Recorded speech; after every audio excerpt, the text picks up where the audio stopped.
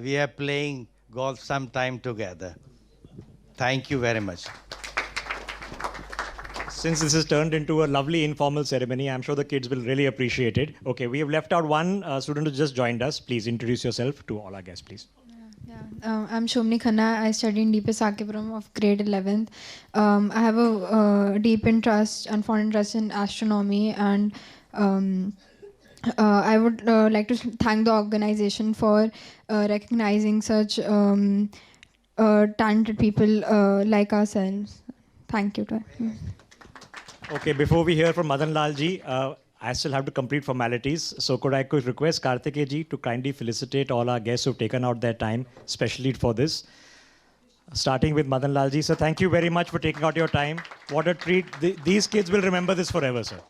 It'll go into their family archives forever. And of course, Zafar Iqbal ji, thank you very much, sir, for taking out the time. And of course, Rajkumar ji, thank you very much, sir. We've already had the opportunity to facilitate Baghel ji. Okay, now we're going to do the most important and fun part, which is happening live on television, that we are going to award all our guests. So could I request all you young kids to come down so we can do this one at a time? Sir, please stay. All of you, all our dignitaries stay on stage. And all of you kids come down. I'll request Devika to announce their names one by one, please, and come and receive your awards. I don't know.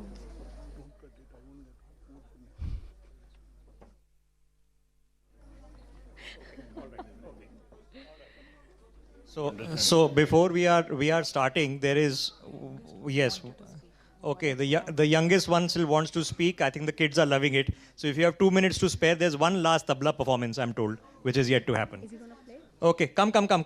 Here, what do you want to say? Hi, I'm Jinky. I'm 5 years old and I recognize countries and capitals all the time on the laptop with my daddy. With your daddy? Where's Papa? There's Dad, and we've had a chance to speak to Dad as well. Nice to meet you. Say bye. You can come and receive your award. Okay, you can bring Dad with you. You want to call him for the performance? Yeah. So in the list, one last young mind, Prasan Batra, studying in 10th standard at Vasant Valley. Very empathetic and caring he is. Okay. Leads his class as a class representative and is passionate about tennis and tabla. Prasan, could we have you on stage, please? Prasan, where are you? Let us know about your passion for creative field and sports. Okay, here we go.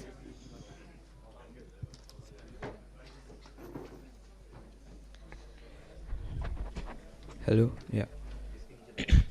Good evening, ladies and gentlemen, and fellow enthusiasts. My name is Prasan, and I'm a 15-year-old student studying at Vasant Valley School, and I'm thrilled to share with you a glimpse into the world of passion that defines who I am. Today I'll take you on a journey through my 3 interests, my 3 great loves: cause, tennis, and the tabla. So let me start by talking about cause. Something that are way more than just a piece of metal to me. I've been obsessed with cars since I was a child. With the sleek and roaring world of cars, from the elegant curves to the powerful engines, cars have always held a special place in my heart. They're not just machines that transport us from one place to another. They are symbols of innovation, engineering prowess, and the sheer joy of the open road. Being a cars enthusiast is not merely about the aesthetics or the horsepower of the car. It's more about understanding the intricacies of design, symphony of mechanics, and the evolution of automotive technology. Cars for me are more than just a mode of transport. They're a fascinating blend of art and engineering, a testament to human creativity and ingenuity. Transitioning from the fast lanes onto the tennis court, let's talk about my second passion, tennis. I started playing tennis not so long ago, only 3 years back in 2020 during COVID, because I had gotten a little fat and I needed to play non-contact sport. But I've fallen in love with the sport since. So tennis has taught me a lot of things. For me, the court is not just a battleground of skill. Is not just a battleground of skill and strategy, but also a canvas where I paint the story of determination and resilience. Tennis has been more than a sport. It's a teacher revealing the values of discipline, focus, and sportsmanship. Through the highs and lows of a tennis match, I've learned that success often comes from not just talent but from hard work and perseverance. The sweet taste of victory and the bitter pill of defeat both contribute to the character building journey that tennis has offered. It's not just a game, it's a metaphor, teaching me to face challenges head on and celebrate victories with humility. Now let's shift our focus to the enchanting world of Indian classical music, specifically the instrument I play, the tabla. Learning how to play the tabla has played a significant role in my life since I was 8 years old. The rhythmic beats of the tabla have been a constant companion in my life. This traditional Indian percussion instrument has added a layer of richness and depth to my cultural identity. Playing the tabla is not just an artistic expression, it's a connection to centuries and heritage of tradition. I've had my ups and downs with tabla, from giving up and smashing my tabla many times to starting all over again. The intricate patterns and rhythms of the tabla have taught me the importance and precision and timing. Just as in cars and tennis, the tabla demands practice, dedication, and a deep understanding of the craft. It's not merely about hitting the right notes, it's about creating a symphony that resonates with our soul. In the intersection of my three passions, cause, tennis, and tabla, I find a balance that shapes my identity. Each pursuit contributes to my growth, providing unique perspectives and valuable lessons. The analytical mindset fostered by my interest in cause, and the resilience cultivated on the tennis court, and the artistic expression of the tabla all weave together my personality. In conclusion, I invite you to embrace your passions, for they are the threads that weave the fabric of your identity.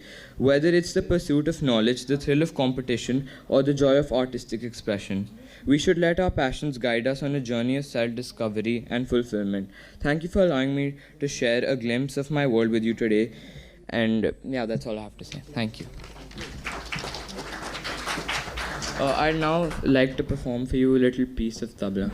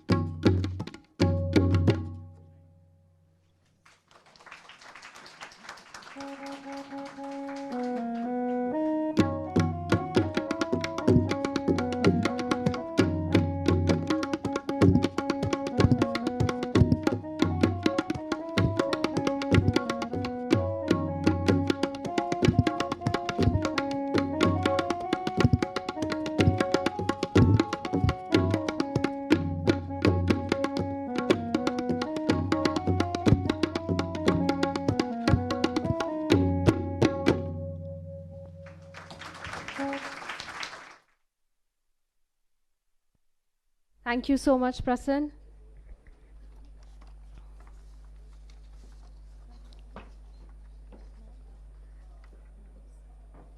Yeah. I would request Aishwarya ma'am to kindly come on stage to give away a token of appreciation to Prasan.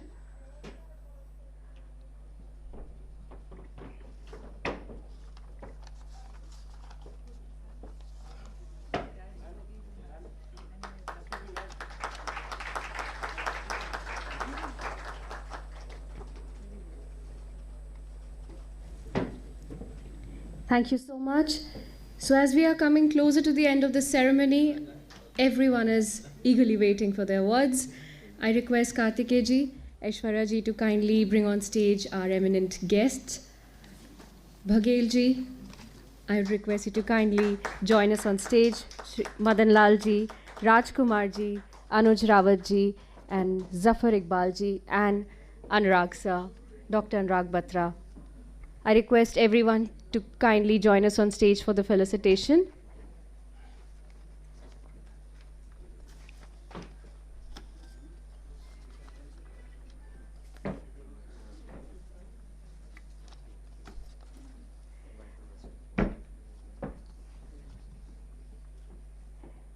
Okay, moving on to the awards now. In no respective order, the first one goes to Srinjoy Banerjee. Srinjoy Banerjee, please come up.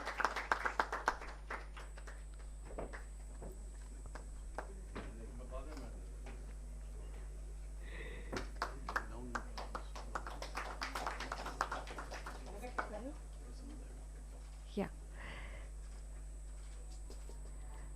Arihan Singh.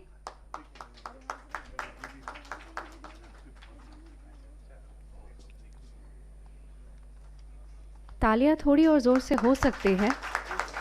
Future, they are the future.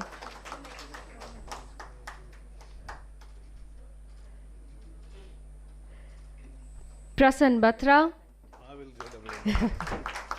Prasan Batra, please come up.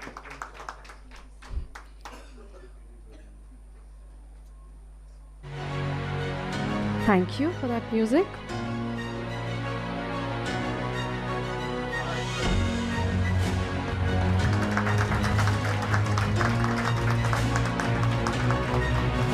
Sia Gupta.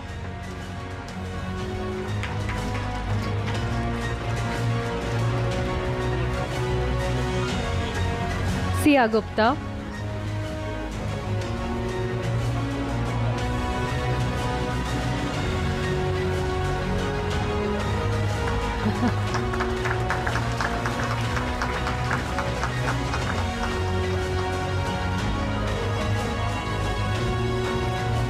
Sarim Ali Khan.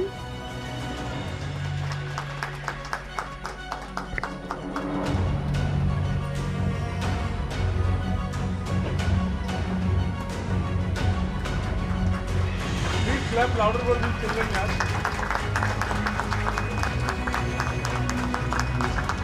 Sadhyant Kaushal.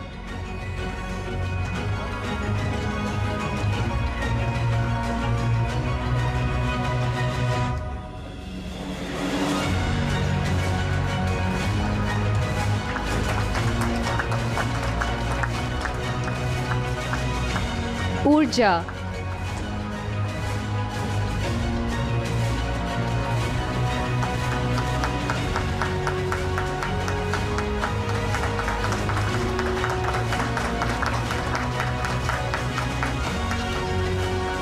Adya Benur.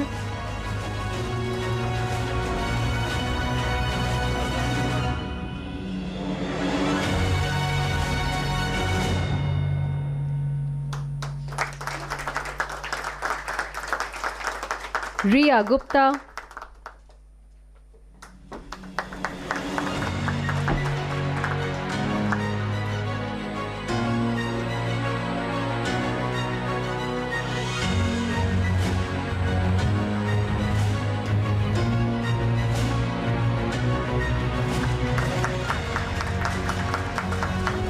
Anushka Jolly.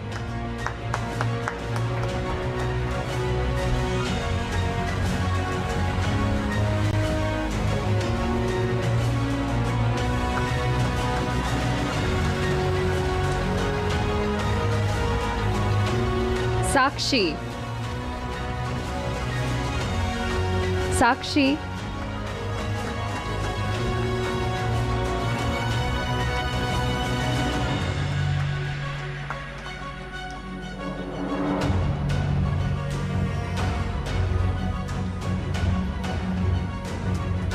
Mohak Bhalla.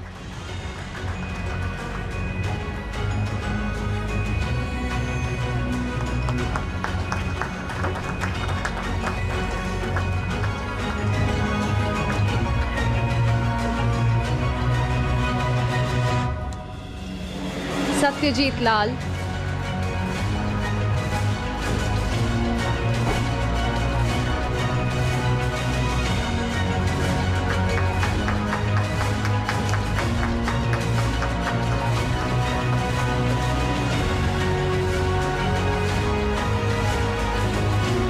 Himanshu Singh.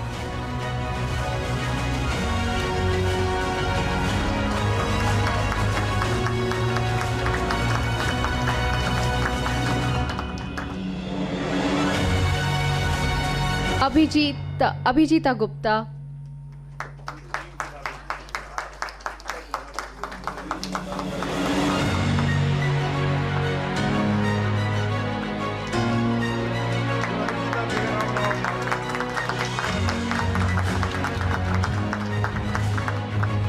Shobhini Khanna.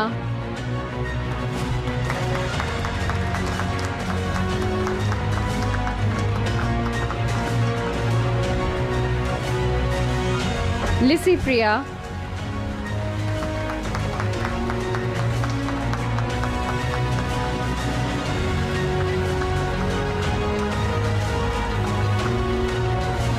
Manya Rungta.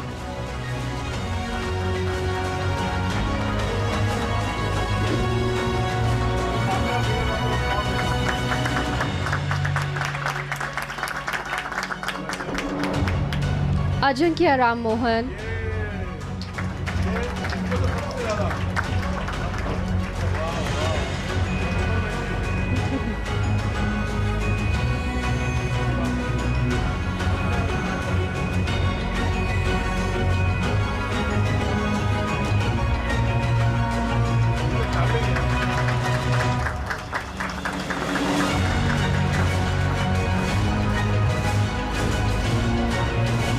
Parisa Mehta.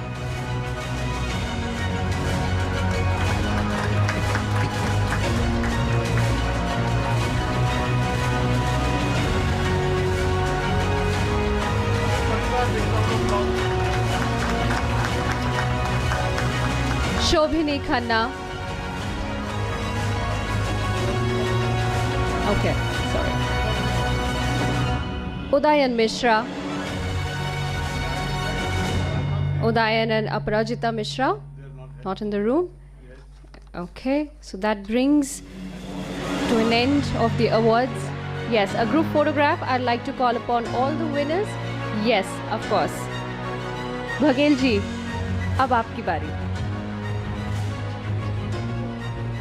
Bilkul, bilkul. Aaiye. You can all come up here while he makes his speech. It will be a good photo. NewsX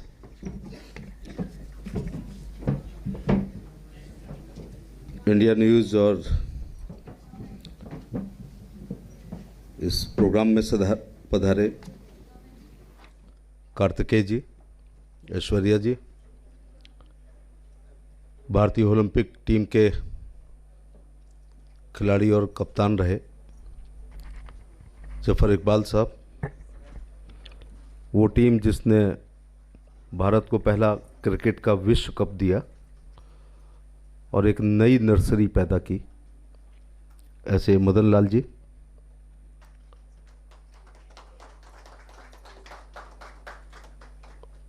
सभी देवियों एवं सज्जनों, और विभिन्न क्षेत्र में sports, culture, literature, classical dance, classical song, astrology, sports, mountaineering में बहुत अच्छा करने वाले बच्चों का जिनका सम्मान हुआ है, हमारे सारे बच्चे बच्चियाँ, देवी एवं सज्जनों, कार्तिकेय जी का आभार इसलिए प्रकट करना चाहूँगा कि आपको अचंभा होगा कि मेरे अपने, मैं चाइल्डहुड तो नहीं कहूँगा, लेकिन मेरे अपने टीन एज के जो हीरो थे, और इतनी पब्लिक लाइफ मेरी होने के बाद मैं 6 बार MP और मंत्री रहा हूँ, पहली बार मेरे अपने हीरो मुझे मिले हैं मदन लाल जी और जफर इकबाल साहब। मैं नॉलेज की बात नहीं कर रहा हूँ, लेकिन मुझे आज भी याद है कि 75 वर्ल्ड कप जीतने वाले अजीत पाल सिंह, माइकल किंडो, रोड्रिग्स फिलिप्स, अशोक, गोविंदा, सुरजीत, शिवाजी पवार साहब, बलविंदर सिंह रेलवे, बलवीर सिंह, ये खिलाड़ी मुझे आज तक याद है। तो वर्ल्ड कप क्रिकेट वाले भी याद हैं, कपिल देव जी, तो श्रीकांत जी, तो मदन लाल जी, महेंद्र अमरनाथ साहब, कीर्ति आज़ाद जो मेरे साथ MP रहे, बलविंदर सिंह जी, रोजर विनी साहब, ये बिल्कुल मानस पटल पर अंकित हैं अपने काम की वजह से। मैं मदन लाल जी को बताना चाहूँगा, जब ये 75 हमने ओलंपिक जीता, फिर 80 का 75 वर्ल्ड कप और 80 का ओलंपिक, मास्को ओलंपिक, पूरे मेरे राज्य में टेलीविज़न नहीं था, मध्य प्रदेश में। तो एक रेडियो खरीदा गया, वो भी हमारी हिम्मत फिलिप्स या बुश खरीदने की नहीं थी, मर्फी। दिल्ली से एक लोकल मंगवाया गया, हमने 150 लोगों ने वो मैच सुना था। रात में हुआ था और जसदेव सिंह जी उसकी कमेंट्री कर रहे थे। अब अगर सुनता तो पक्का हार्ट अटैक हो गया होता, उस समय बच्चा था तो नहीं हुआ था। इनका वर्ल्ड कप 83 का जून के महीने में रहा होगा, क्योंकि मैं पुलिस ट्रेनिंग कॉलेज की छुट्टी पे था, तो उसको भी हमने पूरे गांव ने एक रेडियो पे सुना था। कोई माने या ना माने, 83 का वर्ल्ड कप नहीं जीतते तो आज भारत क्रिकेट की स्थिति में इसमें नहीं होता जिस स्थिति में आज हैं। इसलिए मैं आपको बधाई देना चाहूँगा। मैंने 12 साल की उम्र में पहली बार क्रिकेट देखी थी। मैं एक छोटे से 32 घरों के गांव में पैदा हुआ हूँ। ईश्वर का धन्यवाद, ये छोटे गांव में पैदा किया तो भारत को मैंने समझा है। या इंडिया इंटरनेशनल सेंटर में ज़्यादातर लोग इंडिया वाले बैठे हैं, मैं भारत वाला हूँ। तो मैंने 12 साल की उम्र में क्रिकेट देखी ये खेली कैसे जाती है। तो मैंने अपना गांव छोड़ दिया, भाग गया और एक छोटे से कस्बे में जाके रहा। तो मेरे एक साथी ने कहा कल सुबह शाखा फील्ड पे आ जाना क्रिकेट। तो मैंने वहाँ पहली बार देखी, तो मुझे 3rd मैन पे खड़ा कर दिया। गांव से गया था मैं, कहा ये जो बॉल आए ना इसको पकड़ना है, बाउंड्री के बाहर नहीं जाने देना, उधर का खिलाड़ी ना आए तो उस एंड पे फेंकना है, वरना विकेट कीपर पे फेंकना। 15 मिनट बाद आई, मैंने अपनी पूरी जान लगा के हीन भावना से ग्रसित गांव का बच्चा फेंकी, तो वो विकेट कीपर के चेस्ट पे, वो उसने जगह नहीं छोड़ी तो उसको लगी और बेहोश हो गया।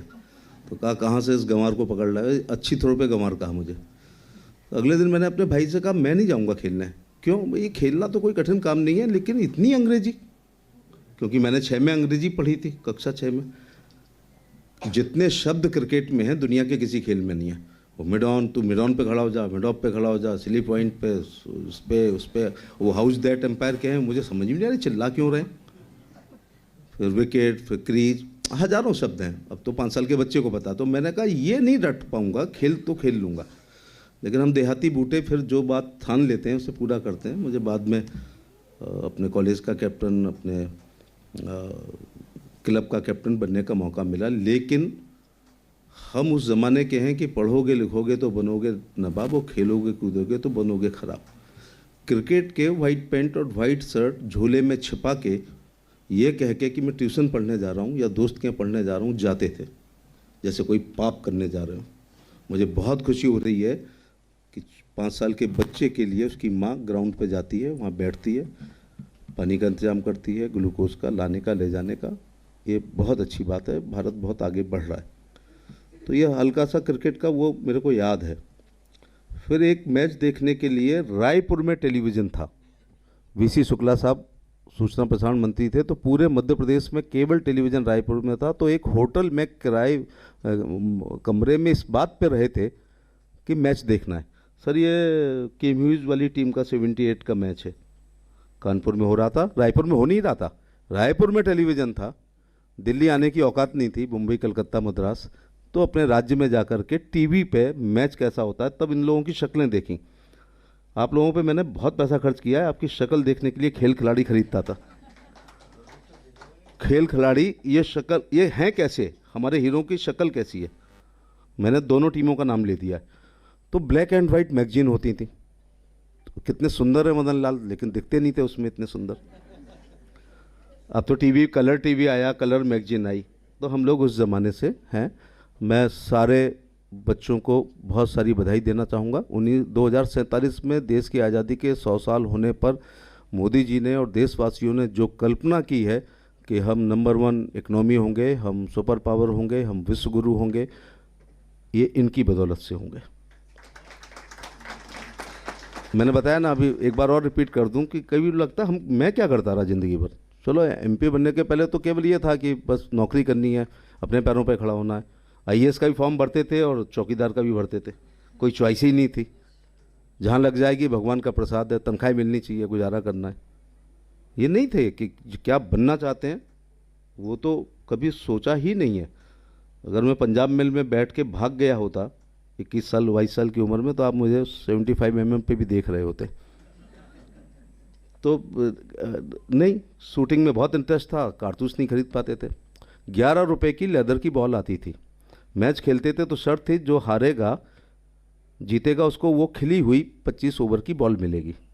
अब बताइएगा, एक लेदर की बॉल के लिए, वरना कॉर्क से और आलू के ऊपर साइकिल के ट्यूब काट काट करके बॉल बनाते थे।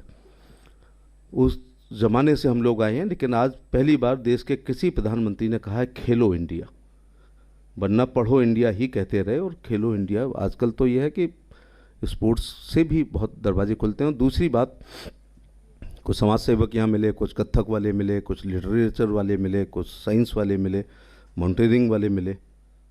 ये रास्ते आपको, इनकी पगडंडियाँ आपको राष्ट्रीय राजनीति के राजमार्ग तक भी ले आएंगी एक दिन। और कुछ लोग कहेंगे आई हेट ब्लडी पॉलिटिक्स, तो ये राष्ट्रपति भवन के अशोका हॉल तक पद्म पुरस्कारों तक भी आपको ले जाएंगी। मैं गारंटी के साथ कहता हूँ, मैं रहूँ या ना रहूँ, लेकिन ये जो आज 15-20 बच्चे हैं, आप देख लेना, ये एक दिन राष्ट्रपति भवन के पद्म पुरस्कारों, क्योंकि पद्म पुरस्कारों की परिभाषाएं भी मोदी जी ने बदल दी हैं। पहले हम 10-5 MP लिख देते थे, पा जाता था। यू नो करके अंग्रेजी बोलने वाली, LV का पर्स रखने वाली है ना, और एलीट का ही क्लेम था। मैं 3-4 साल से राष्ट्रपति भवन जा रहा हूँ तो पैरों में चप्पल नहीं है, लेकिन पद्म पुरस्कार पा रहे हैं, क्योंकि पता चला उनने साहब 10,000 पेड़ लगा दिए हैं, उन्होंने इतना गरीबों की मदद की है, तो किसी ने पर्यावरण पे इतना काम किया है। तो अब अगर आपकी खुशबू है तो मैं गारंटी ले रहा हूँ कि वो राष्ट्रपति भवन तक और प्रधानमंत्री कार्यालय तक जरूर आएगी। और ये सारे बच्चे जब इस उम्र में ये कर रहे हैं तो मुझे तो कोई अचंभा भाई नहीं हो रहा है, क्योंकि अभिमन्यु वाला देश है ना ये हमारे सुखदेव महाराज जी ने 11 साल की उम्र में भागवत पढ़ी थी, तो अभिमन्यु ने चक्रव्यूह को तोड़ा था। तो वो तो संस्कार आजकल बंद हो रहे हैं, गर्भावस्था संस्कार से लेके पट्टी पूजन संस्कार से लेकर के जनेऊ संस्कार से लेके जो हुआ करता था अन्नप्राशन संस्कार से लेके, वो धीरे धीरे थोड़े से बंद हो रहे हैं। सभी लोगों को बहुत सारी बधाई। और ये सब मुझे जो क्लासिकल डांस, सॉन्ग, तबला वाले इसलिए और ज़्यादा अच्छे लगे। आप भारत की सभ्यता, संस्कृति, धर्म, आध्यात्म, गीता, पुराण, महाभारत, उपनिषद, ऋचाएँ, लोक नृत्य, लोकगीत, लोक संगीत, शास्त्रीय गीत, शास्त्रीय संगीत को अक्षुण्ण बनाने का काम कर रहे हैं।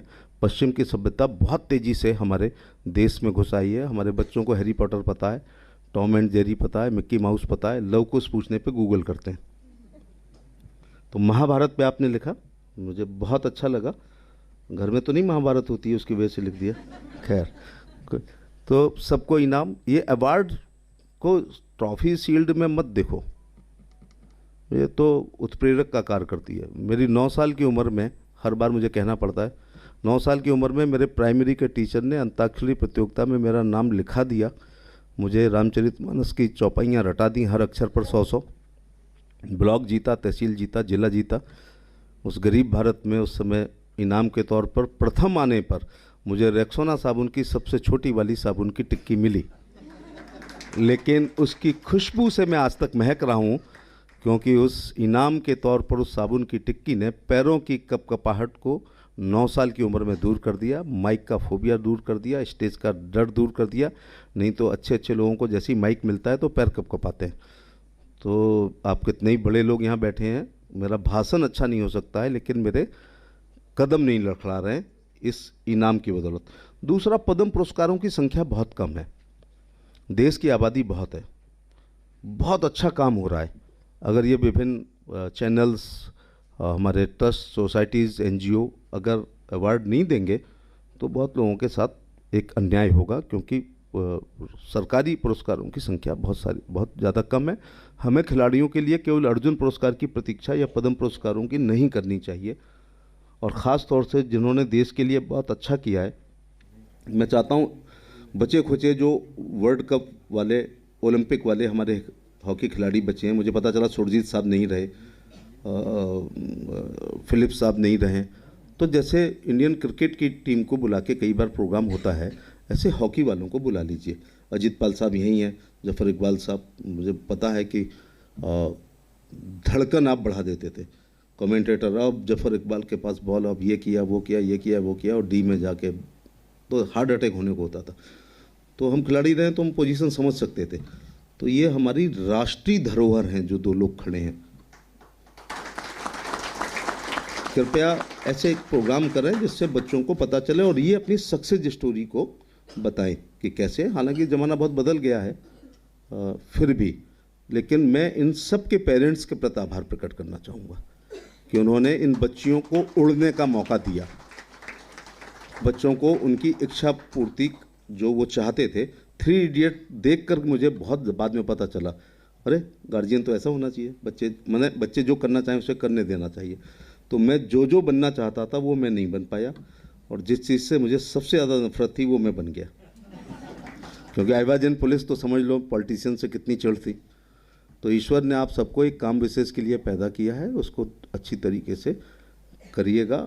एक छोटी सी शिकायत है तमाम उन लोगों को, जब इनने पहाड़ चढ़ लिया, इसने 6 किताबें लिख ली, इसने पूरे 250 राजधानियाँ याद कर ली, इसने 6 किताब लिख ली, उसने महाभारत लिख ली, उसने कथक कर लिया, तब जाके बुला रहे हो। यार जब हम पे तबला नहीं था तब हमारी सहायता करो ना। जब लिखने के लिए, प्रकाशन करने के लिए हम पे पैसे नहीं थे तब सहायता करो। जब पहाड़ पे चढ़ रहे थे, हम पे इक्विपमेंट्स थे, तो क्या होता है, मैं नीरज चोपड़ा का नाम ही नहीं जानता था।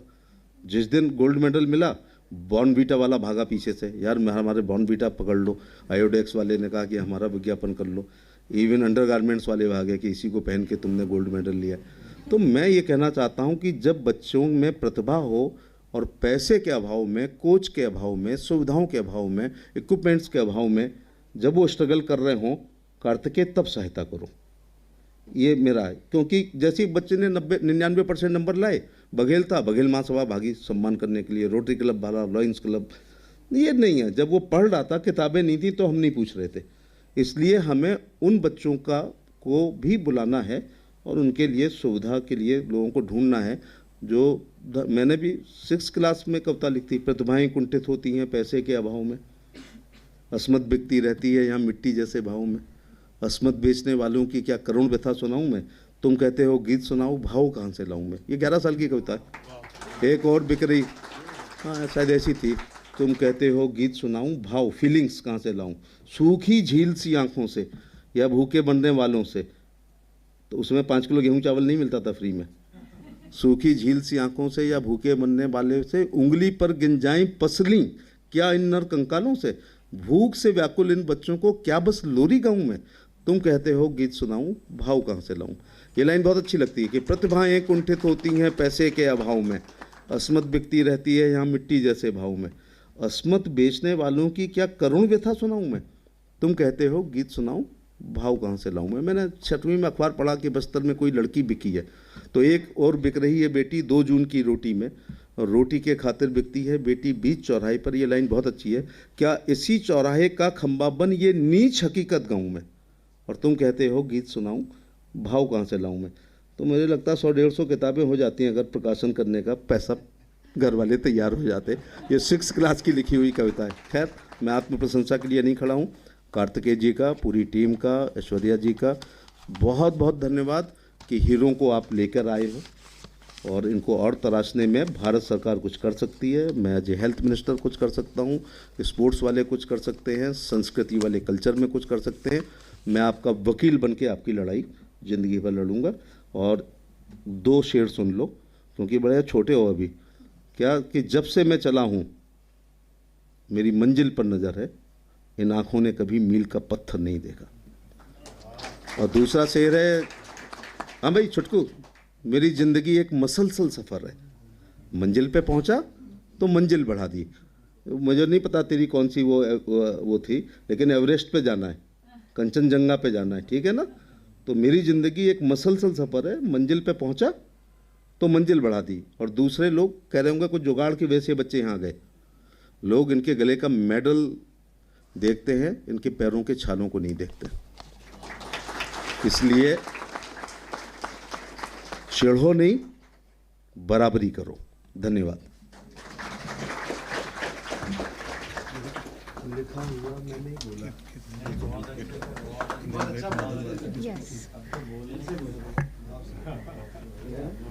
Thank you, Bhagel sir, for such inspiring words.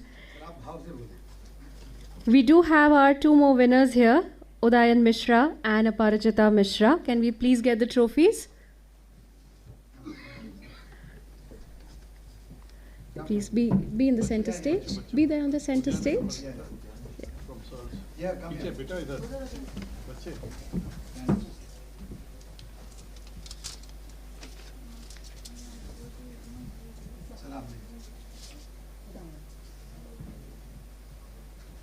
Please give Udayan a big round of applause.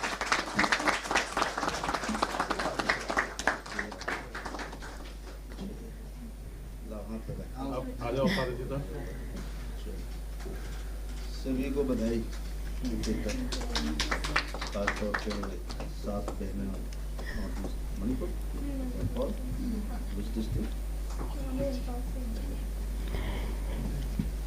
Shri Madan Lal ji, आपसे अनुरोध है, अगर आप कुछ कहना चाहते हैं आज इस मंच पे। दोनों लोग कहेंगे, आइए, हम दिल थाम के बैठेंगे आपकी बातें सुनने के लिए। आइए। Please give a big round of applause. National hero है। Thank you very much. Good evening, ladies and gentlemen. It's very difficult for me to stand here and like Professor Baghel साहब ने कहा, कहते हैं ना कि जब आप यहाँ खड़े होते हैं तो थोड़ा सा fear of speech, is always going to be there. But anyway, I take a deep breath and start my speech, First of all, I must congratulate them. मेरे को नहीं मालूम था कि मैं इतने इंटेलिजेंट लोगों के बीच में खड़ा होऊंगा। ये पहली दफ़ा मेरी लाइफ में हुआ कि इतने बच्चे जो इतने इंटेलिजेंट हैं उनके बीच में मेरी भी फ़ोटो खींची जा रही है। तो I am happy for that and I just want to say keep it up a good work and it's not end of the world, it's just a beginning.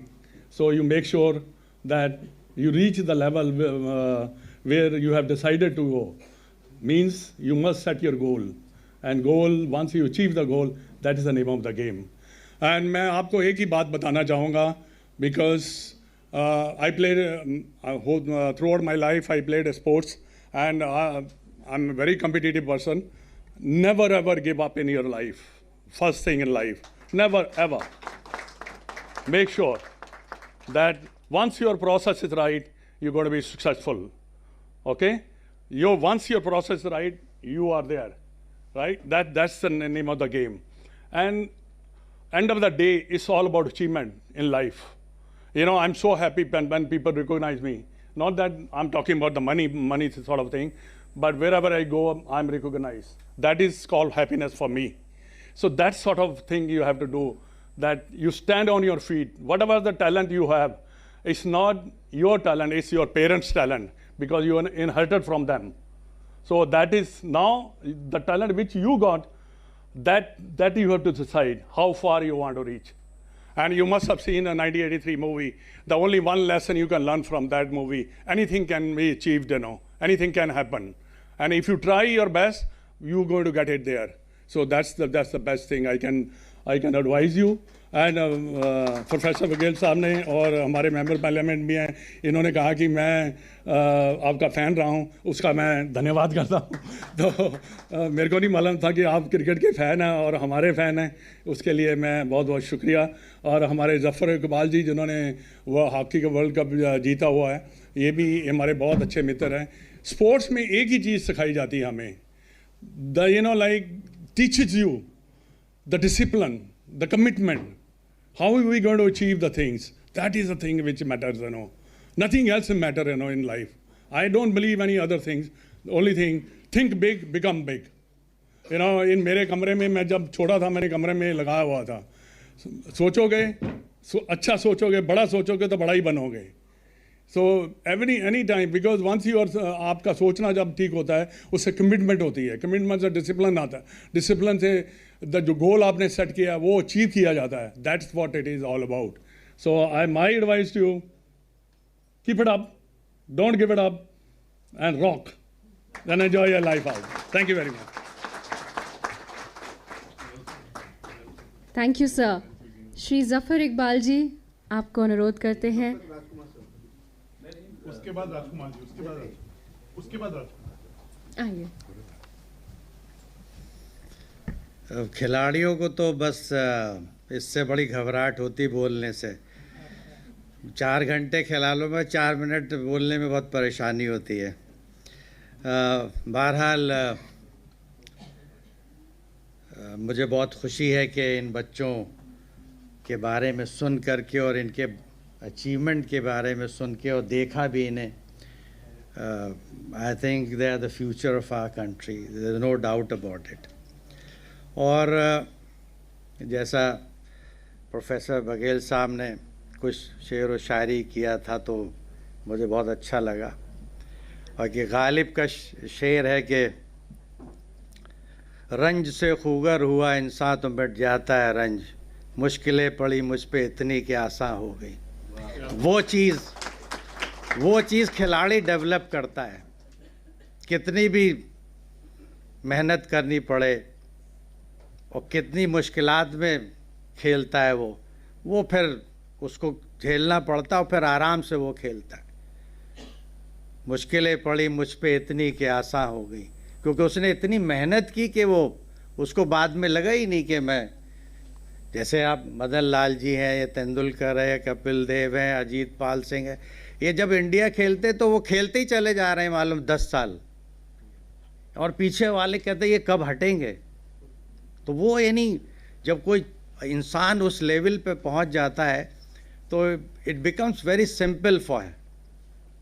तो मेरा सिर्फ ये कहना है कि ख़ास तौर पे ये तो मेरा कहना लाजिम है कि मैं बहुत शुक्रगुज़ार हूँ कि NewsX वालों ने मुझे याद किया इस बड़े मौके पे. और ख़ास तौर पे मनोज जोशी साहब ने जब मुझसे बात किया तो मैंने कहा नहीं भाई, surely I will try to make it today, क्योंकि कल मैं गुवाहाटी में था तो सुबह आना था मुझे. मैंने कहा नहीं, शाम को आई विल कम श्योरली.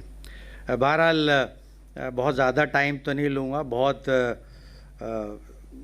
खेल से इंसान बहुत सीखता है, ये मैं ज़रूर आपको बताना चाहता हूँ. वो चीज़ सीखता है जो किसी और फील्ड में नहीं होता है. ये ऐसी दवा है जिसने खा ली वो फिर बीमार नहीं होता. This is my. और खिलाड़ी जो है वो अगर हारेगा भी और जीतेगा भी तो हारने वाला ये कहेगा कि आप अच्छा खेलें, और जीतने वाला कहेंगे यार you have played very well but I have one the game. ये एक बहुत यानी हम लोगों को पॉजिटिविटी की सोच देता है. खेल तो यानी खिलाड़ी की एक अलग आत्मा होती है, वो जनरेट होती है अंदर जब वो खेलता है सबके साथ.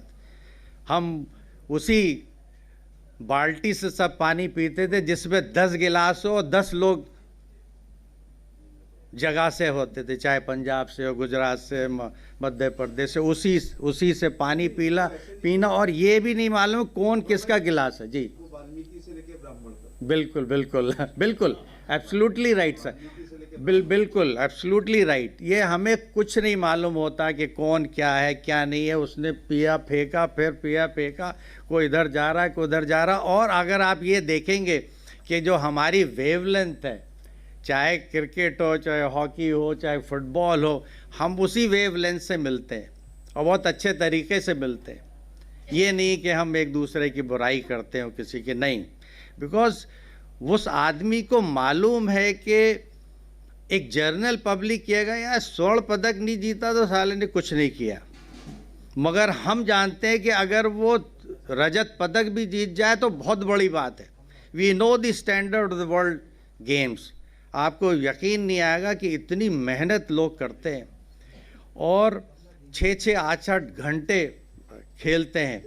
और मुझे तो अभी भी याद है कि जब हम लोग नेशनल स्टेडियम में खेलते थे, ध्यानचंद स्टेडियम में, तो अब मरहूम हमारे बीच में नहीं रहे, बिशन सिंह बेदी साहब, वो जब हम लोगों को देखते थे दौड़ते कि 40 राउंड हॉकी ग्राउंड के मार रहे हैं ये लोग, तो कहते भाई तुम लोग तो लहू बहाते हो, हम लोग तो पसीना बहाते हैं। तो मेरा सिर्फ ये है कि we are appreciating each other.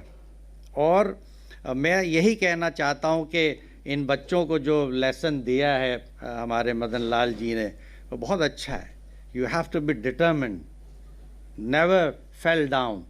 हम लोग के साथ ऐसे ऐसे मौके आए हैं कि यानी मर जाना बेहतर है, यानी ये ऐसी सिचुएशन आ गई कि बस जीतना है बस, और रात भर जागे और जीत के निकले। वो एक जो सेल्फ कॉन्फिडेंस, उस ज़माने में साइकोलॉजिस्ट नहीं था, इतनी सुविधाएं नहीं थी। हमने वो वर्ल्ड कप जीता है जो जीता वर्ल्ड कप ओलंपिक्स में, जो बैरक्स में रहते थे हम लोग, एक पंखा कूलर भी नहीं।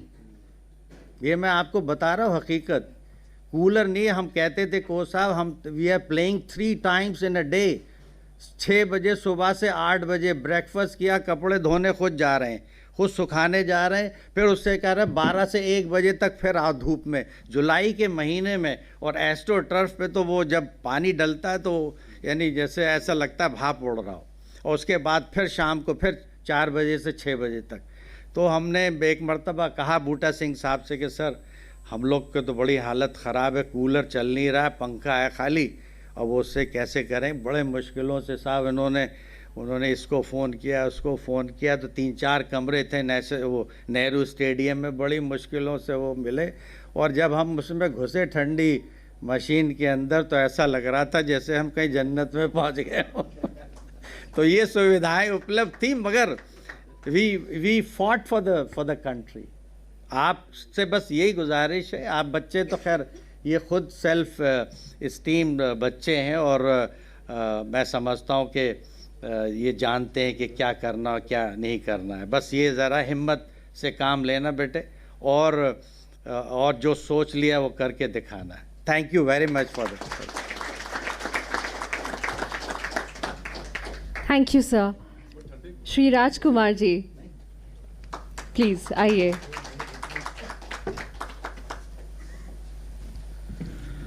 Respected Baghel sir, Kartikeya ji, first of all, I would like to congratulate ITV group to organize such a wonderful event, and honestly, I'm really thrilled to see such magnificent and so talented youngsters.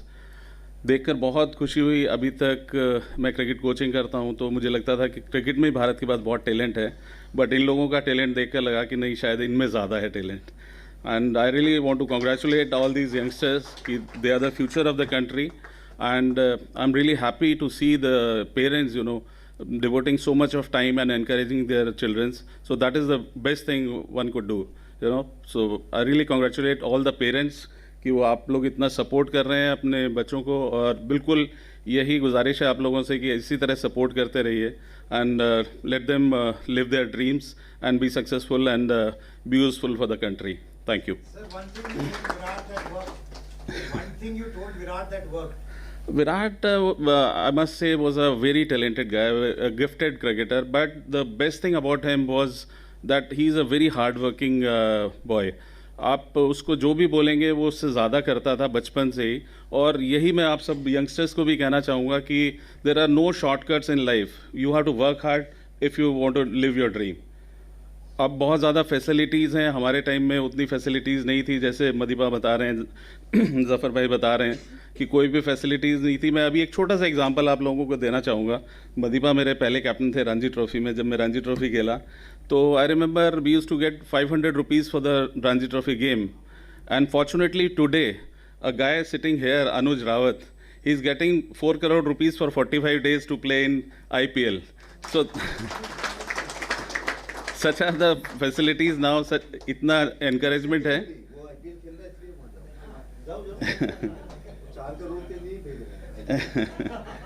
नहीं, मैं ये बताना चाह रहा हूँ कि अब कितनी फैसिलिटीज़ हैं, कितना अब चांसेस हैं आप लोगों के लिए. तो future is very bright in the country with Modi ji vision की खेलो इंडिया जिस तरह उन्होंने सर ने बताया कि इंट्रोड्यूस किया है. तो that is very successful and I wish all the youngster all the very best. Thank you. Anuj, now since you're on stage with us, a few words from you, please. Come.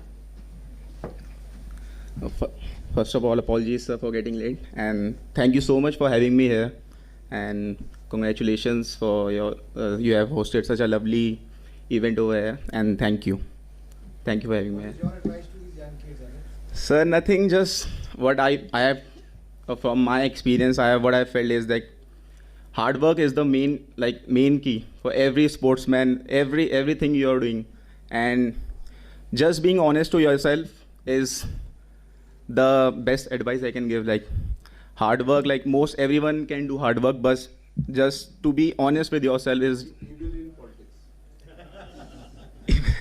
sir, I think like just to be honest with yourself will definitely take you higher in your whatever you have to achieve in your goal. Sir, I think when I came to Delhi back in 2011, like those 6 years was very hard for me.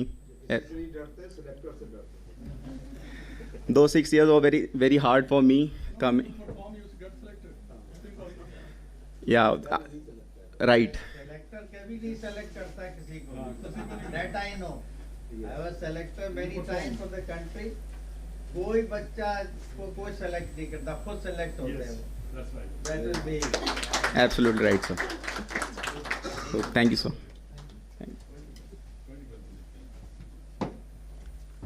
Kartikeya sir, अब आपकी बारी. दिल थाम के हम बैठे हैं आपकी बातें सुनने के लिए. Please.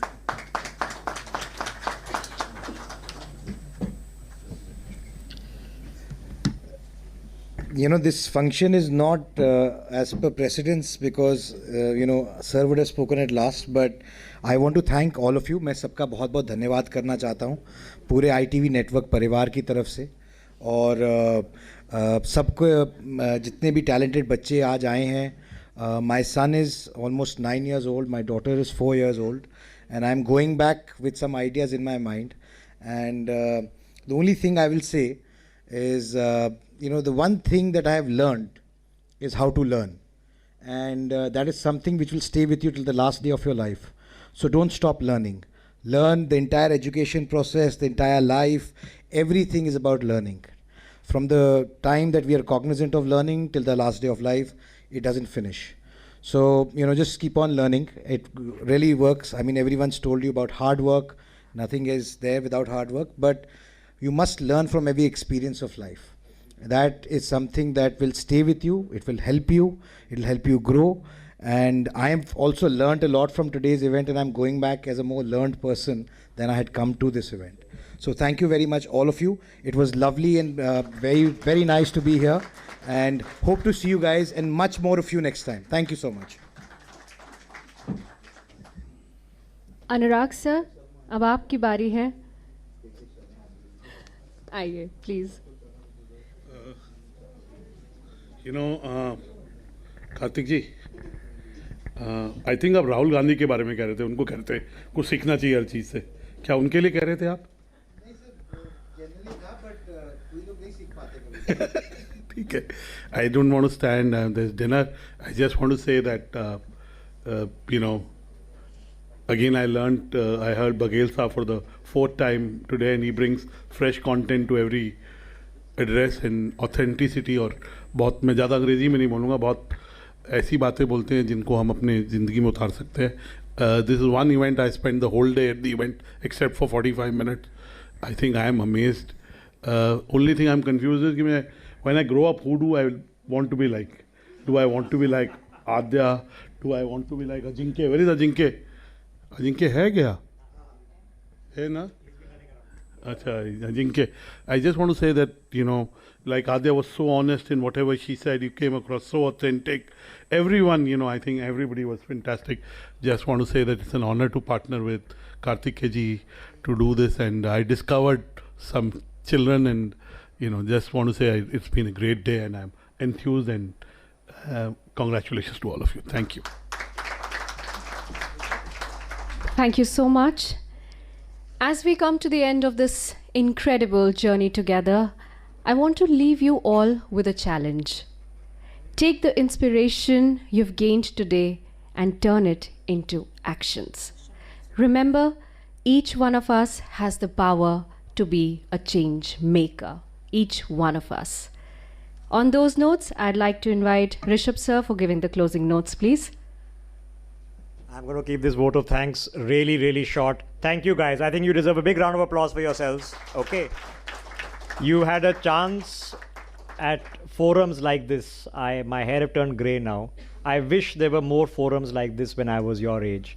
There are lots of kids who are going to be watching on television, and they're going to get charged up. And imagine when 700 million people get charged up, amazing things happen. Congratulations to all of you. Now you can go have some dinner. Thank you very much to all our guests who really patiently sat through. Baghel ji has been with us since 5:30. He's really, really taken our time, so we couldn't be more grateful. Thank you so much, and a big round of applause to all of you. Thank you very much.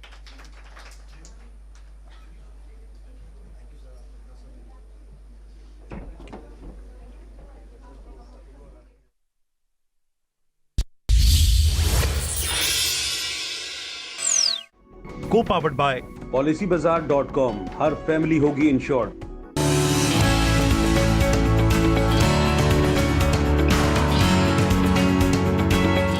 Film अनुकूल नीति, single window system, online shooting की अनुमति और subsidy की सुविधा ने उत्तर प्रदेश को बनाया है देश का मोस्ट फिल्म फ्रेंडली स्टेट. 80 फिल्मों को सब्सिडी के तौर पर दिए गए हैं 44 करोड़ रुपए. विभिन्न स्थानों पर 450 से अधिक फिल्मों की हुई है शूटिंग. स्थानीय कलाकारों को मिला है अपना हुनर दिखाने का अवसर. माननीय मुख्यमंत्री जी मानते हैं कि सकारात्मक फिल्में समाज को जागरूक बनाने का आधार हैं. इसी के अनुरूप माननीय मुख्यमंत्री जी की पहल पर विश्व स्तरीय सुविधाओं से लैस इंटरनेशनल फिल्म सिटी की स्थापना की जा रही है. Film studio, hotels, malls, theme park, mixing और रिकॉर्डिंग स्टूडियो जैसी सुविधाएं फिल्म उद्योग के माध्यम से आकर्षित करेंगी पूंजी निवेश. मोस्ट फिल्म फ्रेंडली स्टेट, नए भारत का नया Uttar Pradesh.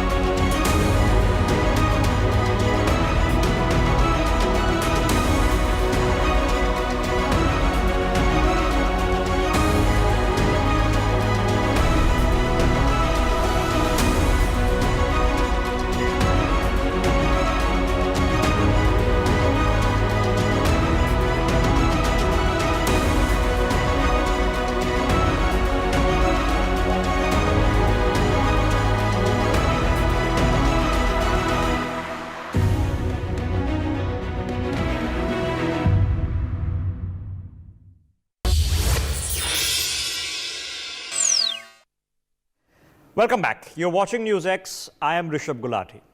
Ladies and gentlemen, sometimes it is the purpose of an entity just to perpetuate itself. It is endemic even in biology.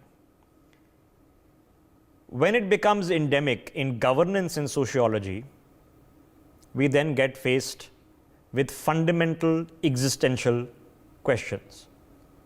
The premise of the Kim regime in Korea is simply just to perpetuate itself. They're not interested in what happens to the people. They're not interested in governance.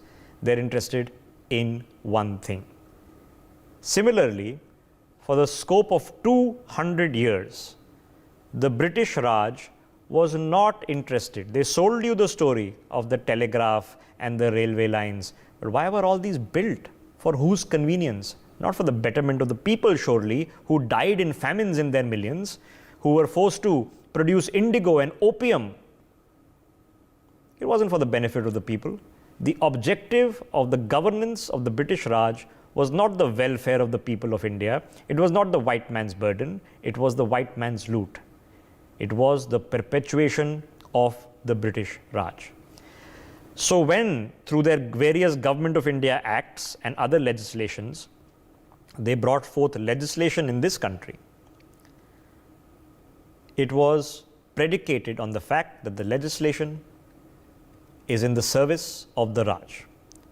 Therefore, as introduced in the 1860s and then amended and inserted in 1898, Article 124A, and it read, "Whoever by words, either spoken or written, or by signs or by visible representation or otherwise, brings or attempts to bring into hatred or contempt, or excites or attempts to excite disaffection towards the government established by law, shall be punished with imprisonment for life, to which fine may be added, or with imprisonment which may extend to 3 years, to which fine may be added, or with a fine."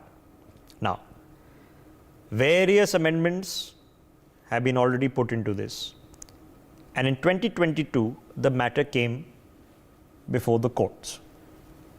And the Government of India, the present Government of India, said before the courts that a serious attempt is being made, effort is being made, legislative effort, to re-examine the sedition law. And if time could be given, well, as of this time yesterday, there has been a fundamental change. Now, ladies and gentlemen, we all are intelligent enough to understand that the veracity, the force of the devil is in the detail. Any law is as good or as bad as its interpretation and its implementation. We accept that. But in the new law, by removing the word government and replacing it with those who try to malign and attack the unity and integrity of India, you can argue that, oh, the BJP thinks they are India and the government thinks they are India. But in fundamental language of the law, there has been a change. This change has been spoken on recorded speech by the Home Minister, recorded, that criticism of the government is no longer under sedition. Amit Shah has stood before the people and gone on record and saying, you can criticize the government. He knows what he's saying. He knows that later on, when people who do criticize may go to court, and they will quote him. Now, if you look at many things that could have been done, should have been done. Ayodhya could have been done, should have been done long ago. 370 could have been done, should have been done long ago. Women's quota could have been done, should have been done long ago. Sedition could have been done, should have been done long ago. Now, we can nitpick on it as we should. We can find the loopholes as they always will remain. And yes, every law has the potential of abuse and misuse. Well, previous governments have abused and misused the sedition law, but they had the option and the opportunity for several decades to at least bring upon some fundamental change. Could have been done, should have been done, but it wasn't. Now it has been. So as we head into an election cycle and the BJP comes and says the Modi guarantee, has it now earned in at least many quarters even grudging respect? That we've done it, however imperfect things might be, at least it's been done. Let me open up this conversation. Joining us on the broadcast is General Dhruv Katoj. RVS Mani is with us. Madhav Nalapat is joining us, and Himanshu Bhatt, senior journalist, with us on the broadcast. Professor Nalapat, let me begin with you, sir. I've had the opportunity to interact with you for many, many years now, and this has been a pet peeve on these kinds of legislations, including sedition, OSA, and others. What do you make of what has happened in the new law, sir? You're right, Rishabh. For more than 30 years, I've been arguing that this kind of a law has no place in a democracy. I want to ask you in terms of logic. Supposing you are opposing the government and you're subject to this kind of penalty, the whole purpose of democracy is basically to object to government if you don't like the government, and then to use the peaceful means of the ballot box, not the bullet, not violence, but the ballot box, to try and change that government. And we have seen that multiple times. But this is what is sedition. And as you know, as soon as we became a democracy in 1947, this absurdity should have been removed from the statute books. It was retained. And finally, Prime Minister Narendra Modi, it took Prime Minister Modi to come forward and say, it's not a question of Raj Droha, that is, talking against the government. It's a question of Desh Droha, talking against the nation, against the country. And guess what, Rishabh? There have been so many people who have been talking. I mean, there are so many instances that are there in social media. There are instances that have been there in print, basically saying, no, the country should break up, or a part of the country should break up. A part of the country does not belong to India. Nothing happens to them. Why? Because it's Desh Droha and not Raj Droha. So I think it's a very welcome step that has been taken. It has frankly been, as you very correctly pointed out, more than 7 decades late, if you ask me. But it's an absurdity in a democracy to say that Raj Droha is a crime, whereas Desh Droha is not a crime. Should be the other way around, and fortunately that's the case. I've been arguing this some time. For example, again, criminal defamation.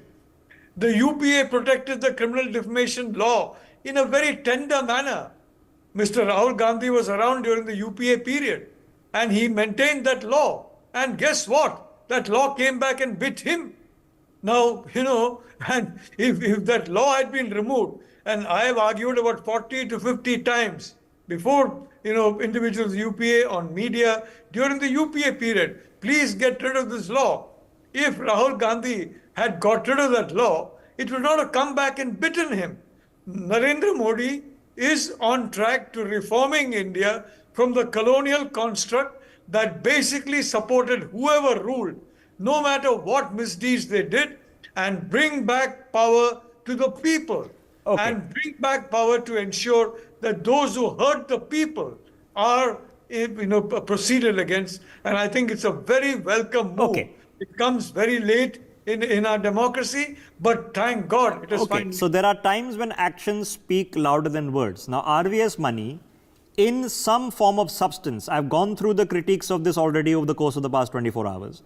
So the people who are critical of this have had a chance to speak and make their erudite objections. But in substance now is something different. Replacing Raj Droha with Desh Droha, the word government with the integrity of the Union of India.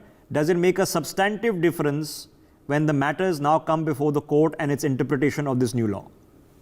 Indeed, it does make a substantive difference. I will recall the recent statement of one, I don't know what to call him, a member of parliament. He did not do any honor to his position of saying that South-North divide he was talking about. It is a part, it is now, it can be a fit case, but in the earlier case, it was not a government, anti-government, but this is certainly a Desh Droha case. So And not only that, there were a lot of economics to this non-action on the part of many of the clauses you had quoted, 370, women's reservation, 124.4, etc., etc. It is not just that the inaction by the particular set of group of a particular clan of political leadership who had been at the helm of the affairs for most part of the years. There was economics about it. 370, General Katoj will say how people have prospered under the garb of 370. Similarly, this tradition has been used as a blackmail tool. For in fact, at the lowest level of police and all that, it is also used as a blackmail tool to take money out of it. So there is the economics of it. Notwithstanding that, the Deshdroh has beautifully put by my previous Professor Nalapaji. Okay. Yeah. Deshdroh, so in your opinion, it is substantively different. Now, RVS Mani, Narendra Modi, Amit Shah, the BJP government are accused of the exact opposite. They're accused of draconian measures, of autocracy and autocratic behavior. Now, how is it then that they would choose to correct this? They could have let it ride. There's an election in 3-4 months. They could have let it ride. They could have let it ride for another 5 years. It's not like anybody else did anything. See, this is where because there was vociferous tendencies happening in certain regions of the country, trying or breaking away or villainizing the ruling party and trying on making it a political tool. They call it that somebody is talking of not adequate funds being given for floods, or somebody is talking of communal division, somebody is talking of, as you said, Gaumutra vibes, and so it is happening on the floor of the parliament. Unfortunately, it happened. Okay. So that is what. And asking for packages for flood relief. See, package per se would have been asked, but just to go and pampering that. Okay, all right. Okay, I'm going to ask the larger question to Himanshu, but before that, let me get General Katoj in. General Katoj, in your opinion, now that we have had time to digest the language, do you feel that there is a welcome substantive corrective that has been done here, which in fact is promoting India's democratic and constitutional credentials, not the other way around? Thank you, Rishabh. Yes, I absolutely agree on that. You see, when people are calling the present measures as draconian, who are they trying to support? They're trying to support a terrorist or groups of terrorists who want to create mayhem in the country and who want to create separatism. They're trying to support a set of people who are out to denigrate the country. Now, that cannot be permissible anymore. If you don't like India and you have your democratic right not to like India, then please go and find a place which you like. If this is not the country you want, then get out. But to stay here and to say that, listen, we should have a soft corner for terrorists, we should have a soft corner for people who burn down cities. I don't know what you're trying to say. So it doesn't work that way. On the other hand, you can certainly criticize the government. You can say, I do not agree with any of the policies of the Modi government. I think that is everybody's democratic right. Earlier, that was an offense. Now, a change was required. I think it has taken a very long time, Rishabh, for India to get on the path of getting rid of the colonial mindset. Ultimately, when 1947 came, the brown man simply wore the white man's shoes and kept on ruling.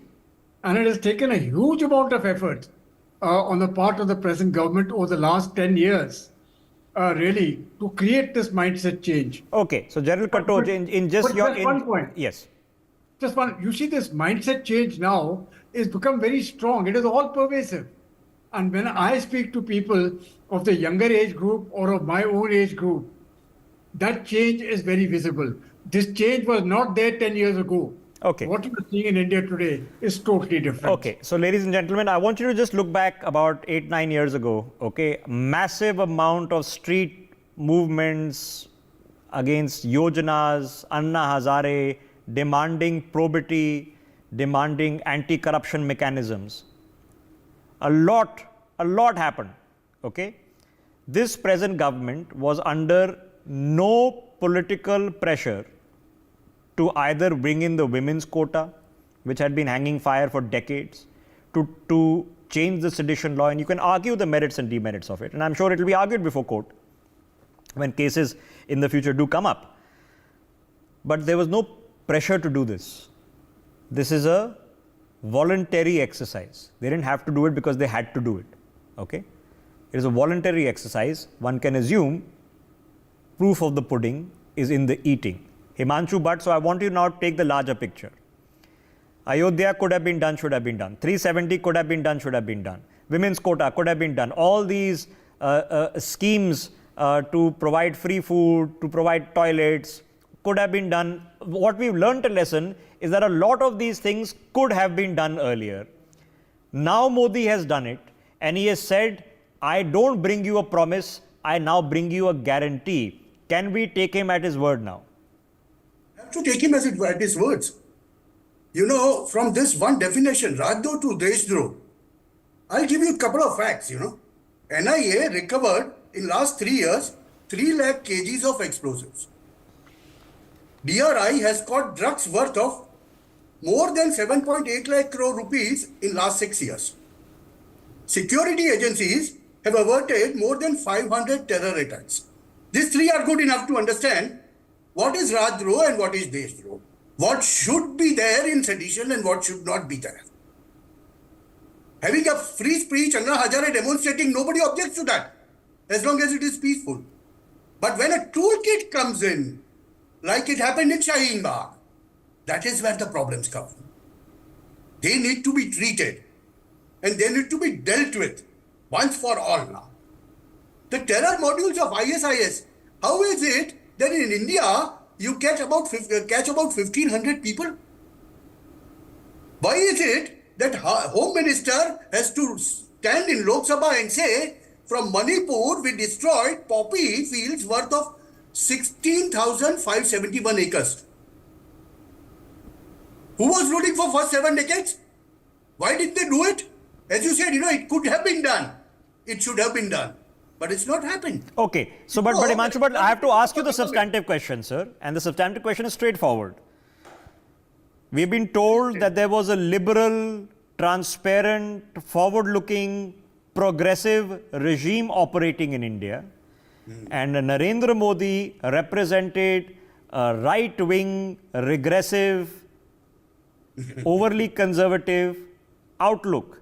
Now, after having done all the welfare mechanisms, after having taken all the actions as I've just delineated before you, is Narendra Modi a liberal, progressive, individual, governance head? Yes or no? He is a governance head, you know, the world believes it. A few leftist cabal, leftist liberals, if they don't believe, that doesn't make a difference. I am being very straight and objective now. You see the election results. In 4 months' time, you will, you know, doodh ka doodh, pani ka pani. No, I don't know. Elections are elections. I mean, none of us can predict elections. But the point is, in your opinion, has a liberal credo here been established for the history books? People's opinions can vary forever and ever. But has a liberal credo, a liberal CV, proof of the pudding in the eating, not promises, has it been established? He's been all inclusive. His schemes for 80 crore people have benefited everybody. It could be a Muslim, it could be anyone. Okay. And everybody has benefited from that. Okay. Now, there came a measure of a promise of substantive change to the benefit of the country and not just the benefit of an individual or a political party. Professor Nalapat, can we today say with increased confidence that we have seen enough in practice that the merit of that promise is being realized, it is not being deferred? Rishabh, I once talked to an individual who, who I asked, many of the people around him were staunch believers in what Mr. Bhatt calls leftist ideology. He said, I can't be leftist because I'm not rich enough. Unless I have a lot of money, I can't be leftist. And if you look at the leaders of the leftist parties and look at the leaders of those who are talking about the poor all the time, where do they come from? They come from palaces. They come from places where if you have less than 4 or 5 cars, you're considered a poor man. I mean, so my poor friend was too poor to be a leftist. Narendra Modi comes from the humblest of humble backgrounds in India. He has gone and walked across, literally walked across. This is not where a luxury bus follows you and where other comforts await you every evening. It is really walking across the whole country, up and down, up and down. So the man knows what poverty is. He has experienced it at first hand, not second hand, third hand, fourth hand, fifth hand, 10th hand, or even 100th hand, which some of our, some of the individuals we watch on television have. So that is the difference. And I want to point out on this North-South thing. For heaven's sake, Rishabh, I mean, I come from Kerala. Himanshu, I think, comes from Gujarat. You come from the Punjab. Do we feel that we are different from each other? Do we feel that we are different nations? Like Jinnah told us and the British told us, oh, Hindus, Muslims, different nations. As Himanshu correctly said, every scheme is there for everybody. This is utter nonsense. And when some, a very important office bearer in a very important state, a state where, frankly, the culture of that state has been promoted most by Prime Minister Narendra Modi.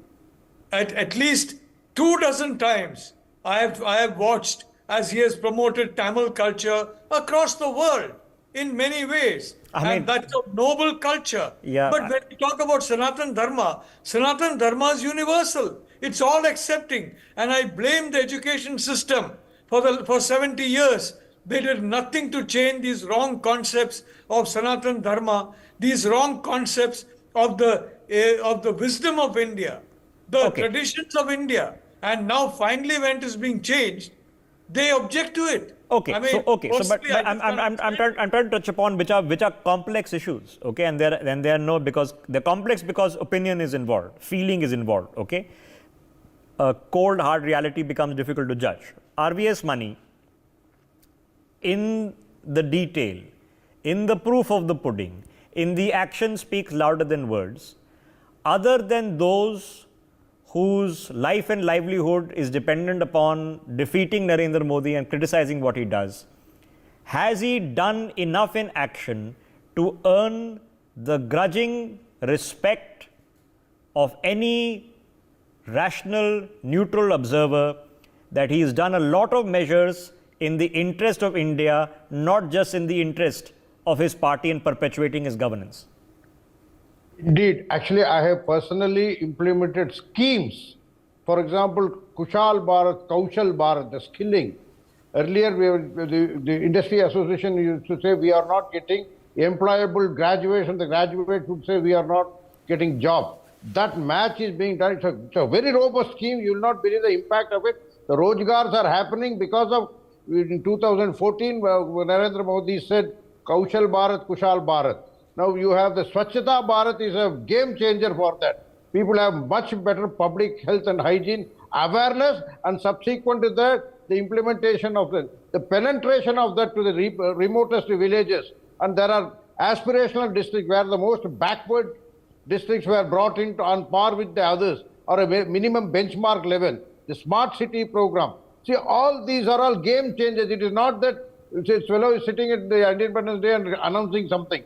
They are all game changers. Okay, so you feel, yes, that for a rational, neutral observer who might neither be a fan or a supporter, nor a person who's a needless critic, that having seen the substance of what is amounting to a life's work over 10 years, that is something enough to say that, okay, grudging respect, tap on the shoulder, this needed to get done, good it got done. So what is the premise? The General Katoch, for the longest time, there was a premise being constructed that India is a place to live in fear. We are about to see a Muslim genocide. We are about to see a right-wing fanatical authoritarian takeover. And there's a doom and gloom. With the status of the economy, the status of our foreign policy, the status of our welfare schemes, the status of our constitutional mechanisms, the status of long drawn-out internecine issues being resolved, do you get a better vibe that actually, you know what, we're doing okay, we're doing pretty okay? Rishabh, I think the majority of Indians have got that better vibe. I'm, of course, there. But there is a group whose self-interest has been very badly hurt. And now they are looking for getting back into electoral power, which has been denied to them for the last 10 years. They thought they had the birthright to rule, and one of the ways they were doing it was to divide communities, to exploit the communal angle. The Muslim vote has been exploited the most. The Muslims of India have been exploited by these left-wing so-called liberals, and nothing has been done for their welfare. But when you talk of what the present government has done in terms of various schemes which have been across the board, which have been neutral, caste, color, race, creed, neutral, those benefits have gone equally to every single community. When we are talking of Swachh Bharat, when you're talking of bank accounts, when you're talking of direct transfer of funds, when you're talking of free rations to individuals, and I know because I'm in contact with quite a few of them. And when you go to the villages, this change is very, very distinct, especially when I'm looking at the women. But there are parties who are losing power. Yes. They are very, very upset. No, and then their job is to be nitpicky and overcritical and lakir ke fakir, and that's the job. That's how it should be, and happy for it. So now I'm going to leave the very loaded question with Himanshu Bhatt. And Himanshu ji, I know is loaded because the premise itself is loaded. Let us assume for a second that a Narendra Modi does nothing else. We don't know how the elections are going to go, one way or the other. So let's say that his tenure in governance ends with this parliament session ending, because the next session is going to be a vote on account. In the past near 10 years, has Narendra Modi, without doing a single step further, he of course has other things to do, but let's assume he doesn't do a single step further, has he done enough in the past 10 years that in your book, he goes down in history that in just these 10 years, he brought substantive, positive change to the country, far removed from the fears and apprehensions and accusations that there will be genocide and right-wing takeover and chaos and authoritarianism? Yes, he has brought in. He has brought in that change. You know, you go anywhere, either in India or outside India. Today, every Indian has a pride. Some like it. Some grudgingly accept it, as you said, And some say, okay, they walk off. That is that left liberal cabal. You are seeing actually a nation maturing in its Amrit Kaal. Now that's a very, very good sign that you had a best leader of your country when you just entering Amrit Kaal. So what you asked for after 10 years, if he's not there after this, what's happened? People are still going to remember him for his deeds, what he did. And he set an example for the next leader that comes about. Because people will compare. Narendra Bhai did this. What are you going to do the next? Narendra Bhai brought us to the 5th biggest economy. Where are you going to take us? See, these are the questions which are going to be asked. Because this is aspirational India. Okay. So, ladies and gentlemen, the business of predicting elections is a nefarious, dangerous one. If we could do that, then, well, all of us would be prime ministers, no? So let's just shun away from it. What I will say is that there is a scientifically established fact, and the biggest test is in the democracy of India and the sheer numbers. It's called the wisdom of the crowd. It's a scientifically established fact. You can read upon it yourself. Now, we have to judge. An election is coming up and people will have to judge. And the judging is going to be based on what? You can perfectly base it on, I don't like the person. I like his work. I like the things he's done. I don't like the person. I don't want to vote for him. It's a fair assessment in a democracy on why people make a decision. But when we do a cold, hard calculus, that even your worst critics, the reality is there has been no genocide. There has been no right-wing takeover. The Muslims have got the houses as the Sikhs have got the nalkas and the Christians have got the gas cylinders. A lot of painful problems that were a sore on India have just been dealt with. They're just done. Ayodhya 500 years debate, Article 370 80 years debate, chali ja raha hai, tareekh pe tareekh, generation pe generation. This is not just getting solved. They are done.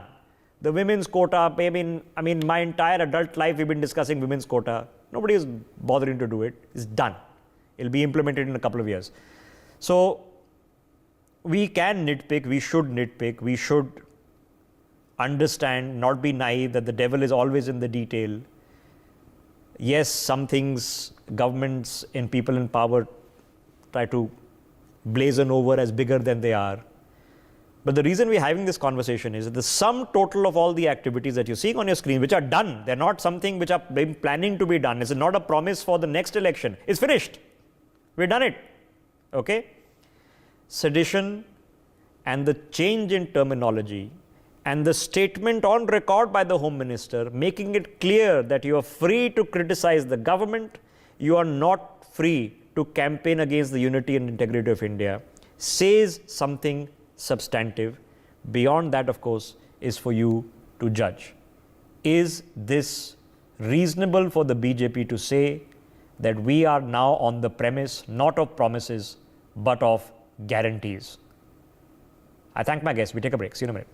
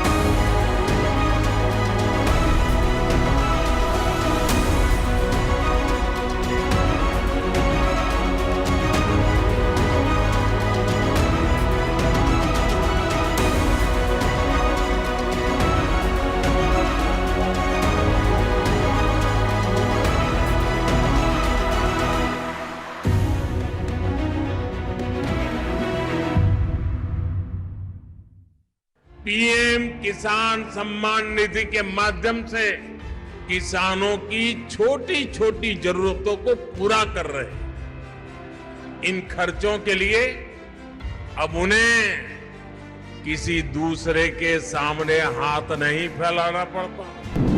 यशस्वी प्रधानमंत्री के vision से प्रधानमंत्री किसान सम्मान निधि योजना लाई है उत्तर प्रदेश के करोड़ों अन्नदाताओं के चेहरे पर मुस्कान। माननीय मुख्यमंत्री योगी आदित्यनाथ के नेतृत्व में 2,63,00,000 किसानों को मिला है स्वाभिमान से जीने का अधिकार। किसानों के बैंक खातों में भेजे गए हैं 64,694 करोड़ रुपए। इस योजना के तहत सभी किसानों को प्रतिवर्ष उपलब्ध कराई जाती है 6,000 रुपए की आर्थिक सहायता। अब किसान भाइयों को कृषि कार्यों के लिए किस्मत के भरोसे नहीं रहना होगा। अन्नदाताओं का सम्मान, नए उत्तर प्रदेश की पहचान।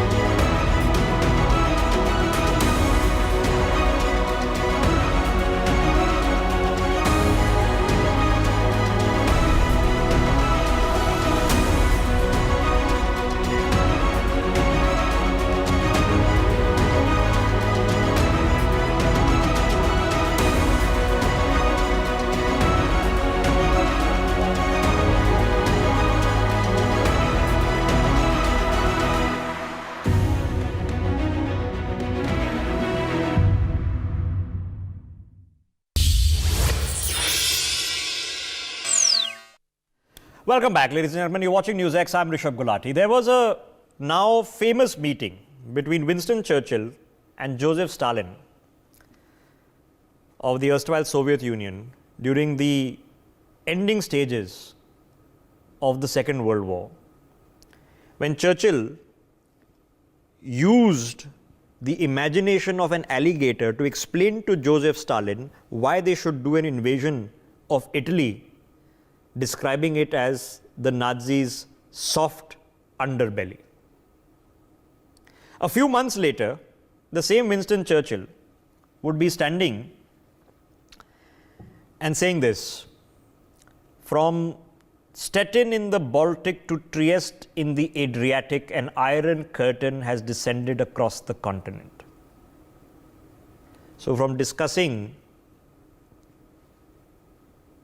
war strategy with Joseph Stalin to accusing him of creating the Iron Curtain, you would call that a tonal shift in Churchill's speeches, and you would reflect that as a substantive shift in position, geopolitics, strategy, and thought. A tonal shift and a substantive shift, which brings us to the present day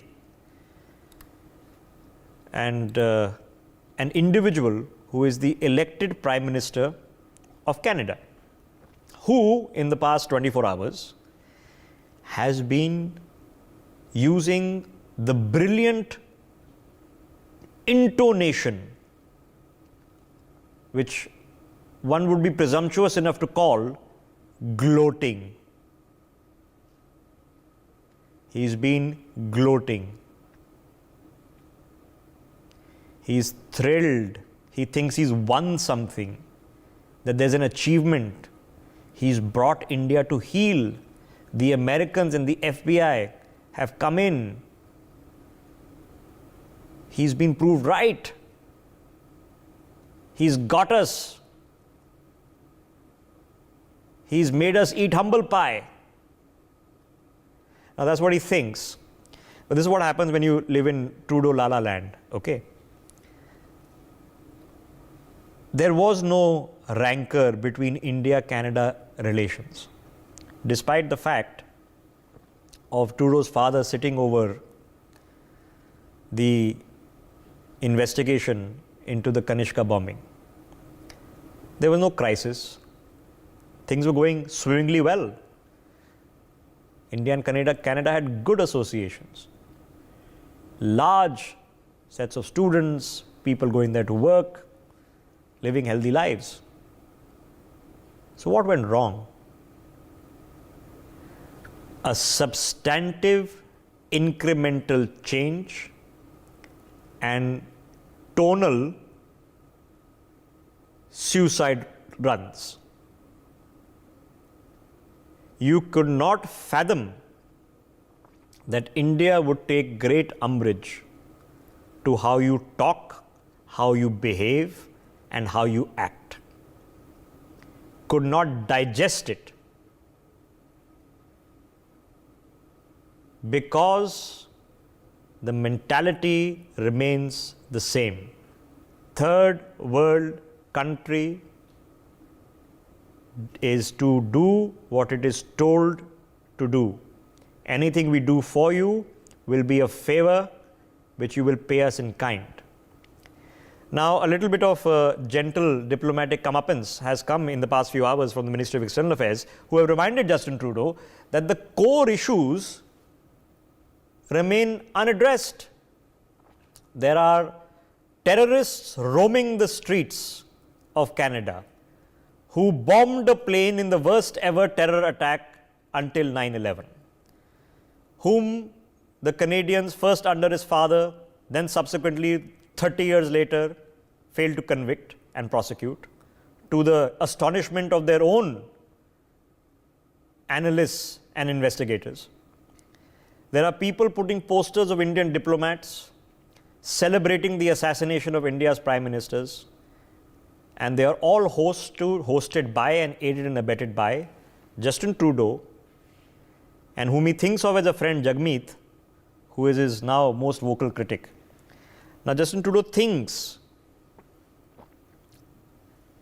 he's won some victory. Now, I started with a World War II reference, and I'm going to come back to another reference.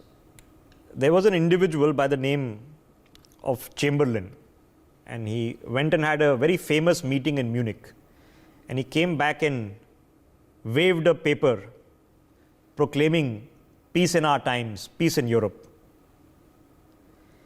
He was far distended from where reality was, and I think Justin Trudeau is living in a distended reality of his own. Ambassador Veena Sikri is with us, General Dup Katoch, stay on with us, Gautam Mukherjee joins us, and Professor Madhav Nalapat is still with us. Now, Professor Nalapat, we have really no interest, no inkling, no urgency, no want to have a toxic association with Canada. Why would anybody want that? The premise is simple. There are people operating in Canada under the full view, perhaps even the purview of the Canadian state, who are vowing terrorist activities against Indians and the Indian soil. What has Justin Trudeau done in the past few weeks to address these concerns? Well, I'd like to point out that you're quite right. I've been to Canada. It's a wonderful country, beautiful, wonderful people, if I may say so.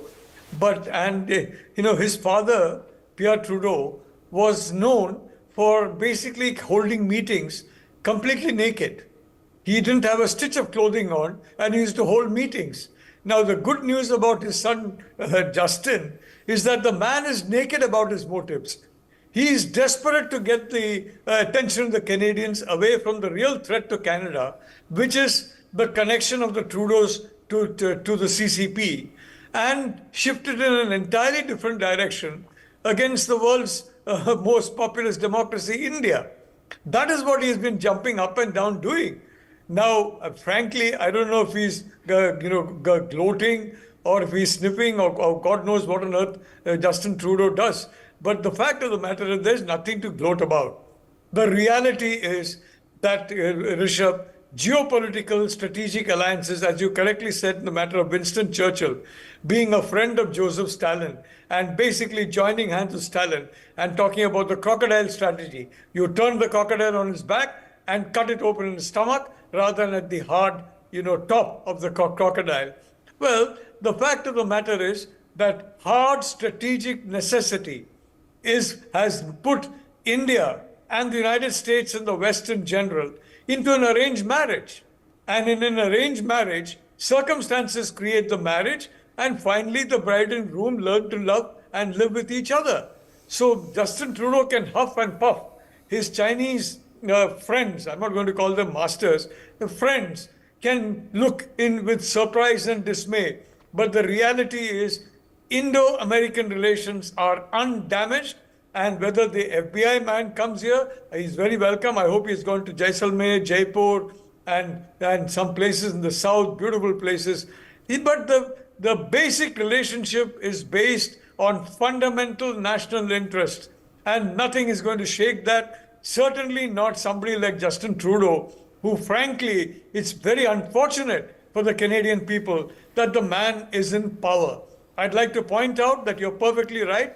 Canada is falling apart. If you look at the coming Sunday Guardian in about 48 hours' time, you'll see a detailed account of why law and order in Canada has completely broken down. It's become a haven for drug lords. It's a haven for gangs, for the tongs of China, and for the gangsters in South America, etc. So much so that actually the southern border, it's not the southern border, it's the northern border of the US that is becoming the real security threat. Canada is disintegrating under Trudeau's rule, and the only silver lining is I'm certain that the good people of Canada are going to get this gentleman out. But believe me, Rishabh, he can't harm relations between India and the West by 1 millimeter. They are based on fundamental interest, and they're not based on self-interest, and basically, based on his necessity of doing what the Chinese want him to do, which is try and make India the villain. And he's not the only one. There are newspapers, there are commentators all over the world who say, oh, forget China. The real threat to global security is India.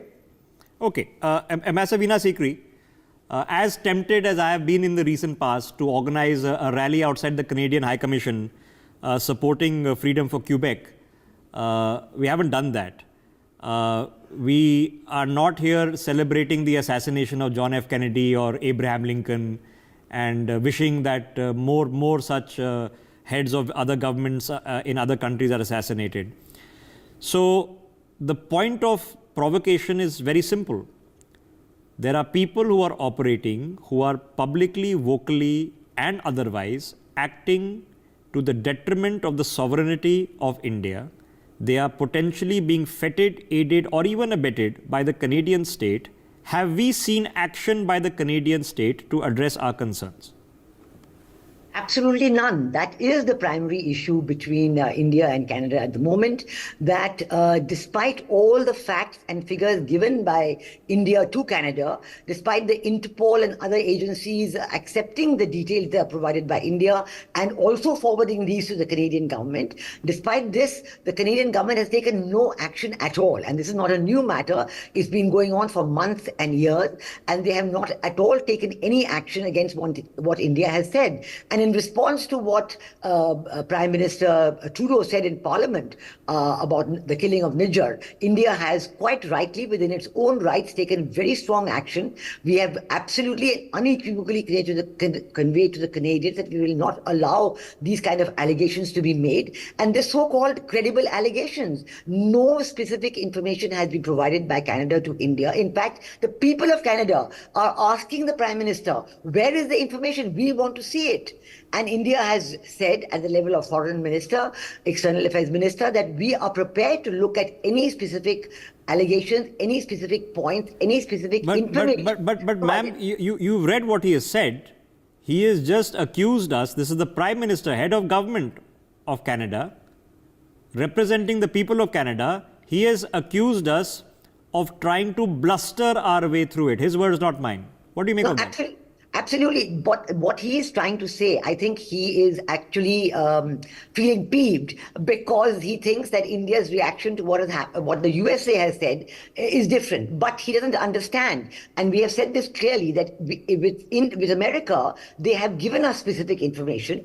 And in keeping with the friendship, the understanding, the strategic partnership between India and USA, we are looking at it. In fact, there is an understanding, as far as I know, that India has set up its own high-level inquiry committee, and everybody will wait for the outcome, the results of that inquiry committee, the information they come up with, the decisions they convey. India has been given consular access to Nikhil Gupta, who is right now in the Czech Republic, and India is doing everything which is a formal, mature democracy like India should do and would do if a government gives you specific information. Okay. The point I'm trying to say is that Canada has not done this. They're being childish. They're being very peevish. Okay. They're trying to raise it in Parliament. Okay. And So how confused is he? Because General Katot, let us assume, and let me call a spade, let us assume that the Americans under duress, okay, have given Justin Trudeau a fig leaf. Okay, we'll take it up and we'll take up a case with the Indians.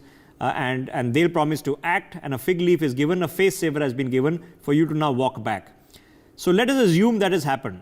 Now this person then immediately shows up and says, oh, you were trying to bluster your way through it. Basically he's accusing you of bluffing, okay, of lying and bluffing. That's what blustering means, okay, and then takes no action on what he should be taking action against. So what problem has Justin Trudeau just solved? Justin Trudeau is playing a very dirty hand.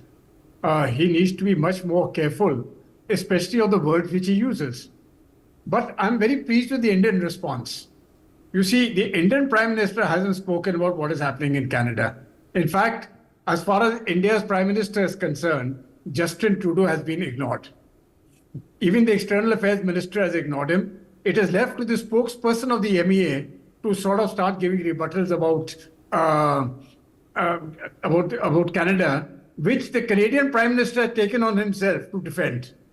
So it is really the spokesperson of the MEA on one side and Justin Trudeau on the other. That's the comparison which I'm getting. I think Trudeau has to be very careful about Sikh separatism, because this very same separatism can bite him. Rishabh, the world was very soft on Islamic terror. And when India was facing it, nobody was really worried till 26/11 happened. And when America got bombed by these same people, that is the time the West woke up. The same thing is going to happen here. But General Katoj, is, you say it's going to happen, but it's already happened. It happened before 9/11. It happened when Canadians died. They didn't wake up then, and that was Daddy Trudeau. And son Trudeau is on, I don't know whether to call it hubris, but he's on a trip something. I have no evidence of what he's smoking, but he seems to be on a trip. Now he's saying that India was trying to bluster through something. There's no bluster going on. Only the bluster that is going on is in Surrey, is in Vancouver. What is happening there? I think the Indian Prime Minister has made it very clear to them that India supports the rule of law. If Canada can give us the evidence even now, I'm certain that we will investigate whatever they have to offer, the same offer which we are given to the United States. But they have no evidence. And if they have no evidence, then the second statement which the Prime Minister made was that we are concerned about acts of terrorism and terrorist groups taking shelter in the name of freedom of speech in certain countries, making a direct reference to Canada. Now, I think Justin Trudeau should be looking into that. Okay. Why are these separatist groups being allowed such a free hand? Because so on freedom of speech and expression, we know what he did with the truckers' protest. Okay, so let's just put that aside. Gautam Mukherjee, these arguments of freedom of speech and protest, I'm going to put that aside. I'm talking about cold, hard reality that people who committed acts of terror, they literally put a bomb on a plane and blew it up. There's not freedom of speech or expression involved here. That's a bomb on a plane and blew it up, and they walked free in Canada. They are still walking free and assuming that they're continuing to be up to no good. What action is Justin Trudeau taking, and on what basis is he suggesting bluster on our part? The bluster is clearly on his part. I think part of it is, a sort of nod towards China, with whom he seems to enjoy good relationship. And part of it is to do with, being politically so beholden to the Khalistanis that he is unable to see it any other way. They have got him brainwashed, and this is the way he looks at things. I think India will just have to tolerate this till 2025, when there is to be an election, and hopefully Trudeau will be, thrown out of office. Whether he gets thrown out of office, doesn't get thrown out of office, let the Canadian voter decide that. My premise is that as a responsible, I'm assuming educated head of government, he is standing out there and is accusing the world's greatest democracy, first of bloody murder, then of blustering their way through things, okay? While he is sitting on board, not freedom of speech, terrorists who put bomb on a plane and killed Canadians. Now, what is the action he's taking, and what is the accountability to be demanded of him as he is sitting and demanding accountability of India on a daily basis? Well, I think India is telling him where he gets off, and he doesn't like it. And there's nothing he can do about it on the one hand. So he's trying to lean on the idea that America has put us in our place. But as Ambassador Sikri pointed out, that's a very different thing. They have provided some evidence, and they're looking into it. Here, he has accused us first on the assumption that we will start backing down and groveling as he expects a third world country to do. Well, the point is we're neither third world nor in any such situation where we need to grovel to Canada. All right. So now you've hit the nail on the head. Ambassador Veena Sikri, what Justin Trudeau was expecting was exactly that he would come and hold a private conversation and we would grovel. When we refuse to grovel, then he's got really, really, really upset. And this is about ego. This is about himself. It's got nothing to do with India-Canada relations, because he knows that he has a lot to answer for given what's happening in his own country. Absolutely, you're absolutely right. He really thought that he would say one word, go to the press, go to his parliament, and that's it. India would, sort of lie flat and say, okay, fine, we are very sorry, etc. But there's nothing to say sorry about because there's no evidence at all. So absolutely, India took the correct way. We expelled 41 of their diplomats, absolutely unprecedented. But it indicates the extent to which India was so angry that any country, Canada or any other country, could accuse India in this manner in their own parliament without providing any evidence, without there being any evidence of any kind. Credible allegations, whoever heard of such a phrase? There's no such phrase, there's credible evidence. There's no such thing as credible allegations. And I think what's really biting him, that is his own people today don't respect him anymore. We know that his popularity is falling rapidly because they are asking for the same evidence that the Indian government is asking for. They're saying, okay, so where is the evidence? Okay. Why did you say this about India? So I think this fact that his bluff has been called.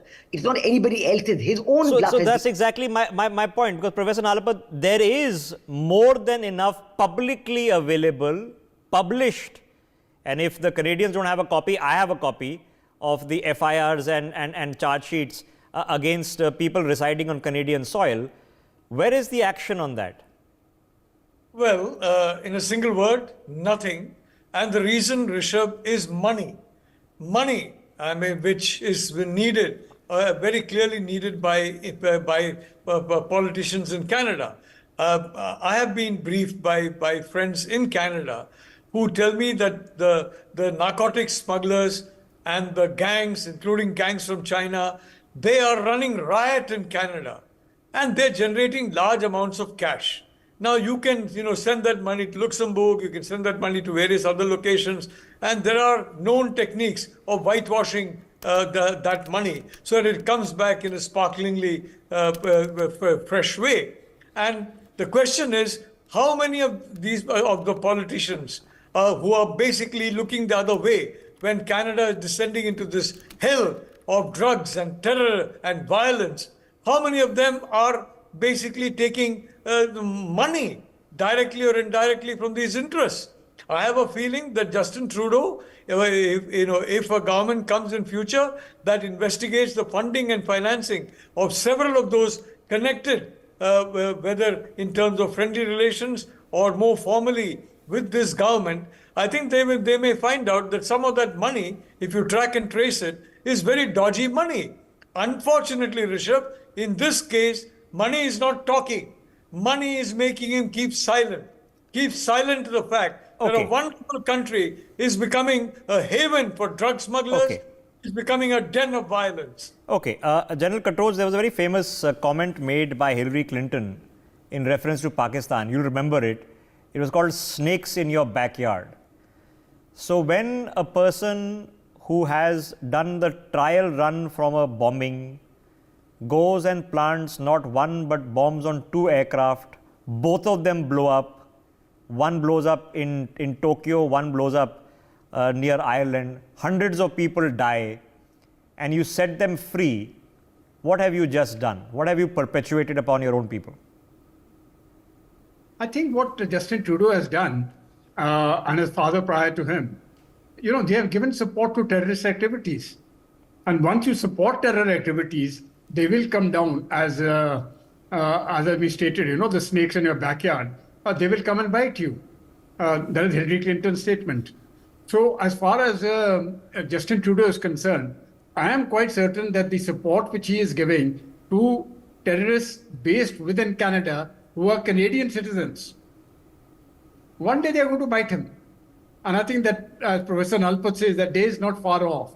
And the people of Canada will actually have to realize it. Okay. And if they don't, well, they will suffer. That is part of the system. Okay. So what is it going to take, Gautam Mukherjee, for just a common sensical realization that if you are hosting, potentially aiding, abetting, certainly shielding and supporting those people who make it clear that they are in virulent support of political assassinations of heads of government who are taking out flotillas, public rallies, supporting the assassinations of prime ministers in other democratic countries, at what point of time do you think, hang on, before I support these people, I should remember I am a prime minister and maybe I should increase my own security, because who knows, this is the kind of compendium I am gathering with me? Well, I can't see Trudeau changing his ways.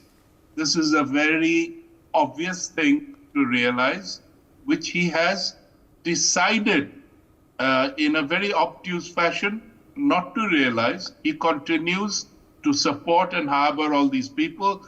As Professor Nalapat said, this has a lot to do with his payola and the fact that the Chinese and the Pakistani intelligence outfits, plus the Khalistanis, are all involved, is part of his support base. And that's all there is to it. Okay. So he's going to keep needling India, because that is also expected by them for him to do. And, as long as he stays in power, he's not going to understand. He is going to behave in this obnoxious manner. But this isn't the people of Canada. This is this individual politician who happens to head the government for the time being. Okay, well, all I can say is vive le Quebec libre. Thank you, gentlemen. We take a break. See you in a minute.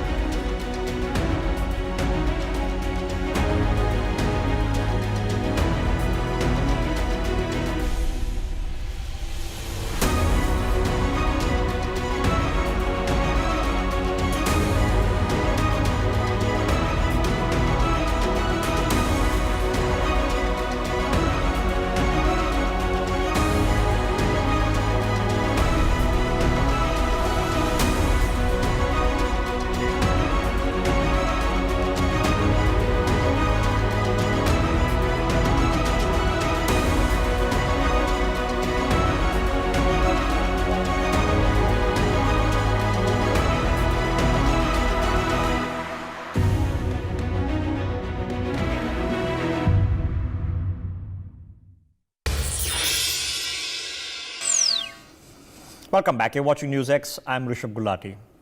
Ladies and gentlemen, we are in the deep of winter. And as we speak, yet another terror attack has taken place in Poonch. There are 5 fatalities, and our sources are telling us then a further attempt at infiltration using civilian buildings across the LOC cannot be ruled out.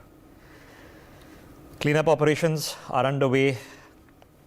For obvious reasons, there's X we can report or share about that until they are concluded, because the situation is still hostile. When attacks take place on Indian soil against those who are in uniform serving to defend the country,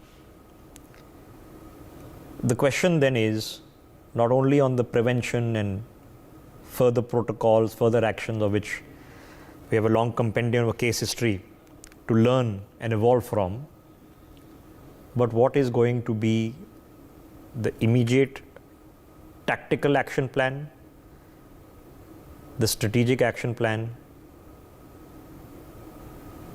and the larger plan for accountability. Now you can imagine that in every terror outpost along the LOC, in every Pakistani ranger, bat post, all of them will be shivering tonight, not from the cold. They'll be shivering because they know that at a time and place of our choosing, Qayamat is coming. Now, when that happens, how that happens, I don't know. But we can certainly posit commentary and conversation on what accountability that the Pakistani state, the Pakistani army needs to be made to bear in all other than military means. What now needs to take place? Joining us on the broadcast to have this conversation, Major General Sudhakar ji is with us, Major General A.K. Sivach, Wing Commander Praful Bakshi, and Kuldeep Khoda, former DGP of the J&K Police, joining us on the broadcast. General Sudhakar, let me begin with you. Of course, I'll join you and others in condolences to the families. What now, sir?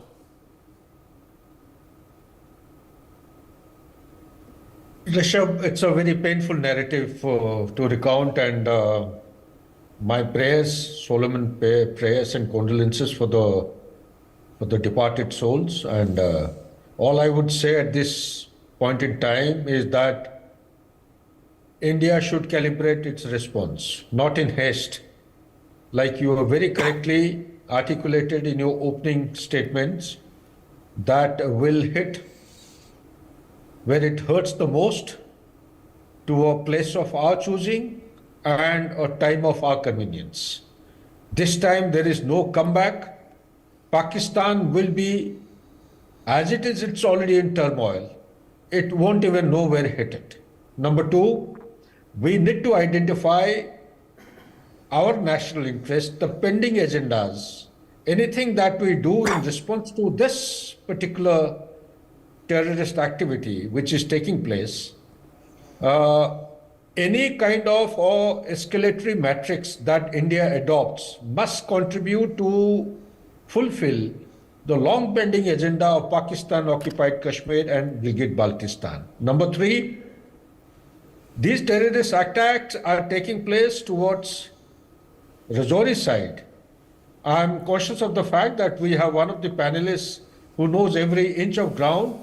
General Sivach is going to give his perspective although, but I personally feel that this is a very serious attempt on part of the Pakistan to activate the IB sector. IB sector being very close to where the actual operations are ongoing currently. So that has got a serious ramification, as they have miserably failed along the line of control, and I don't think they will ever succeed. Once the IB sector is activated, I would say that as per the latest inputs and the intelligence that is flowing in gradually or incrementally, there is a presence of footprint of Chinese soldiers which has been reported along the line of control, and I won't be surprised to actually call it out that their footprints are also increasing towards the run of Kutch. Yeah, we know that coincidentally, ladies and gentlemen, a major Chinese company has been allocated large plots of land very near Sir Creek. What a coincidence. Why would the Chinese be having large plots of land near Sir Creek? Who knows? It could be a very innocent purpose. I don't know. I don't know about the Chinese troops. We can speculate, we can assume, but we've not had a statement from any official sources. But like I said, it won't be a leap of the imagination. So let me get Khodaji into this conversation. Kuldeep ji, what do you think is going on? It's the middle of December. By general measures, these are supposed to be quiet weeks in the death of winter. What do you think they're doing that they're trying to escalate it in the middle of December? One thing is which we have to understand in this is that the attacks have been concentrated around Rajouri and Poonch, especially during last 2 years and especially this year. And it's the army which is coming increasingly under attack. The security forces have been doing an excellent job, and in Kashmir, the terrorism is at lowest ever levels. And Pakistani elements have not been able to succeed in their designs in Kashmir. So one of the reasons that they are wanting to shift their focus to Jammu area, Rajouri and Poonch happens to be close to the line of control. And in fact, the point where this incident has taken place, Dera Ki Gali, this is not far away from line of control. And if we see the matrices of last few incidents which have taken place during last 2 years in Rajouri and Poonch, all these point out to one interesting thing is that is the incidents along which these fatalities have taken place, attacks have taken place. It appears that most likely Thana Mandi area is the area where from they find it convenient to infiltrate. And this should put our focus on the anti-infiltration grid. Because what's happening is that they are not going much deep into the into our area. They are taking shelter in the mountainous area and in the deep forests, where from they try to ambush our forces whenever they are on the movement. And then after staying few days in that area or in the adjoining areas which is heavy with the forest, huge forests are there, then they go back. Yes. The pattern is very clear that after every couple of months, they have an incident of this type. And then there is a sudden stop for about a couple of months again. And the incident gets revived. So let's be practical now. There's obviously no iron wall on the LOC, despite all the barbed wire and the night vision and infrared that is now being utilized. So obviously the first response has to be local. As Kuldeep ji has mentioned, we put on a map the areas that he's mentioned on your screens. So there's obviously a very local, hyper-local response that is going to happen. Now let me raise the bar. General Sivach, beyond that, the payback response, we don't know.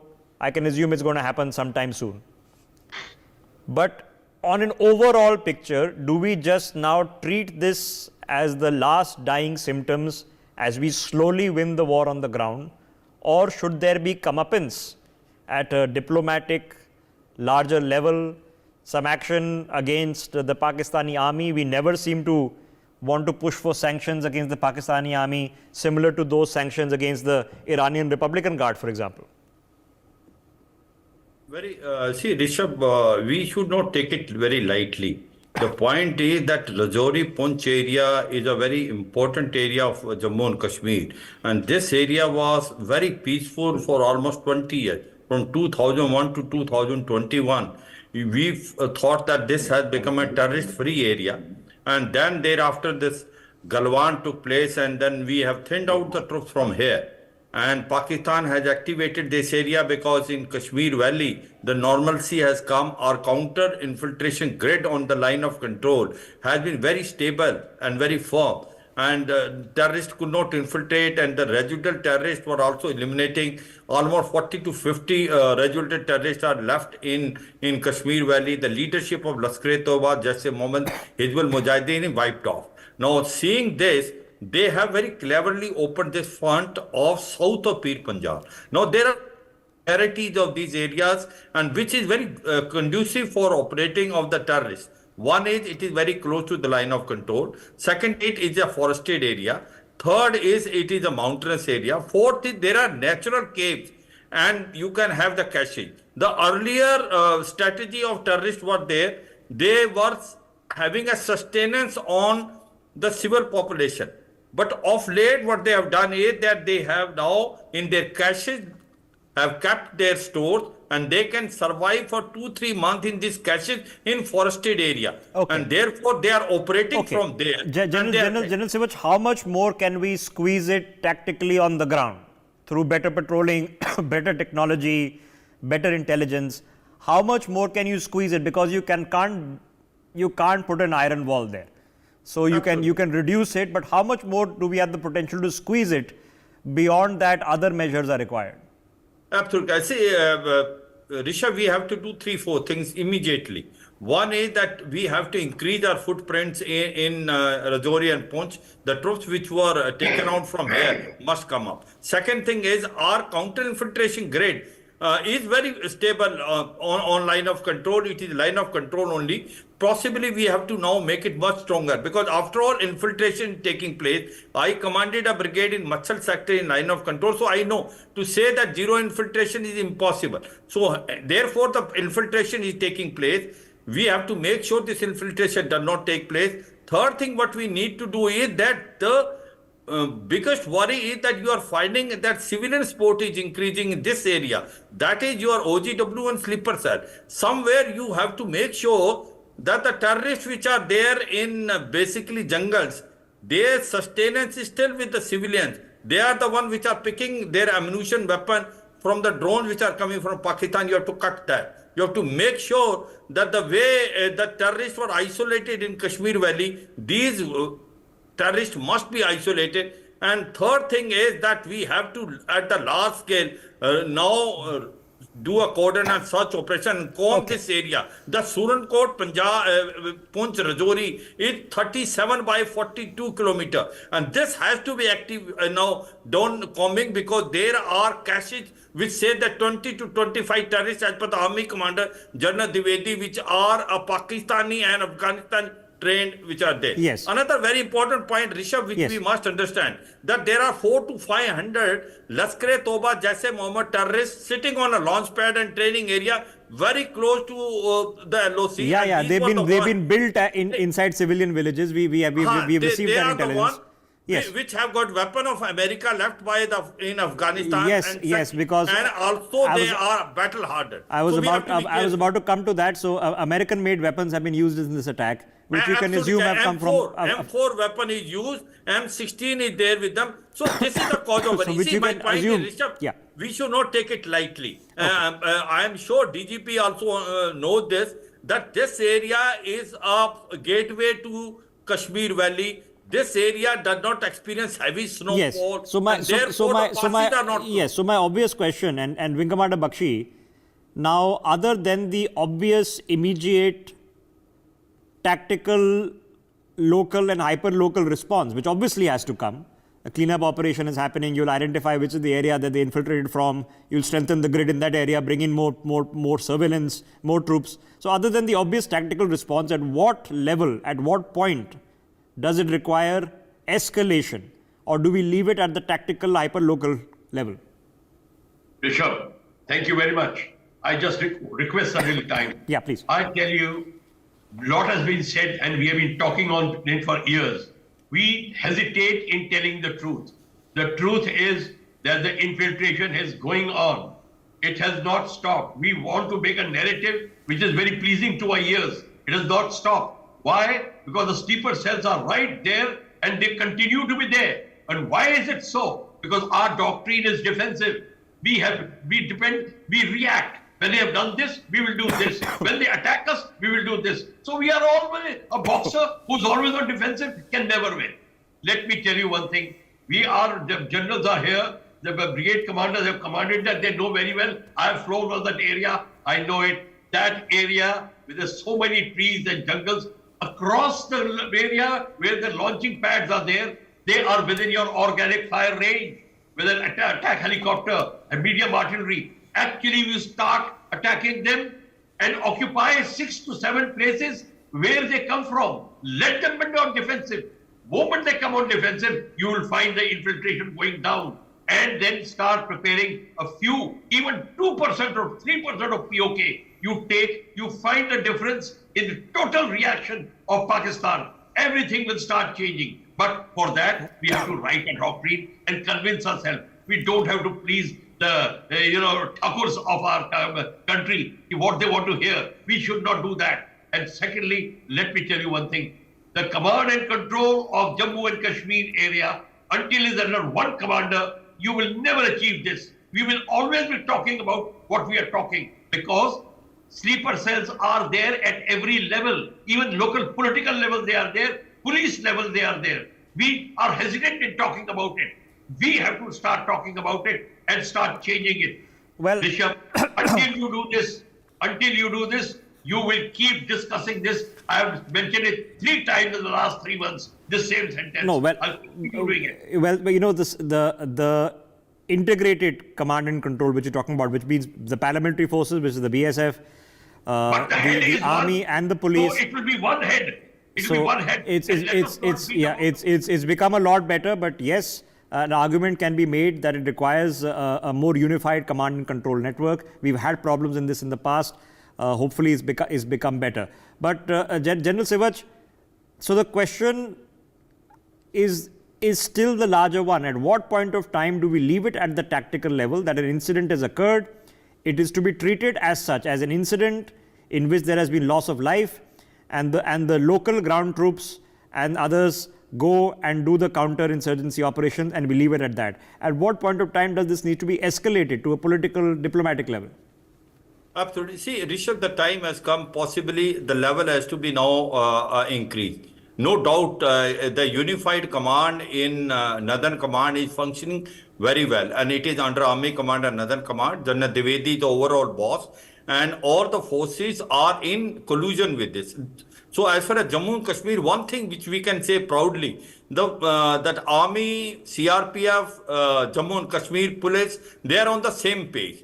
But what is happening is that this Rajouri Poonch area has to be taken it seriously, and since the infiltration had taken place, there are terrorists 25 to 30. Now there is a ceasefire after 21. You are not firing across until unless you do not hurt the Pakistan in their launch pad and also hit him across where the terrorists are coming. I know that the problem is not going to be resolved. Okay. What you did after Pulwama in Balakot or after Uri surgical strike, now you have got a capability of doing from your own country. You have Rafale, you have got missile from here, you have also got a weapon system which can fire and destroy their launch pad. The time has come that the destruction has to be in POJK from where these sources are coming. The infiltration is becoming more and more. Yes, another thing which need to be proactively how to break this connection of the terrorists from the local population. Yes. We have resolved this issue in Kashmir, but here you find the sleeper cell and overground workers that are still operating. Okay, so you say this requires more than the tactical response. Now let me ask the very difficult questions, and they're difficult questions because this is serious business of life and death. General Sudhakar, as we are evolving our response, what we are facing currently is the known devil. We know the infiltration, we know the caches. They now build the caches with drones other than porters, so there's a slight change, but this is a known operation. Now, is there a risk, sir, an ever-present risk, that the terrorist strategy from Pakistan may also change? There might be swarm drone attacks, potentially swarm rocket attacks. We know where they can draw inspiration from in the recent past. How do we now compute responses to these kind of things? Absolutely, Rishabh. You have hit the nail on it, said we are on the same page. I was just about thinking on the same issue.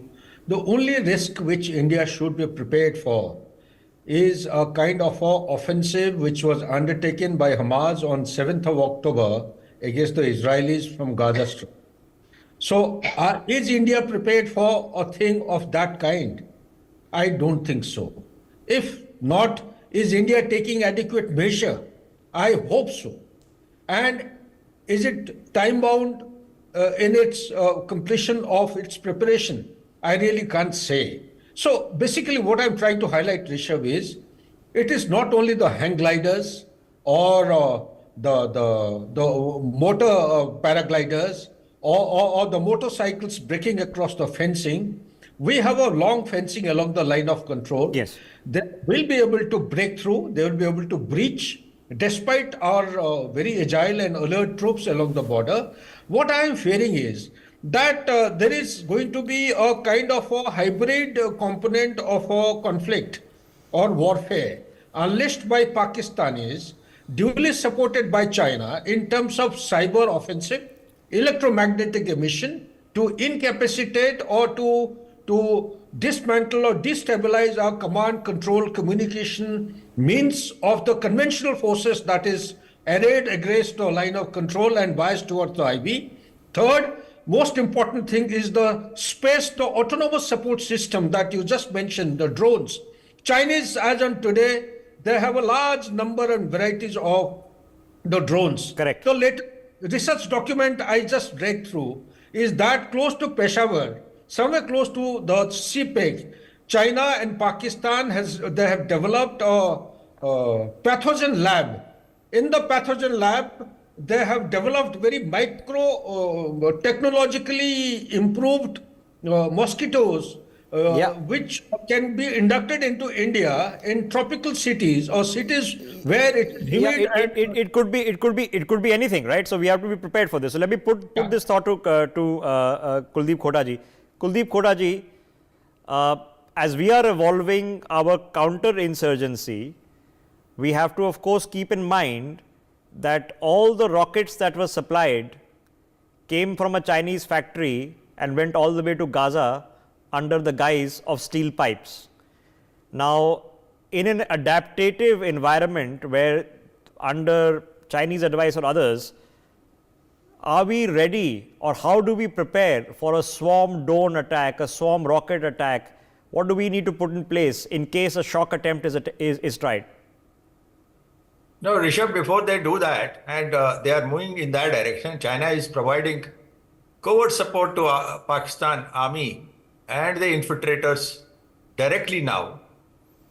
Beyond that, Pakistan is also feeling emboldened because of the stance which at international level, the countries like Canada and US have taken. They are indirectly now supporting a terrorist or supporting terrorism indirectly by taking on the issue of the terrorists who are wanted in India and who are taking shelter in these countries. And you must have seen that Pakistan Army Chief, Asim Munir, has gone to Washington and he has met Blinken, the Secretary of State, the Deputy Secretary of State, he has met the Defense Secretary, he has met the Deputy NSA. Now, all these international developments are also emboldening Pakistan to indulge in activities which are inimical to the interests of India. So all the more necessary what other panelists have underlined, and very rightly, that India has to think in terms of a proactive action now. India can't be a silent spectator to what's happening in Rajouri and Poonch. And what are they, as you mentioned, there can be a surprise attack of a heinous nature, the type of attack which Hamas indulged in Israel. And we should So let me ask Wing Commander Bakshi that question, and I'm running short of time.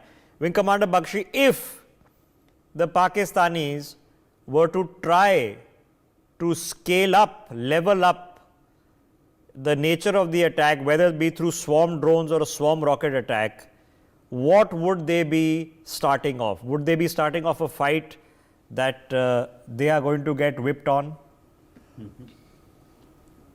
They will, Rishabh, this question has been troubling our minds for a long time. They will start an operation with the help of Chinese.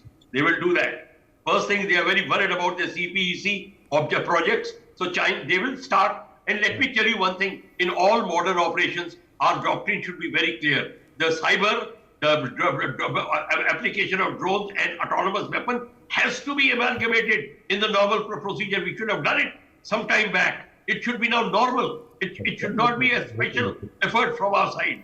That has to be there in SOP. And secondly, when Chinese and Pakistanis are working towards it, we must put the pressure somewhere else, like in Sindh, where Chinese are already taking interest. We have to get into that so that the pressure on Pakistan and China both is there. Okay, so at least in theory, which is what we're discussing here, all options should be on the table. So let the people perpetuating these attacks don't think that the response is always going to be local and limited to tactical counterinsurgency and cleanup.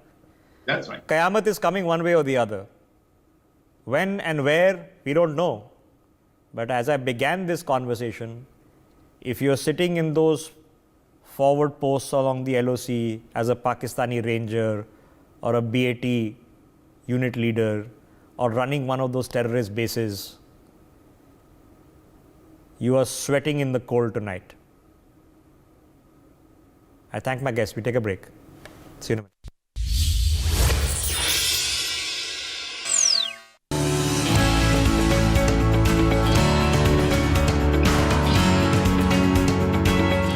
Film अनुकूल नीति, single window system, online shooting की अनुमति और subsidy की सुविधा ने उत्तर प्रदेश को बनाया है देश का मोस्ट फिल्म फ्रेंडली स्टेट। 80 फिल्मों को सब्सिडी के तौर पर दिए गए हैं 44 करोड़ रुपए।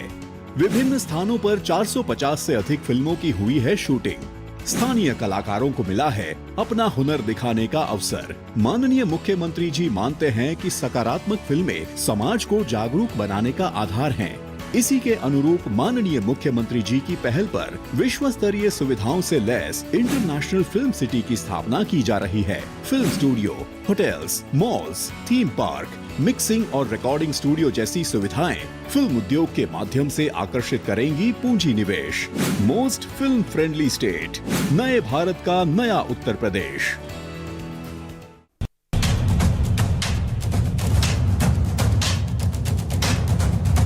Welcome back. You're watching NewsX. I'm Rishabh Gulati. Ladies and gentlemen, tragedy has unfolded in London. A Sikh boy pursuing his post-graduation in London has now been found dead. This is after a desperate search and appeals by the family members for the past 10 days. The London Metropolitan Police have confirmed that a body has indeed been recovered. They are now seeking further information, but on prima facie, they are saying they are not suspecting this to be a suspicious death. Now, what is rather strange is that this is the second Indian who's been found dead under mysterious circumstances, literally floating in the River Thames in the past 2 months in almost the same area. This boy, who's from Jalandhar, Gurshaman Singh Bhatia, he was studying at the Loughborough University. He had gone missing on the 15th of December after attending a birthday party with his friends. His family had spoken to him just that morning. On the 17th of November, another boy, Mitkumar Patel, had been found dead. Now Gurshaman Bhatia has been found dead. Now, ladies and gentlemen, the London metropolitan area has the most number of CCTV cameras per capita in the world. Live tracked CCTV cameras with all the fancy AI technology they can think of, the most number in the world. For a week, they couldn't locate him. The matter had to be escalated by the family here through the offices of political leaders to the MEA to put pressure, and then they launched a manhunt only to find a body. Now, I just want you to imagine this for a second. These are Indian students. I want you to reverse it. Imagine in 2 months if the bodies of 2 British students had been found near Daryaganj floating in the Yamuna river. And the Delhi police came and said, not a suspicious death, no issues, all good. Just imagine that for a second. 2 British students, New Delhi, Daryaganj, same area, within 2 months found dead, body floating in the river. Not a suspicious death. It seems rather strange that the British authorities, government, Home Office, MI5, MI6, all of the people who know who their VIPs are. The VIPs are the people who are running agitation campaigns, announcing terror attacks, threatening to break up India, running referendums. These people are the VIPs. Touch ye not. But the students whose money they happily take, in this case a Sikh student, whose money, fees you've happily taken, whose rent you've happily taken, has gone missing, has died. This is the second case. Nothing suspicious, nothing to worry about. What are they thinking? They're basically alluding that party shati kar raha hoga, daru waru pee ke gir gaya hoga, are chodo. That's what they're doing.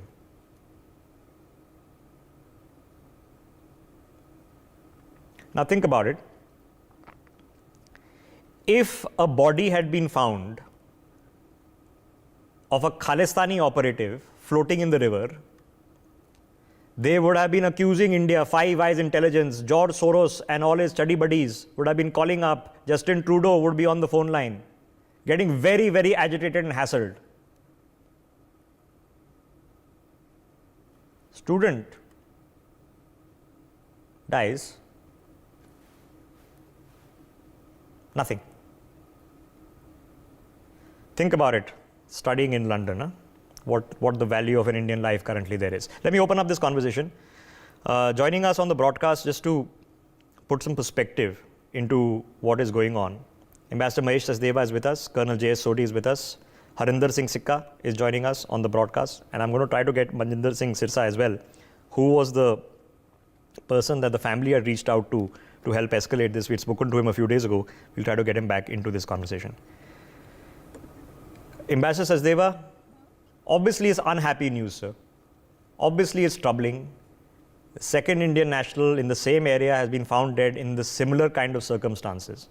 Now we have to assume that the British police, the London Metropolitan Police, Scotland Yard are conducting an investigation. How worried should we be, sir, at some pattern emerging here? I think prima facie, there is reason to be worried, be cautious about it. There are more than 143,000 Indian students in UK, and 2 deaths are too many. There's every reason to check if there is a pattern to it, and whether the police and their fancy gadgets have been not fully deployed to track the cases, and they've been sort of given a short shift. I think one should also mention that they were both Indian nationals, and so the responsibility for ascertaining their fate lies with the Indian consular agencies in UK, in our High Commission, and but for them, the cases would have had even faster burial, literally.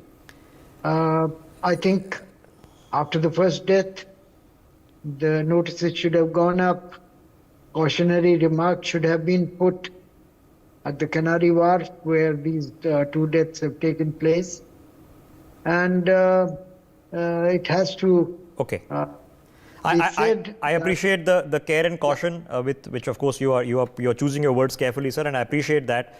I'm sorry to interrupt you. But like I said, Mr. Manjinder Singh Sirsa, who has been in touch with the family, is on the broadcast with us. Let me just get a quick word in and then I'll come back to you, Ambassador. Mr. Sirsa, if you can hear me, sir.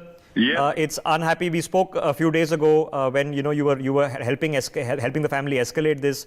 We are being told now it's bad news, sir. Have you managed to speak to the family? Yes, I have spoken to them 2 days back.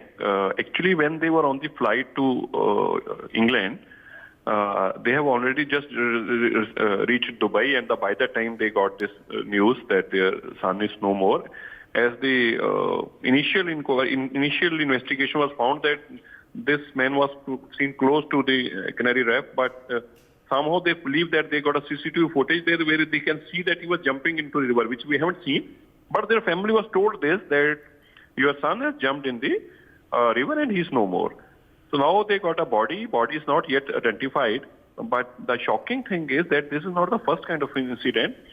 A couple of months back, same kind of incident with an Indian student happened that too in this same East London area. Yeah. So now the concern of the Indian parents, especially whose children are studying abroad, is that how come there is a continuous this kind of incident happening there in London, and in spite of knowing that even the last incident was there, even police was not helping them out very much. But thereafter the intervention of Ministry of External Affairs, definitely they were responded to the request of embassy and the ministry. But I think it's a tragic incident. At the same time, we are concerned about the continuous this kind of incidents happening. Okay, but why did it take for the family that are from Jalandhar to call you, then you using your good offices to escalate this? This is a boy who's gone missing. Now, basically, they are saying that he's committed suicide, he jumped in. Okay, that itself, if it were to be true, is a very serious concern and a serious issue, sir. Why are Indian students mysteriously dying in London one after the other? You mentioned the other case, Mit Kumar Patel, that was less than a month ago. So, let me ask you the question, Sirsa ji. If there were 2 British students who had been found floating in the Yamuna under mysterious circumstances, what would the British authorities be doing, sir?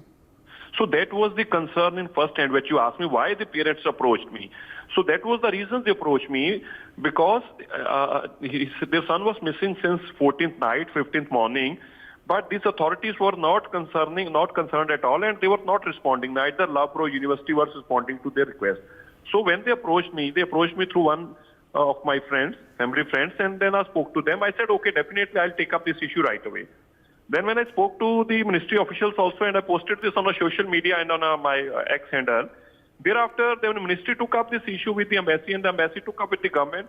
That was the stand when the government also woke up there. But the question was, had this been a British national missing here in India, what would have happened? They would have, I think the entire, the entire system would have been run. Indian government would have run saving this and finding out where this guy is, where this child is. But this government was least bothered about the missing child. Yeah, that was the concern. Which is very worrying, because obviously there are tens of thousands. The ambassador just quoted a figure, 100,000 plus Indian students studying there. There might be all sorts of cases and concerns, and as the host country to which the students pay 4x the fees that local students pay, you would expect a little bit of caution. Nonetheless, Mr. Sirsa, thank you for the effort you've taken on behalf of the family. I'm sure they're grateful to you, sir, even in the tragic hour, because at least you've been a kindly voice that has helped escalate the matters in the media and, of course, with the authorities. Manjinder Singh Sirsa joining us on the broadcast. Shekhawat ji, can you hear me, sir? Yes, I can hear. Ladies and gentlemen, Shekhawat ji is joining us. He, of course, lives in the UK. What is the information that you are receiving there, sir? See, Rishabh, the problem with this student was that a lot of information is not coming out from the police. Police is keeping their mouth shut. They are not speaking about it. But overall, there is, this is not the first case that has happened in UK. There was another student from Gujarat who died in similar circumstances. He jumped from Tower Bridge and his body was recovered after 7-8 days. And this is the second case that Canary Wharf has been the area where these bodies have been recovered. And the area where his body has been recovered is like the same place where the other student's body was recovered. What they are not confirming to us or to everybody is he the same student? No, they are not confirming that. They will say, oh, we'll take the postmortem, we'll call the family, and then once everything is confirmed, then we'll talk to you about it. So a lot of things are being sort of are hidden from the public, and people don't understand why these things are happening. But overall, Rishabh, one more point I would like to add to all this story is Indian students in this country are facing a lot of troubles. This is not the right place right now for Indian students to come and study. I'm deeply concerned, Shekhawat ji, because I'll ask you the most basic human question, right? Either the boy has been killed, or it's been an accident, or it's suicide. All three of them are troubling. Canary Wharf, sir, as you and I well know, and I'm sure our viewers know, is not some backwater, godforsaken place in the UK. It's in the heart of the capital, one of the poshest areas, packed with CCTV cameras, packed with people. Okay, so you know this is not some completely disconnected, quiet street where this has happened. So there will be witnesses. You've heard from Sirsa ji, who said that they weren't taking the investigation seriously. Shekhawat ji, if 2 British students in 2 months had been found floating in the Yamuna, what would the British government be doing? There would be outrage in the House of Commons. Hell would break loose. It will break loose. You know, the British media will paint us in red. British media will make sure that India is the worst place to live in this entire world. What is happening with the students here is they don't see, first of all, why call them here when you don't have jobs? Student needs some job because that is what is being promised to them when they leave India, that, oh. Yeah, you come and study for 1 year, then get a 2-year work visa. Yes. Yes. So that they don't get that anymore. Their jobs are very scarce. Plus, there is a huge shortage of residences in this country. There was a case recently detected by a council where 12 students were living in one room. Out of them, 6 were going in the night for a night shift job, and the other 6 were living or sleeping in the same bed, where the next 6 will come in the morning and sleep. This is the situation which the Indian students are facing in this country. No, I find it rather strange that in London, in Ottawa, in Surrey, in San Francisco, in New York, there are lots of VIP guests of these various governments. And and even if they can threaten and do what they want, but if there's a finger of suspicion, no, India is plotting assassination plot, this, that is happening. उस पे तो बड़े तेज हैं, MI5, MI6, Five Eyes intelligence सब लगे हुए हैं. जब बच्चे हमारे मर रहे हैं, okay, it's a joke. Let me quickly get Mrs. Sikka into this. Mrs. Sikka, obviously we don't know. We'll have to now wait for the family because no further information is available from the London Metropolitan Police. We know that there is a body that's been recovered. It's most likely of this boy. He'd been missing for 7 days. This is the second body recovered in the same Canary Wharf, in the same river, in 1 month of 2 Indians. Either there's murder, accident, or suicides. Either way, it's very troubling news. What do you make of what's happened, sir? You see, it is indeed very, very disturbing, extremely disturbing. I see a link in this. I see a plan in this. I see a motivation in this. I see a repetition of Kashmir files. Let's take it very seriously, even if the British government is going to continue to behave the manner in which it is behaving, for obvious reasons, and I'll explain you that. Not too long ago, Khalistanis used a Khalistani flag on Indian High Commission. What did the British government do? Nothing. They promoted Khalistanis. They are promoting Khalistanis. We all know it. What are we going to do about it? Negotiate with them, talk to them, or remove all the securities and bulldoze and on those roadblocks safeguarding their homes and offices. No, I think we should let people put a free Scotland or free Northern Ireland flag on the British High Commission, but that's my personal opinion. So that is one part of life. What did we do? There's a direct link, and I'm aiming at that without any hesitation. What did the Indian government do when lakhs of Kashmiri Pandits were thrown out, thousands of women were raped? Nothing. Now that example is being repeated somewhere in England, in London, that force these students to run back and leave England. Who are these people behind? The same Muslim jihadis, hand mixed with Khalistanis. I can tell you this is how you analyze stuff. Create a fear. And this is exactly what is the message to India. Okay, so you're thinking it smacks of suspicion, that this is not somebody one after the other just randomly falling into the river Thames. Oops, gir gaye, pair phisal gaya, kind of issues. It's something more suspicious. What will be BBC's response?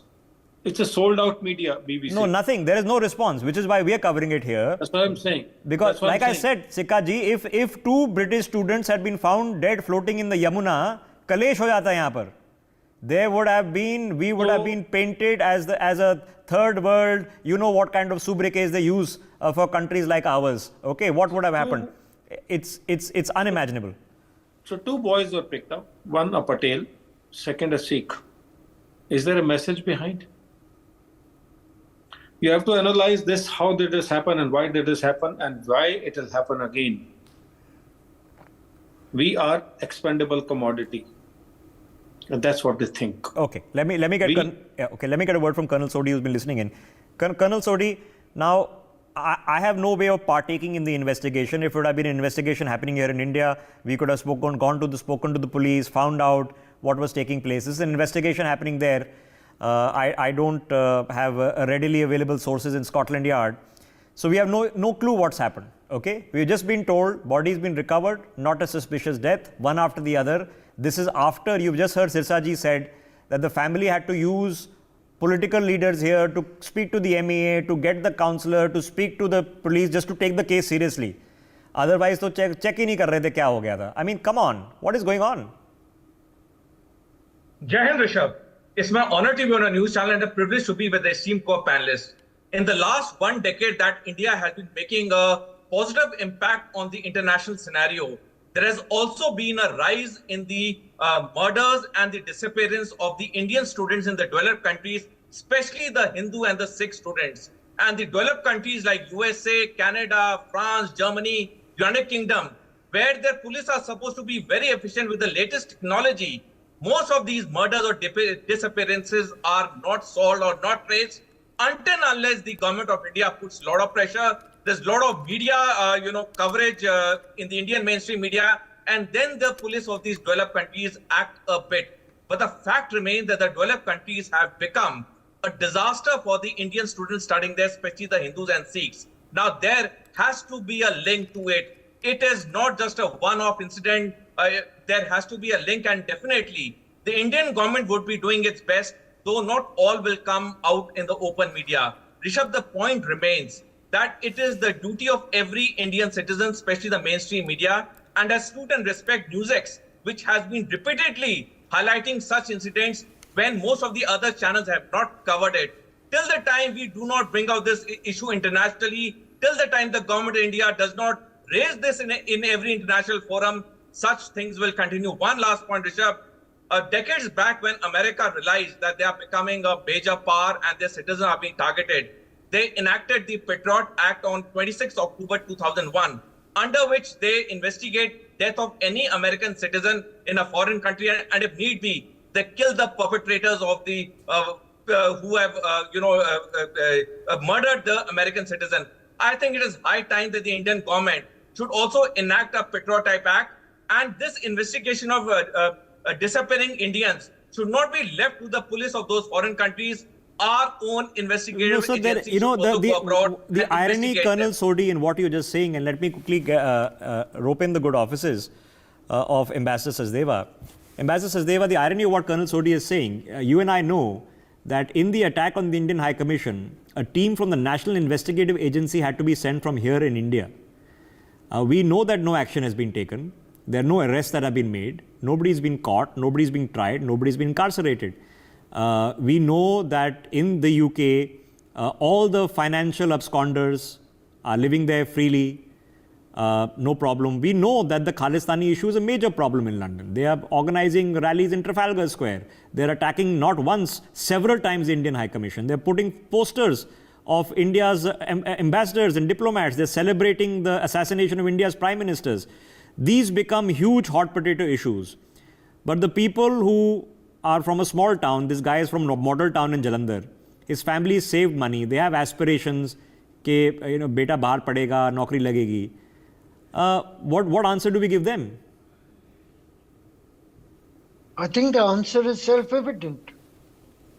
Answer is that don't trust your precious son's or daughter's life to a country where this is at a discount. And I would also like to add here that many of these Western countries follow the diabolic policy of balancing relations. As I've already said on your channel earlier, they would like to have office to office, government to government relations, but at the same time give refuge to absconders, fugitives, terrorists, and so on, just in case these guys resurface and are useful. So they earn their gratitude just in case tomorrow, if Khalistani have some salience or the financial absconders are back in circulation in India, they would have an upper hand, having an IOU to encash. Now, this poor young 23-year-old student at the prime of his youth did not have any of these. And that's where the cynical attitude of the authorities surfaces. And it is to be taken at its face value. Indian authorities have done well to press on with various note verbals and missives to UK, and that have produced some results. No, but Ambassador, why should it take that? Why should it not be but obvious that this is a serious consideration? It has a serious bearing for the UK as well. They should be deeply concerned that people who are funding the UK education system, which is why British students get to go to college. Rishabh, let me also say this. Sir. These guys may criticize our democracy. They may lampoon us for having authoritarianism, etc., etc. But they also know that an average Indian is free to send his kids to UK. And no matter how they behave, there will be people queuing up at UK High Commission from 4 o'clock in the morning to get visas. So that is the flip side. You're right, of sir. Our democracy and our social. You're perfectly right. But I've seen in the case of Australia, when Indian students were targeted by racial attacks, the Aussie government had to go into a multi-year effort to repatch both sentiments as well as the image of what was happening there. They made the effort. As we speak, there is a 40% reduction in applications to Canada. That's not a coincidence, ladies and gentlemen. Okay? And the same will happen to the UK. And I would sit here and recommend, and I mentor a lot of young students. I've studied myself in England. I would go and say that go to France, go study there. Germany is an option. Singapore is an option. Australia is an option. There are other options available. I think Mr. Sikka wants to make an intervention. Mr. Sikka, go ahead, sir. So this is exactly what the Khalistanis or Muslim jihadis want. That the students get away, get lost from there, to be thrown out. In about next 1 decade or less than that, half the England would be Muslim. This is exactly what is being planned out there. And what they do is, I tried to explain your Kashmir file, perhaps it is not daunting. Few thousands were killed. An entire lot of Kashmiri Pandits vacated the valley. This is exactly what they are trying to repeat. And unless and until we take a bold step, and this government of all the governments shall take that, will take that, because this is not an ordinary government. We're proud of this government, to be honest with you. The manner in which Prime Minister Modi took on Trudeau, it is absolutely wonderful, amazing, and it fills our hearts with pride. This must be repeated. Sunuk, the Prime Minister UK, must understand that we are not India of yore. Okay, but exactly the logic that you're saying, and that's exactly what becomes self-fulfilling prophecy, right? This is what they want, and the reaction is to deliver exactly what they want. That Indian students stop going. Therefore, 10 years later, the Indian diaspora diminishes, and you no longer have a Rishi Sunak who becomes a prime minister, and somebody else takes over. You're right. I'm not going to discount it, but then it amounts to terrorism by other means. Then this is what it becomes. Shekhawat ji, why is an epiphany required from here in India? There is sannata, sir. I have been trying to scour the BBC for even a report of this missing boy. There is nothing. Sannata, absolutely zero, like it never happened. Why does the British government or British authorities require to be told that something sinister might be afoot? You should at least take it seriously. No, Rishabh, we have been talking to the British government. I have met several MPs in last quite a few days.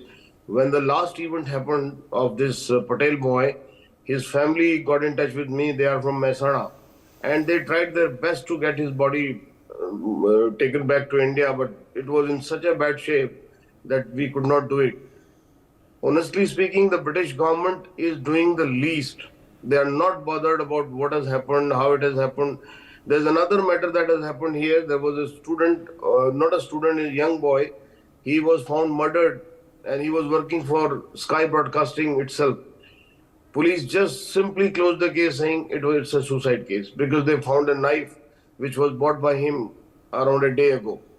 So is that the kind of investigation are we looking at? So what is the problem? We know Shekhawat ji, you know this, the grooming cases, okay, which Pakistani men were operating, but the British police can't call them out because they are afraid of offending sensibilities and being politically correct. These were people affecting British boys and girls whose lives were being destroyed due to sexual abuse and grooming, but they did nothing about it. Why are they choosing to do nothing about it? I think the British police, the Met, the Scotland Yard, which was so great in earlier days, now seems to be losing its grip, and authorities have gone down thinking that okay, this government will not last long. So everything seems to be in a downside scenario. Everything in this country is going downside scenario. Nobody is really taking things seriously. The country is losing grip on its people. Country is losing grip on national health authorities. There are several cases of stabbing that carries on in the city, and we have a mayor who's from again ethnic background of Pakistan and Muslim.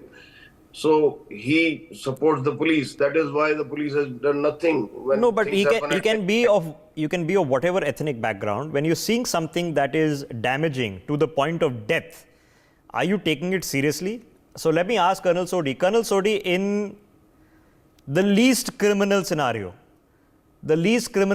is the boy slipped. The least criminal scenario is that this wasn't a murder, he wasn't pushed, he wasn't attacked. Maybe he jumped. Now, if there are Indian students every week committing suicide in Canary Wharf, that itself should be deeply disturbing to the police, to the university, to the counselors, to the teachers, to the professors, that why are our kids committing suicide? I mean, a kid commits suicide in IIT, it's deeply disturbing. That is if that's the scenario. It could be something sinister, as Sirsaji and others are mentioning.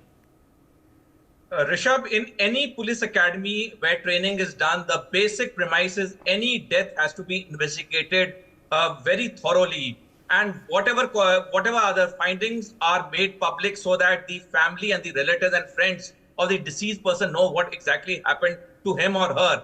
But surprisingly, in the developed countries in the last 1 decade, where so many Indian, Hindu and Sikh students have either been murdered or have disappeared, the shoddy investigation done by the highly technological police of these developed countries is actually very surprising. And the fact that they try to cover up these deaths within a day or two by showing statements which even a child would laugh clearly brings out there is something sinister happening with these developed country governments are trying to hide under the carpet. It is very important that the government of India issues press releases, issues demarches, raises this point in every international forum, and the whole mainstream media, the print as well as the electronic mainstream media, should repeatedly highlight this, because if we do not stop it now, it will continue further. Event missing on the 15th of December. Ladies and gentlemen, There are 942,562 CCTV cameras in London. There are 942,000 CCTV cameras in London. It took pressure from the MEA for them to even examine them to then discover this boy in the river. In the same place where another Indian boy, a Patel from Gujarat, whose body was found in the river just a month ago. Now, I'm going to leave you with the premise with where I began. Just imagine if 2 Canadians had just been found floating in the Yamuna, whatever the cause might be. Just imagine if 2 British nationals were found floating in the Yamuna. Imagine if 2 Americans had just been found floating in the Yamuna. What would have been happening?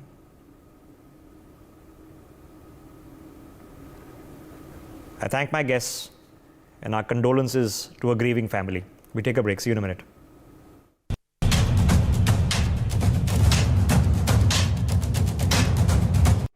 Co-powered by PolicyBazaar.com. Her family होगी insured. Welcome back. You're watching NewsX. I'm Rishabh Gulati. Ladies and gentlemen, as we speak in 2023, there are 7 million people who reside in Pakistan who are of the Baloch ethnicity. This was an area that never wanted to be part of Pakistan. You can read the history yourself. For 80 years, a systematic genocide has been taking place in Baluchistan. On the 24th of November, 4 Balochis were shot dead by the counter-terrorism department in Pakistan. On the 6th of December, a protest began in Islamabad.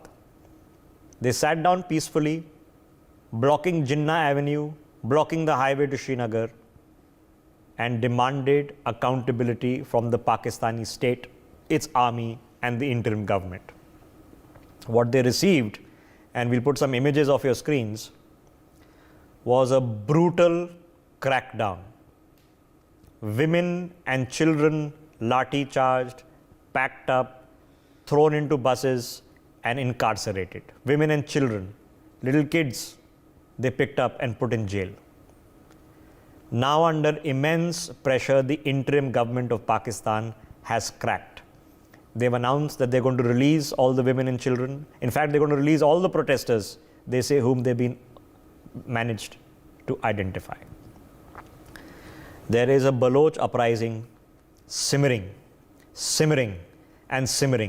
in Pakistan. It has now reached the national capital.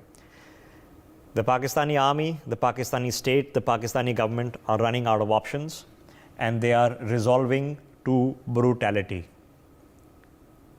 Now, there is a reason you've not heard this until I just spoke about it.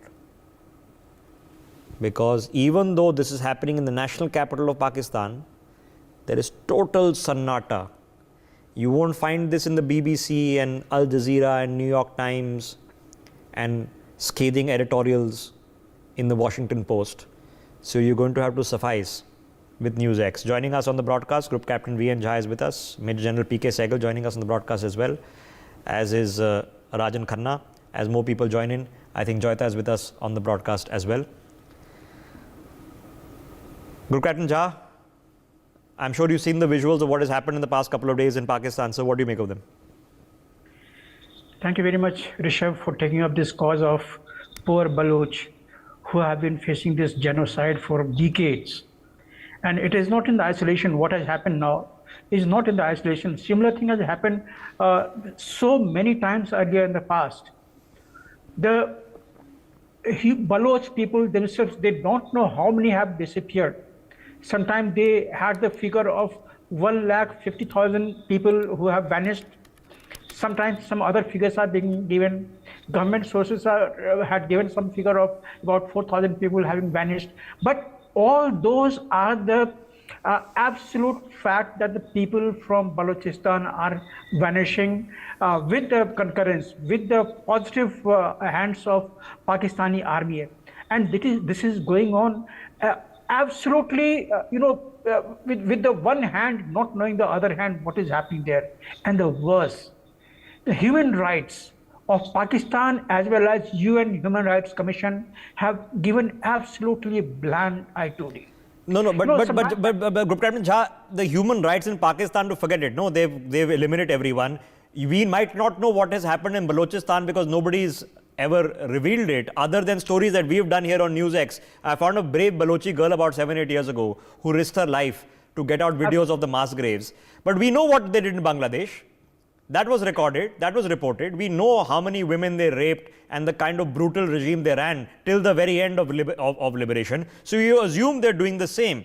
So where is, I mean, imagine if this was Gaza, sir, if these visuals are happening in Gaza, what would be happening globally? Absolutely. See, this is where I was trying to hint to. Today, there is absolutely no existence of human rights in Pakistan, but they claim their international amnesty. They are giving the reports. And Rishabh, I'm not sure whether you have seen the human rights reports of 2022 of Pakistan. They have not mentioned any of the Baloch people disappearing from there. Leave Baloch people. They have not mentioned any of the existence of 40-odd tanzims of jihadists in Pakistan. They have not mentioned. And what Amnesty International has given the report to UN, and they have accepted it with the blind eyes. With the absolutely closed eye, they have accepted it. So that is why I was telling you that human rights of UN, they have turned blind eye to Pakistan. No, sir, but you and I know where Karima Baloch was found dead. For people watching the broadcast, just Google the name Karima Baloch, okay? And you will find her that she was found dead, killed by the Pakistanis. Guess where? In Canada. Absolutely. But you just put this same name, Karima, on the UN website, you won't get. No. So Karima Baloch's husband comes out on television and says that the Pakistani ISI killed my wife on Canadian soil. That's the husband saying it on camera. The Pakistani ISI killed my wife. Where was Justin Trudeau? He must have missed it. Joyita, I'm pretty sure that as we speak, Usman Khwaja is lacing up his boots, defending the rights of the Balochis and putting on black armbands for his next match. I'm sure he's doing that, or I might be supposing too much. What do you think? Well, Rishabh, think of it like this. When we are looking at Pakistan and what is happening in, what is happening with the Baloch population, think of what Washington is doing. Last week, I think last week towards the beginning of last week, who was there in Washington being feted by the civilian leadership of the United States of America, people like Victoria Nuland and Antony Blinken, who were standing hand in hand and shoulder to shoulder with, guess who? It was the Pakistan Army chief. Okay, I mean, they don't even talk to the civilians nowadays. They are only whining and dining the Pakistani army chief. And Pakistan is totally, and all the human rights organizations, they are coming after India. USCIRF, for example, last week also they said that India should be sanctioned for trying to, allegedly trying to kill Gurpatwant Singh Pannu. And you see, when you look at, you scrape a little deeper and you find that all the extremists, war criminals from Bangladesh, all the Khalistanis, all the Pakistani terrorists, so many of them have found shelter in the US, and they have so much influence, this particular Wahhabi lobby, they have so much influence inside the US government. Okay, India, because it has got the heft, the commercial, the defense heft and all, that is why they cannot do anything to us beyond a point. But what are they doing now? What is Mr. Biden and company and the Western world worried about? They are worried about Bangladesh. They are coming after Bangladesh, saying that you're not allowing the Jamatis to contest the elections there. So you see, think of the hypocrisy of the West. You see, Pakistan is doing exactly what it is expected to do, what it has been doing. but not one word has been coming from anybody, not one human rights organization, not from any of the so-called upholders of democratic liberal values. Yeah, I was just in fact waiting for the tweet from Rihanna. I'm sure is about to come, ma'am. As we speak, she's probably typing it out. So maybe if we wait a few more minutes during this telecast, I'll be able to showcase that tweet. I'm showing you images on our screens of what Joyita just mentioned. This is Asim Munir with Anthony Blinken. This was last week in the US. So let me get General Sehgal on this. General Sehgal, the Pakistanis came and told the media that the army chief was in the US to meet Anthony Blinken, and the topmost agenda was, of course, Kashmir. I'm sure Mr. Blinken would have taken up what has been going on. This protest has been going on since the 6th of December in the capital of Pakistan, sir. And I'm sure he's deeply concerned about what is going on there, right? I'm sure he must have discussed it. Maybe we just don't know. I'm very certain that he must have taken this up. That notwithstanding, whether the Western world reports what's happening in Baluchistan or it's not happening, Pakistan is once again suffering from a death wish, similar to what it suffered while in East Pakistan. The brutalities that are being committed, the inequalities that are being put in place, the influx of the Chinese in a very major way. The Baluchistan GDP has come down over the last few years from 4.9 to 3.7. It's a resource-rich province, but the advantage is only equivalent to either China or to the Punjab province. All this is the 7th revolt that is taking place against Islamabad, and this is the most serious one. The previous 6 were brutally put down, but this time by Baluchistan Liberation Army, though, is being declared as a terrorist organization by UK as well as USA. And that's the main reason that they're not reporting. They are being now supported by Tehreek-e-Taliban Pakistan, and they're being supported by all other regional organizations plus the Taliban. And under these circumstances, Pakistan is now in a state of panic. This time it will find it very, very difficult to either achieve a compromise or to put down this revolt, irrespective of the brutality that they inflict. Because if you notice, in the last couple of weeks, the number of attacks that have been made on the security forces of Pakistan, as well as the Chinese workers, is increasing by the day. And on more occasions, it is the Pakistani security forces which are on the back foot. Okay. So since you mentioned that, so let me now approach it from the different tack. Rajan Khanna, the very fact that the Balochis have come en masse and encamped for 3 weeks on Jinnah Avenue and blocked the road to Srinagar, this is almost, I can't say unprecedented, but in my memory, I have never seen the Balochis come out in so many numbers and reach Islamabad, so much so that the police and the army have panicked and ordered them or arrested. See, the recent events are the culmination of the long-drawn struggle of Balochis. Let me go into history a bit. Jinnah, the creator of Pakistan, he was Advocate General for Nawab of Kalat. Kalat is a province within Baluchistan. There are certain tribes within Baluchistan, like Maris are there, Buktis are there, and Mengals are there. So Nawab of Kalat, he was client of Jinnah. Earlier, he never wanted to merge within Pakistan from 1947 onward. Then he was coerced. There was a kind of quasi-military action in March 1948, and entire Baluchistan was incorporated in Pakistan. It is 45% of the total geographical territory of Pakistan, Baluchistan. Now, as far as the resources are concerned, it is oil rich, it is gas rich. There are many, rare earth minerals which are found there. And as is the want of Pakistani Punjabi, what happened now, we can draw a parallel between Bangladesh and Baluchistan. As is the want of and the habit of the Pakistani Punjabis, they, in the name of Islam, in the name of their, we are, La ilaha illallah Muhammadun Rasulullah, in the name of that, their religious philosophy, they gather together. But when then it comes to the sharing of the resources, at that time the discrimination starts taking place. In Bangladesh, the entire revenue of jute, it was spent on Western Pakistan. As a matter of fact, Islamabad city was made from the revenue what they generated from the export of jute from Bangladesh, and nothing was paid back to East Pakistan at that time. Same phenomena is working in Baluchistan also now. They want to take advantage of the entire, natural resources of Baluchistan. Then the CPEC, China-Pakistan Economic Corridor, when it enters Khunjara Pass, which is our territory, Pakistan, Jammu Kashmir. Yeah, from there, it takes a shape of fork. One way goes through Pakistani Punjab, comes to Sindh and goes to Gwadar. Another way comes from the Baluchistan and it reaches Gwadar.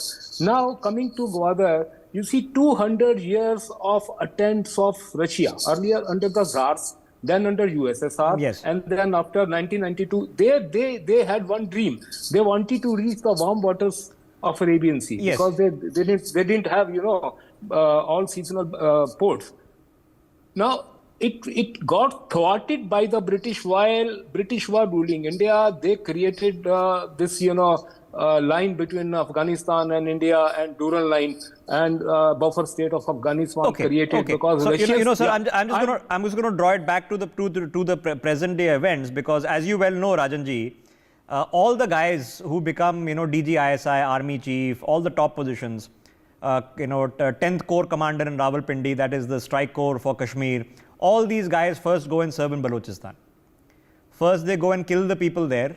That's where they do their training, and that's their claim to fame in securing high rank. Group Captain Shah, let's put an image. We are showing images on our screens. So my point is that in my living memory, I've seen the protests before. They happened in 2022, they happened in 2020, right before COVID. Islamabad has been ghettoed, and the Pakistani state, after its violent crackdown, has been forced to capitulate. They've been forced to release them. Are you seeing something different happening? Look, actually, we are possibly speaking onto deaf ears. Whether we are speaking for Baluchistan or we are speaking against Pakistan, who is going to listen? See, the West is not interested. West, it suits them somehow. UN is somehow absolutely, muted in their response. It is so surprising, Rishabh. I'm telling you, I have written at least 5 articles on the muted human rights response by the UN on the genocide caused by the Islamists, and I have meant it, especially in the Pakistan. In Pakistan, what they are doing to the others, as well as they are doing to the Baloch. Okay, hang a second. Can you just put this image on our screens, please? Group Captain Shah, okay. So here is a young boy holding the photograph of his father, okay, with his mother and family members holding photographs of other people who've been killed. It says, Long March for Baloch Missing Persons, Quetta to Karachi. This is a short while back, okay. And if this photograph had been taken in Jammu and Kashmir, the photographer would have won a Pulitzer Prize for this photograph. Okay, so that's why I'm showing it, because there are no Pulitzer Prizes for this one. But my question, Group Captain Jha, was, yes, abroad no one's listening, we are listening, okay, but nobody else might be. But for the people of Balochistan who have now reached the Pakistani capital in numbers, who have now faced the brutality, are they just going to pack up and go home, sir? See, they have no option. They will have to pack up, or they will be made to pack up and go home. And they will be fortunate if they go home. They don't land up anywhere. But there is a link, Rishabh, we must know. When the Baloch party had joined the Imran government, at that time, whatever was the number of the missing person, they had raised a huge hue and cry about that, and almost about 2,000 odd people, they resurfaced and they went to their home. That means all these a lakh or so of the people who are missing from Balochistan, they are in Pakistani jail. They are in some form or other somewhere else. No, they're in a grave somewhere most likely, sir. I've seen the photographs of the mass graves. Yes. They are on the graves as well, because there have been mass shooting, mass murder by the Pakistani armed forces as well as the security forces. So that's the truth on the land. But how much of them will be able to struggle themselves? Okay, so how do you hide it now? Now they've reached the national capital, Joyita, okay? Like I said, I can't remember, I've seen the Baloch protest before. I've just mentioned the march from Quetta to Karachi.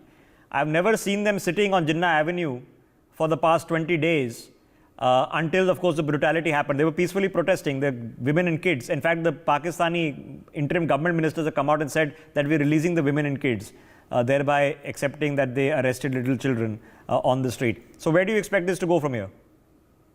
Well, it seems right now, you see, this is perhaps we are seeing it for the first time, because they are also reaching a point where it gets impossible for them to suffer the kind of brutalities that the Pakistan army, the Pakistan military, the Pakistan state forces on them. You know, I mean, when we are talking about mass graves, there have been reports of massacres, there have been reports of bombing, Pakistan bombing their own people. It is untold miseries they have been suffering. So it seems that they have also crossed their limits, and now that is the reason why, that is forcing them, that is, or rather, let's put it this way, that, you know, that they have got the courage to come and sit in Islamabad for such a long time.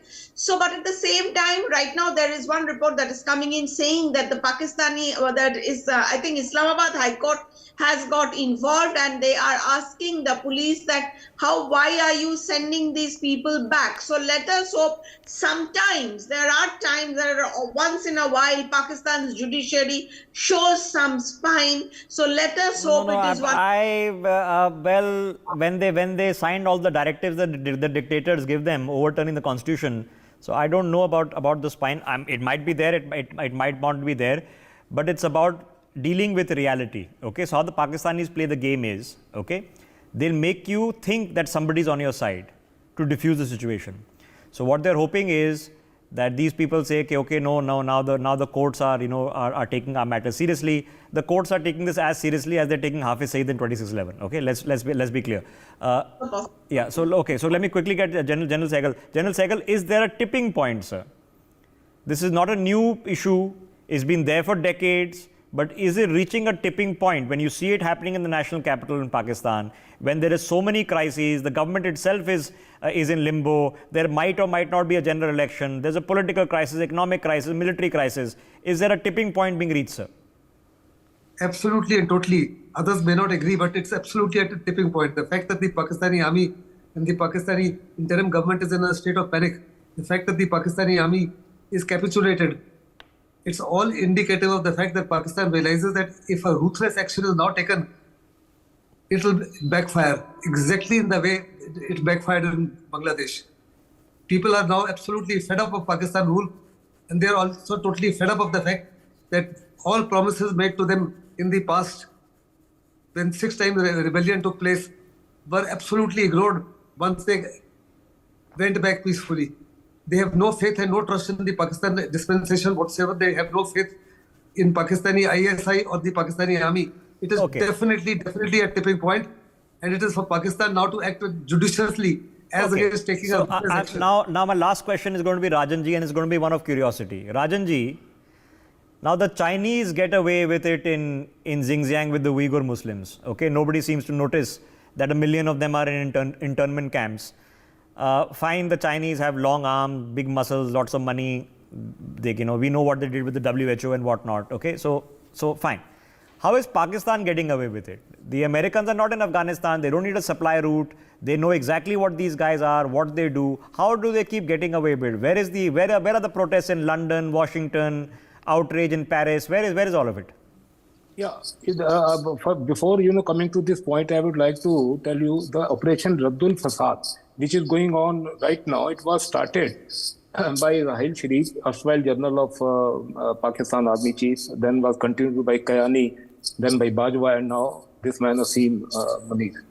Now, you see, it is now attaining, I can predict some kind of, I can hypothesize it based upon the past movement. 1948, they started movement again. When Ayub Khan took over in 1958, again the movement was revived, and then 62, 63. Then after Bangladesh was made, they started movement in 1972, and it lasted 1973 during Bhutto's period. When Zia came, and he handled countless people at that time. They were found missing, they were murdered, women were raped. It was an era of barbarism. Then in 2003, again when this movement was revived, Nawab Akbar Khan Bukti, he took it to the new levels. In 2006, General Musharraf, he ruthlessly killed Nawab Bukti. Yeah. Now, based upon the past incidents and what is happening now, and the international geopolitics, when we come to why Pakistan is being Okay, I think we lost the connection there. I'm short of time. Group Admin Jha, quick last thoughts. Maharam, who has now come out and made a demand for global support. I'm assuming, sir, she is shortly going to win the Nobel Peace Prize. Well, she has requested for the global support. PM Modi had given this support long back. From the Red Fort, yes. Absolutely, when he had sounded the woo that the Baloch people were going through. And he had narrated some of the stories, some of the people who spoke to PM Modi. So I can only hope that, the ears within Pakistan, that UN that is relying on those ears, they get some senses to voice at least those concerns. I'm pointing at the Human Rights Agency, the Watch, either it is SRW Human Rights Watch or it is the Amnesty International Pakistan or some other form. I hope their ears are open and at least they voice these concerns to the UN in their annual report, so that UN can have something on its table to look at it. Right now, UN doesn't have that. Rishabh, if you can grant me 30 seconds. Yeah, please. Finish. I had completely studied and analyzed the UN report, annual report of Pakistan 2022. And the opening sentence says that the Human Rights Agency, whether it is Amnesty International or someone else, are under the threat, making the report under the threat of duress, of disappearance or the rape or other things. And that report is being taken by UN. It's very sad that. So I'm going to be upfront. Okay, what I'm expecting, and I'm not trying to be sarcastic or cynical here. I'm really expecting that this is going to happen in the next couple of days. Number one, all the photographers who are covering this are going to be nominated for Pulitzer Prizes.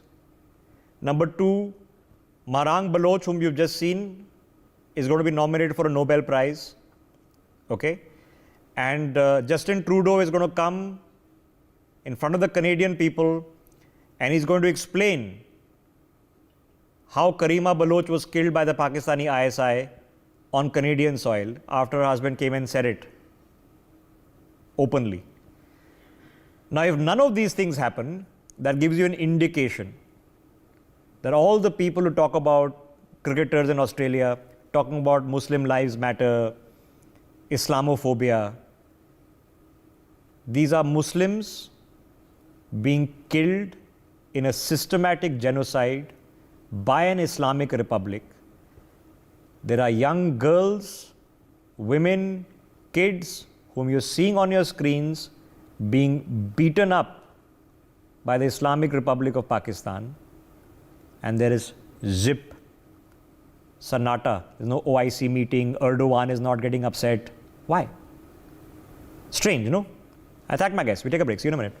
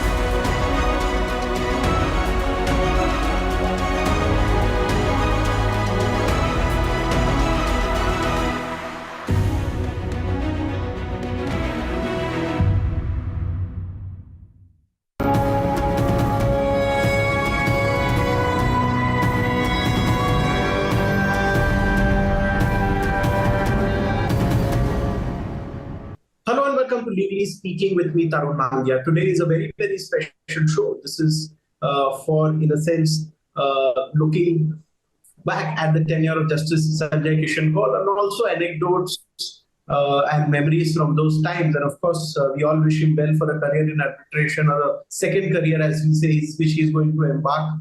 And from what we hear, it's going to be a very successful one too. But today is the time that we celebrate his tenure as a judge, which had a lot of pro-liberty judgment, pro-bail judgments, which is something that we must rejoice and celebrate, because liberty is also the cornerstone, one of the most important cornerstones of this democracy that we cherish, that the principles of liberty. But it's more through his judgments that we got to know more of it. We learned and these principles were celebrated. I have a very interesting panel today that will bring forth all these points, the judgments, anecdotes, also some other unknown things about him that also would be spoken today on the show. May I welcome Advocate Saket Sikri. He practices at the Delhi High Court and the Supreme Court of India. He's a regular feature on this show. Good to see you, Saket, and looking forward to some interesting insights. I have with me Advocate Manmeet Singh. He's partnered with Saraf and Partners, one of India's leading law firms and the fastest growing ones. Good to see you, Manmeet, and looking forward to some interesting insights from you as well. I have with me Radhika Vishwajit Dubey. She's an advocate practicing at the Delhi High Court and Supreme Court. She joins us on Legally Speaking for the first time. Good to see you, Radhika, and looking for some interesting insights from you as well. At the outset, let's begin with a round of opening comments. Over to Advocate Saket Sikri. Say in about the next 2-3 minutes, I know you've known Justice Kaul even much before he became a judge, maybe even from your childhood. So you would be able to give us much more interesting insights on this. Over to you, Saket. Thanks, Tarun, for having me on the show. You know, it's I can't believe 22 and a half years have gone by, and I remember the day when Justice Kaul was sworn in as a judge. And it's hard to believe that this time has flown, and he's nearing his retirement. And as you rightly said, looking forward to a third inning, I would say, because first inning was as a counsel, as a senior advocate, then as a judge, and a very eminent judge.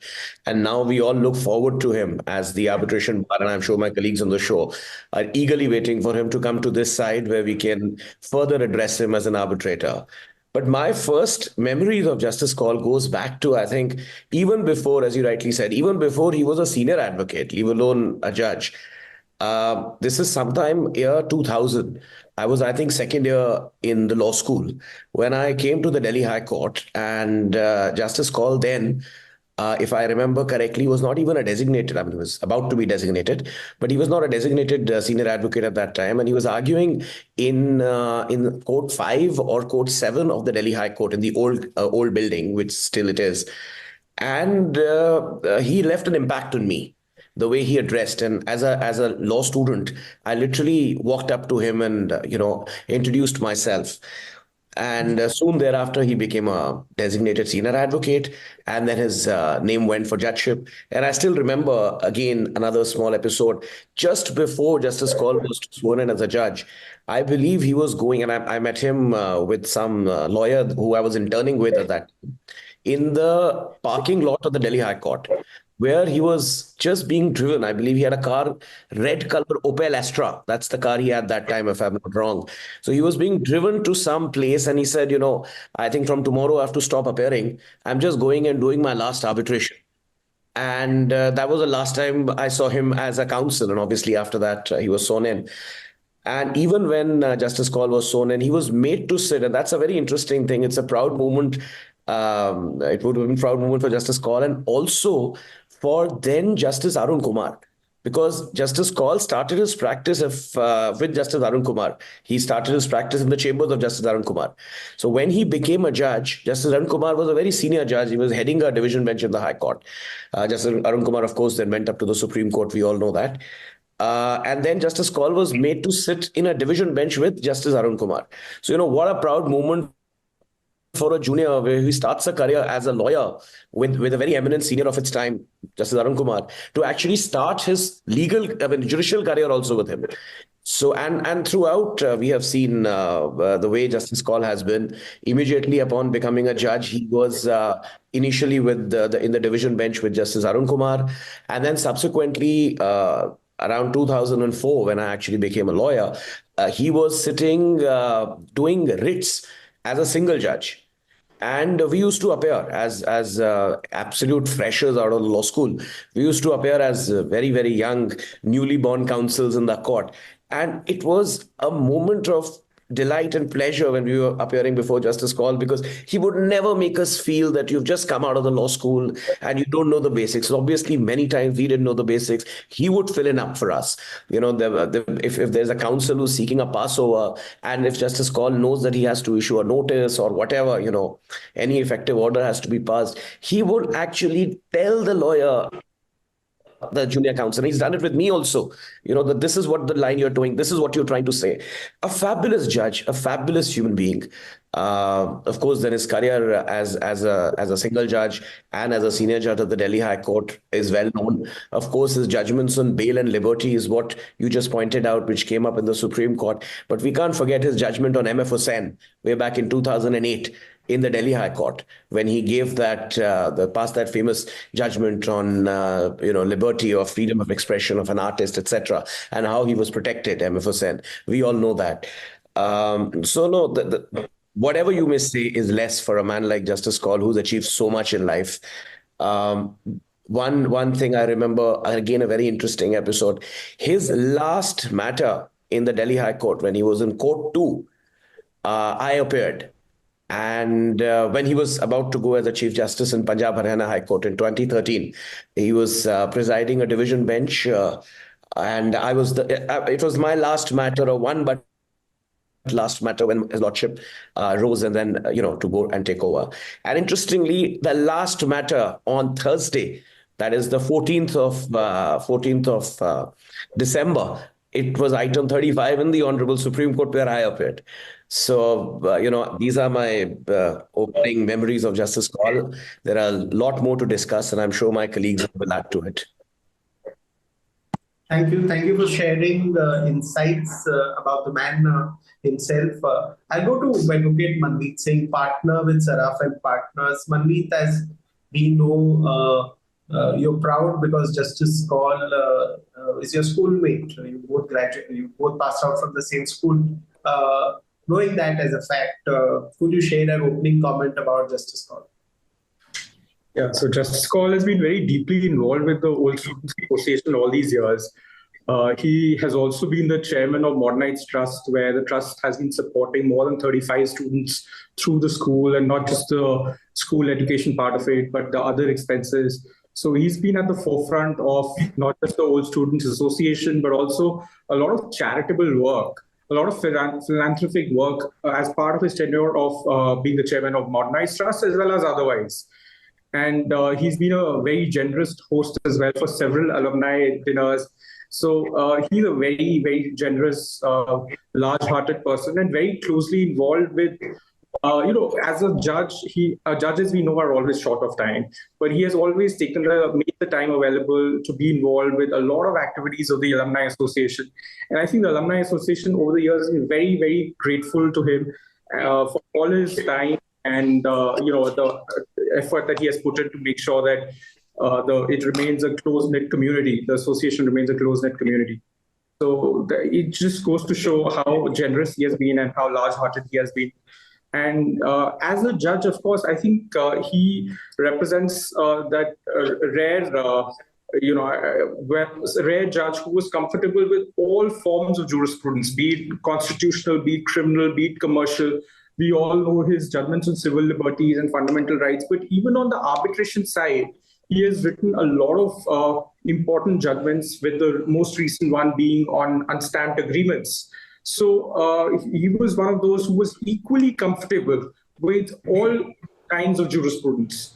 And I think as he post his retirement embarks on a career as an arbitrator, the fraternity looks forward to having him as an arbitrator. I think he'll have an extremely successful tenure.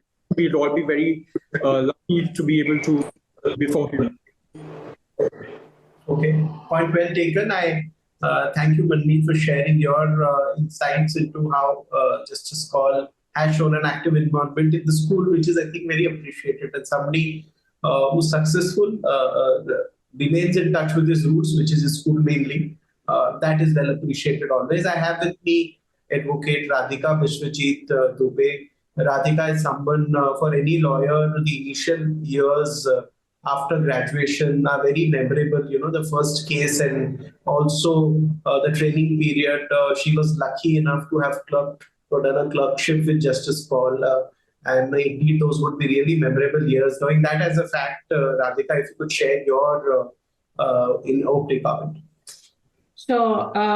First of all, thank you for having me on your show and giving me an opportunity to, celebrate Sir's remarkable journey.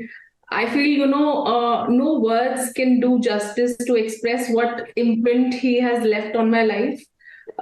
Through my 16 years of practice, I've met and worked with, several people I truly respect and admire, but then none like my Sir.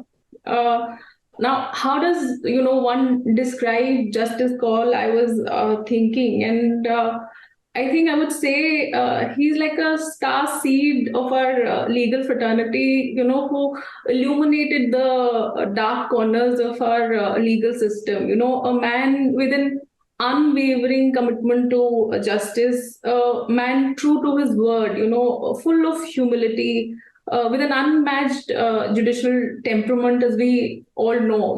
He's been a people's judge, a very good listener, completely detached, definitely blessed with a photographic memory, and, persistent to the extent of being unmoved.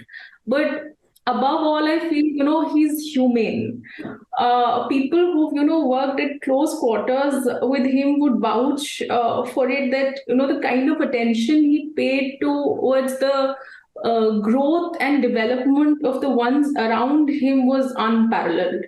One way to describe him would be a hard taskmaster with infectious energy, over these years, he has played different roles in my life, of a boss, of a guru, a mentor, a friend, I could always sort of turn to, who always made time for me.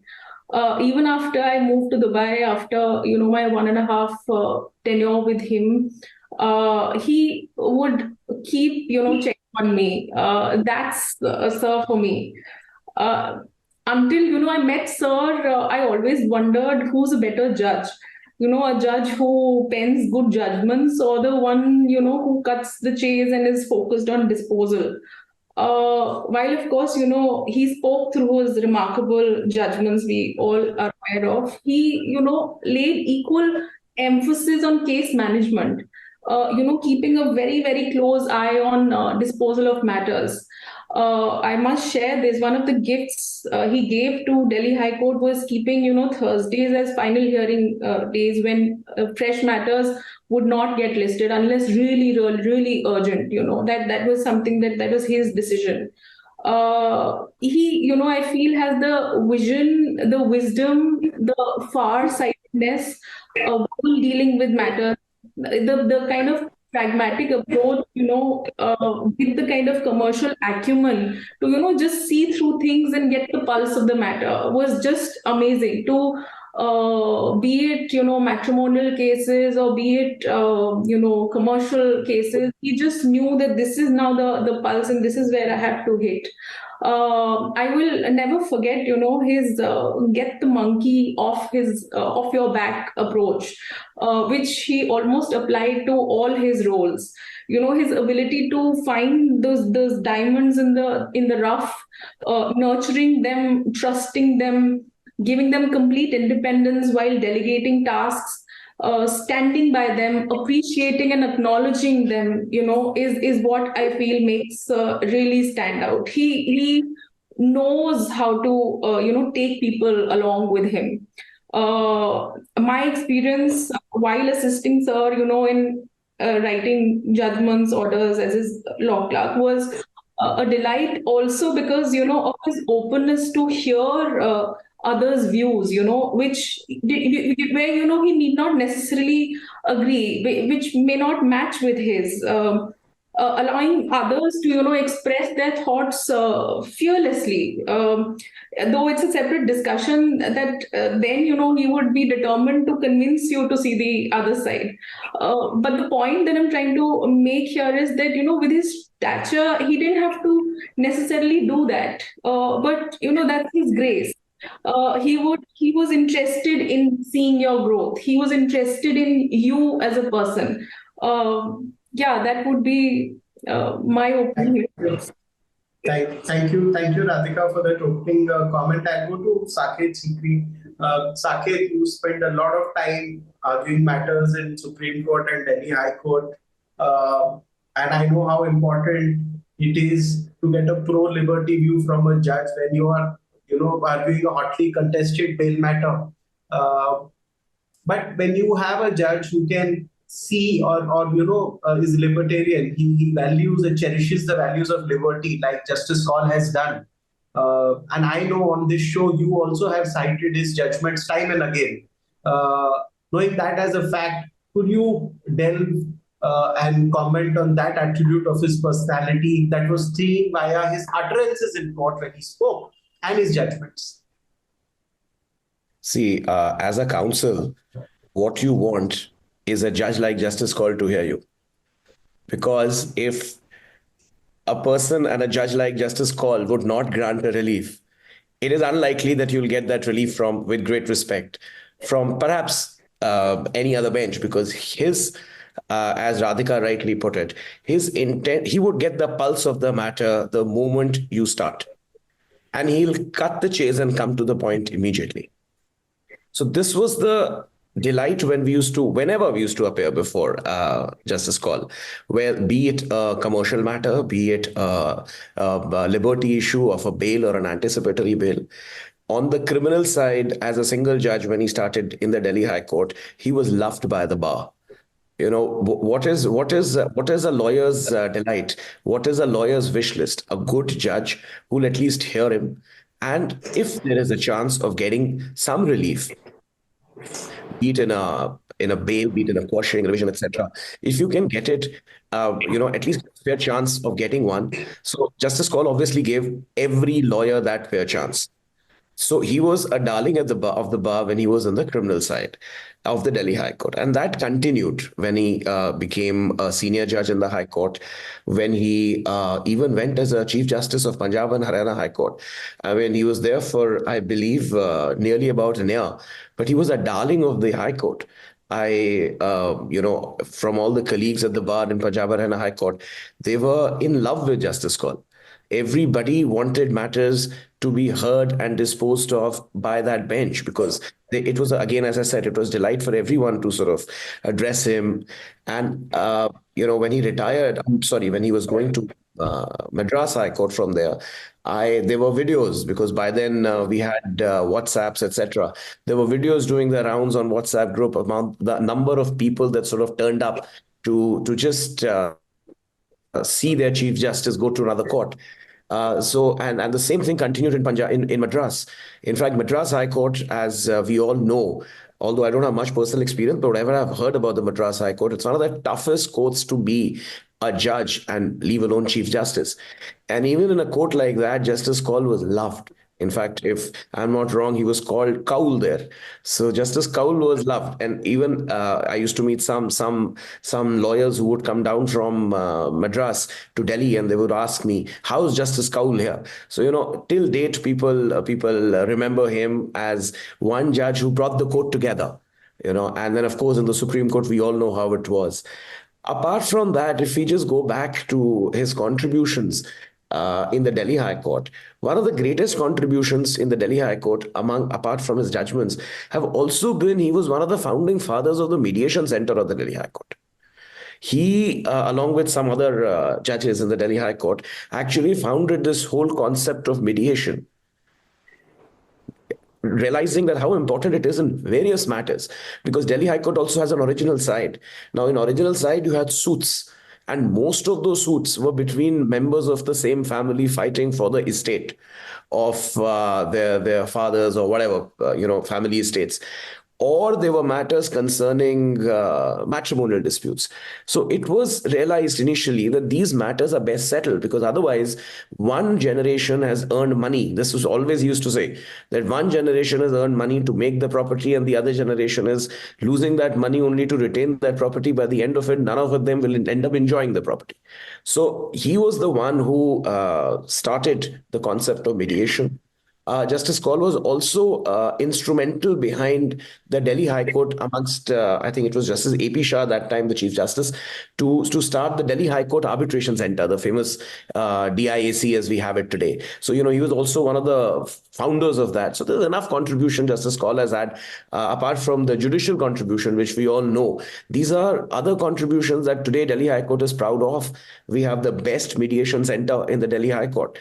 The Supreme Court, in various matters and disputes, has referred a lot of matters to mediate in the Delhi High Court Mediation Centre. Similarly, the DIAC, and both my colleagues here on the show will agree, since both of them do a lot of arbitrations, DIAC is one of the busiest arbitration centres in the country. It has the number of arbitrators it has on its panel and the number of arbitrations it has. It's I don't think any other arbitration centre in the country will be able to match that number. Then when he went to Punjab Haryana High Court, the pendency went down. Some of the youngsters were pushed. There were designations of senior advocates of a lot of youngsters, perhaps people in their early 40s. Similar trend continued in Punjab, in Madras, and in the Supreme Court. We have seen how it is, and now I think all of us are eagerly waiting for him to come to this side after the 25th or the 26th of December, where we can all go to Justice Kaul and request him to take up our assignments as an arbitrator or give us some opinions. And yes, I would wish him the best. I remember the last day of Justice Kaul in the Supreme Court. Sitting in the courtroom, almost everybody had tears in his eyes, including me. There were so many people who came up and spoke so well about him. Start from the senior most members of the bar to the Attorney General to the top lawyers like Mr. Salve, Mr. Tripathi, Mr. Rodgi. There were younger members of the bar who came up and thanked him on behalf of the younger bar to sort of never let anyone down, give us the kind of opportunity he always gave to a young lawyer to argue. So there were each one of them. There were some Kashmiri lawyers who came and addressed in Kashmiri. And everyone, it was overwhelming. The entire crowd. There was no place to stand. I had to sit outside the court and get into a VC to see what's happening, because one could not just get in. So that is the popularity of the man. He's left a legacy, only to start another career, another round. And we wish him luck and look forward to him on this side. Thank you for sharing that detailed comment. I'll go to Advocate Manmeet Singh, partners, Saraf and partners, on to speak on what you call the pro-liberty approach, or how he cherished these ideals, which we could see through his judgments. And I say it and emphasize this only for a reason, because we look at how troubled people are when they are in jail and they come all the way to the Supreme Court, and God forbid, if bail is denied, what their family goes through, what their businesses go through, what many dependents on those businesses, the employees go through. Many times salaries are not paid.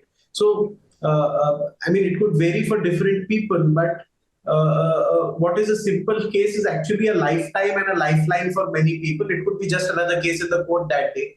So a judge with a heart is what we all look forward to. And that's why we should cherish our judges, and that's why we do this show today. And that is why, if you could explain that how he lived these ideals through his judgments. So Tarun, you're absolutely right. His contribution to pro-liberty judgments is unparalleled. If you look at Satyendra Antil's case, where he laid down directions for bail matters, that was path-breaking. He has recognized right to privacy as part of Article 21. He wrote the dissent in the civil union matter.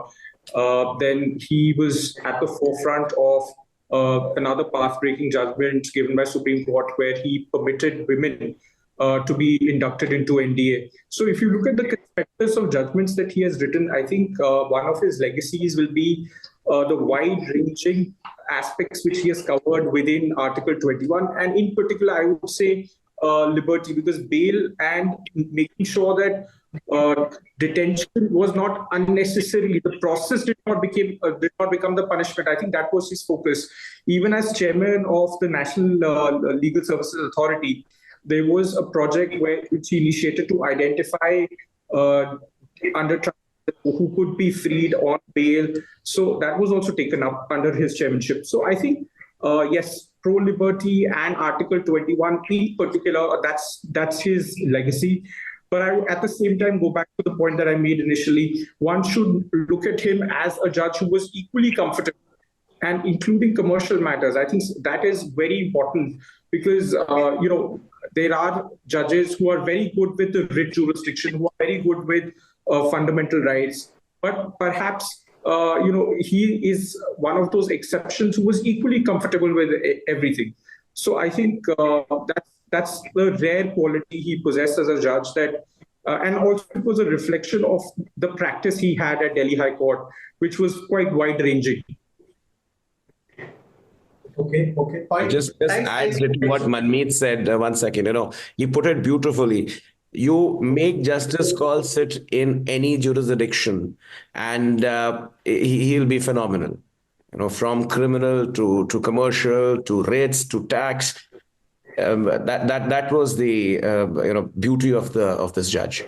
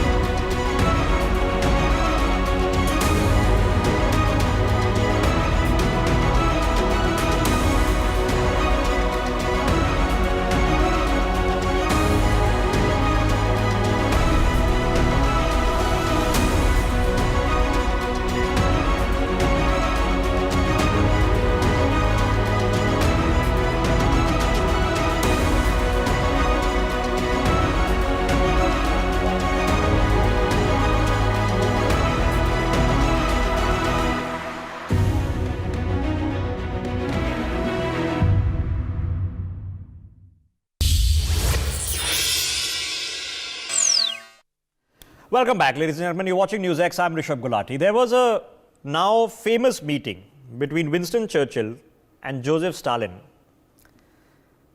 of the erstwhile Soviet Union during the ending stages of the Second World War, when Churchill used the imagination of an alligator to explain to Joseph Stalin why they should do an invasion of Italy, describing it as the Nazis' soft underbelly. A few months later, the same Winston Churchill would be standing and saying this: from Stettin in the Baltic to Trieste in the Adriatic, an iron curtain has descended across the continent. So from discussing war strategy with Joseph Stalin to accusing him of creating the Iron Curtain, you would call that a tonal shift in Churchill's speeches, and you would reflect that as a substantive shift in position, geopolitics, strategy, and thought. A tonal shift and a substantive shift, which brings us to the present day and an individual who is the elected Prime Minister of Canada, who in the past 24 hours has been using the brilliant intonation,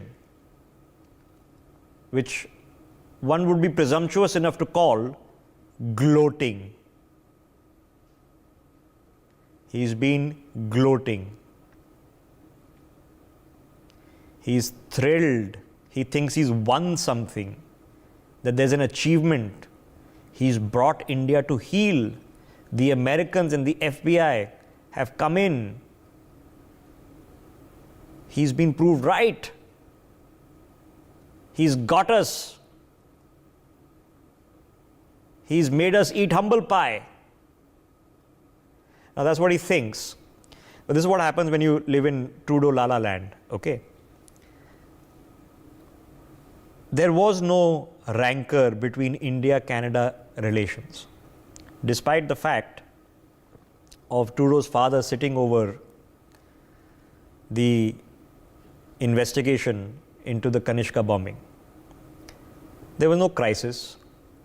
Things were going swimmingly well. India and Canada had good associations. Large sets of students, people going there to work, living healthy lives. So what went wrong? A substantive incremental change and tonal suicide runs. You could not fathom that India would take great umbrage to how you talk, how you behave, and how you act. Could not digest it because the mentality remains the same. Third world country is to do what it is told to do. Anything we do for you will be a favor which you will pay us in kind. Now, a little bit of gentle diplomatic comeuppance has come in the past few hours from the Ministry of External Affairs, who have reminded Justin Trudeau that the core issues remain unaddressed. There are terrorists roaming the streets of Canada who bombed a plane in the worst ever terror attack until 9/11, whom the Canadians, first under his father, then subsequently 30 years later, failed to convict and prosecute, to the astonishment of their own analysts and investigators. There are people putting posters of Indian diplomats, celebrating the assassination of India's prime ministers, and they are all hosted by and aided and abetted by Justin Trudeau, and whom he thinks of as a friend, Jagmeet, who is his now most vocal critic. Now, Justin Trudeau thinks he's won some victory. Now, I started with a World War II reference, and I'm going to come back to another reference. There was an individual by the name of Chamberlain, and he went and had a very famous meeting in Munich, and he came back and waved a paper proclaiming peace in our times, peace in Europe. He was far distended from where reality was, and I think Justin Trudeau is living in a distended reality of his own. Ambassador Veena Sikri is with us, General Dup Katoch stay on with us, Gautam Mukherjee joins us, and Professor Madhav Nalapat is still with us. Now, Professor Nalapat, we have really no interest, no inkling, no urgency, no want to have a toxic association with Canada. Why would anybody want that? The premise is simple. There are people operating in Canada under the full view, perhaps even the purview of the Canadian state, who are vowing terrorist activities against Indians and the Indian soil. What has Justin Trudeau done in the past few weeks to address these concerns? Well, I'd like to point out that you're quite right. I've been to Canada. It's a wonderful country, beautiful, wonderful people, if I may say so. But, his father, Pierre Trudeau, was known for basically holding meetings completely naked. He didn't have a stitch of clothing on, and he used to hold meetings. Now, the good news about his son, Justin, is that the man is naked about his motives. He is desperate to get the attention of the Canadians away from the real threat to Canada, which is the connection of the Trudeaus to the CCP, and shifted in an entirely different direction against the world's most populous democracy, India. That is what he's been jumping up and down doing. Now, frankly, I don't know if he's gloating or if he's sniffing or God knows what on earth Justin Trudeau does. But the fact of the matter is there's nothing to gloat about. The reality is that, Rishabh, geopolitical strategic alliances, as you correctly said in the matter of Winston Churchill, being a friend of Joseph Stalin and basically joining hands with Stalin and talking about the crocodile strategy. You turn the crocodile on his back and cut it open in his stomach rather than at the hard, top of the crocodile. Well, the fact of the matter is that hard strategic necessity has put India and the United States and the West in general into an arranged marriage. And in an arranged marriage, circumstances create the marriage, and finally the bride and groom learn to love and live with each other. So Justin Trudeau can huff and puff. His Chinese friends, I'm not going to call them masters, the friends can look in with surprise and dismay. But the reality is Indo-American relations are undamaged, and whether the FBI man comes here, he's very welcome. I hope he's gone to Jaisalmer, Jaipur, and some places in the south, beautiful places. But the basic relationship is based on fundamental national interest, and nothing is going to shake that. Certainly not somebody like Justin Trudeau, who frankly, it's very unfortunate for the Canadian people that the man is in power. I'd like to point out that you're perfectly right. Canada is falling apart. If you look at the coming Sunday Guardian in about 48 hours' time, you'll see a detailed account of why law and order in Canada has completely broken down. It's become a haven for drug lords. It's a haven for gangs, for the tongs of China, and for the gangsters in South America, etc. So much so that actually the southern border, it's not the southern border, it's the northern border of the US that is becoming the real security threat. Canada is disintegrating under Trudeau's rule, and the only silver lining is I'm certain that the good people of Canada are going to get this gentleman out. But believe me, Rishabh, he can't harm relations between India and the West by 1 millimeter. That they are based on fundamental interest, and they're not based on self-interest, and basically, based on his necessity of doing what the Chinese want him to do, which is try and make India the villain. And he's not the only one. There are newspapers, there are commentators all over the world who say, oh, forget China. The real threat to global security is India. Okay. Ambassador Veena Sikri, as tempted as I have been in the recent past to organize a rally outside the Canadian High Commission supporting freedom for Quebec, we haven't done that. We are not here celebrating the assassination of John F. Kennedy or Abraham Lincoln and wishing that more such heads of other governments in other countries are assassinated. So the point of provocation is very simple. There are people who are operating, who are publicly, vocally and otherwise acting to the detriment of the sovereignty of India. They are potentially being feted, aided or even abetted by the Canadian state. Have we seen action by the Canadian state to address our concerns?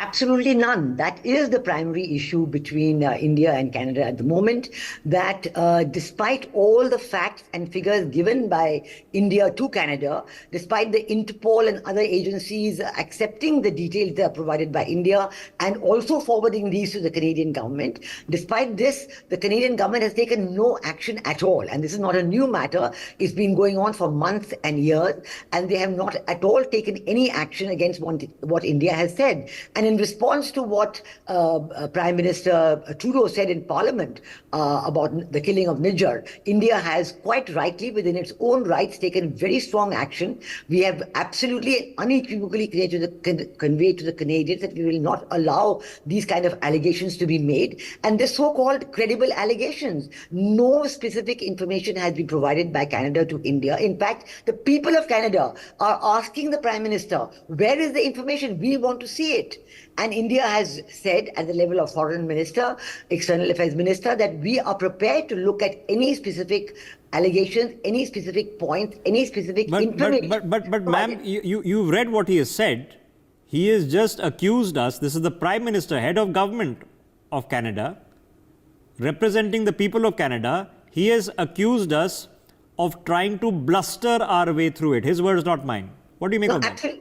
Absolutely. But what he is trying to say, I think he is actually feeling peeved because he thinks that India's reaction to what the USA has said is different. But he doesn't understand. And we have said this clearly, that with America, they have given us specific information. And in keeping with the friendship, the understanding, the strategic partnership between India and USA, we are looking at it. In fact, there is an understanding, as far as I know, that India has set up its own high-level inquiry committee, and everybody will wait for the outcome, the results of that inquiry committee, the information they come up with, the decisions they convey. India has been given consular access to Nikhil Gupta, who is right now in the Czech Republic, and India is doing everything which is a formal, mature democracy like India should do and would do if a government gives you specific information. Okay. The point I'm trying to say is that Canada has not done this. They're being childish. They're being very peevish. Okay. They're trying to raise it in Parliament. Okay. And So how confused is he? Because General Katorj, let us assume, and let me call a spade, let us assume that the Americans under duress, have given Justin Trudeau a fig leaf. Okay, we'll take it up and we'll take up a case with the Indians. And they'll promise to act, and a fig leaf is given, a face saver has been given for you to now walk back. So let us assume that has happened. Now this person then immediately shows up and says, oh, you were trying to bluster your way through it. Basically he's accusing you of bluffing, of lying and bluffing. That's what blustering means, and then takes no action on what he should be taking action against. So what problem has Justin Trudeau just solved? Justin Trudeau is playing a very dirty hand. He needs to be much more careful, especially of the words which he uses. But I'm very pleased with the Indian response. You see, the Indian Prime Minister hasn't spoken about what is happening in Canada. In fact, as far as India's Prime Minister is concerned, Justin Trudeau has been ignored. Even the External Affairs Minister has ignored him. It is left to the spokesperson of the MEA to sort of start giving rebuttals about Canada, which the Canadian Prime Minister has taken on himself to defend. So it is really the spokesperson of the MEA on one side and Justin Trudeau on the other. That's the comparison which I'm getting. I think Trudeau has to be very careful about Sikh separatism, because this very same separatism can bite him. You know, Rishabh, the world was very soft on Islamic terror. And when India was facing it, nobody was really worried till 26/11 happened. And when America got bombed by these same people, that is the time the West woke up. The same thing is going to happen here. But General Katoj, is, you say it's going to happen, but it's already happened. It happened before 9/11. It happened when Canadians died. They didn't wake up then, and that was Daddy Trudeau. And son Trudeau is on, I don't know whether to call it hubris, but he's on a trip something.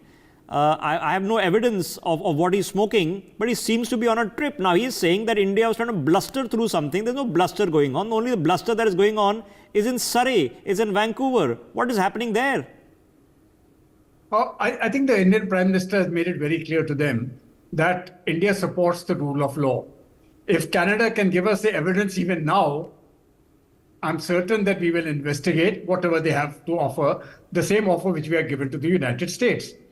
But they have no evidence.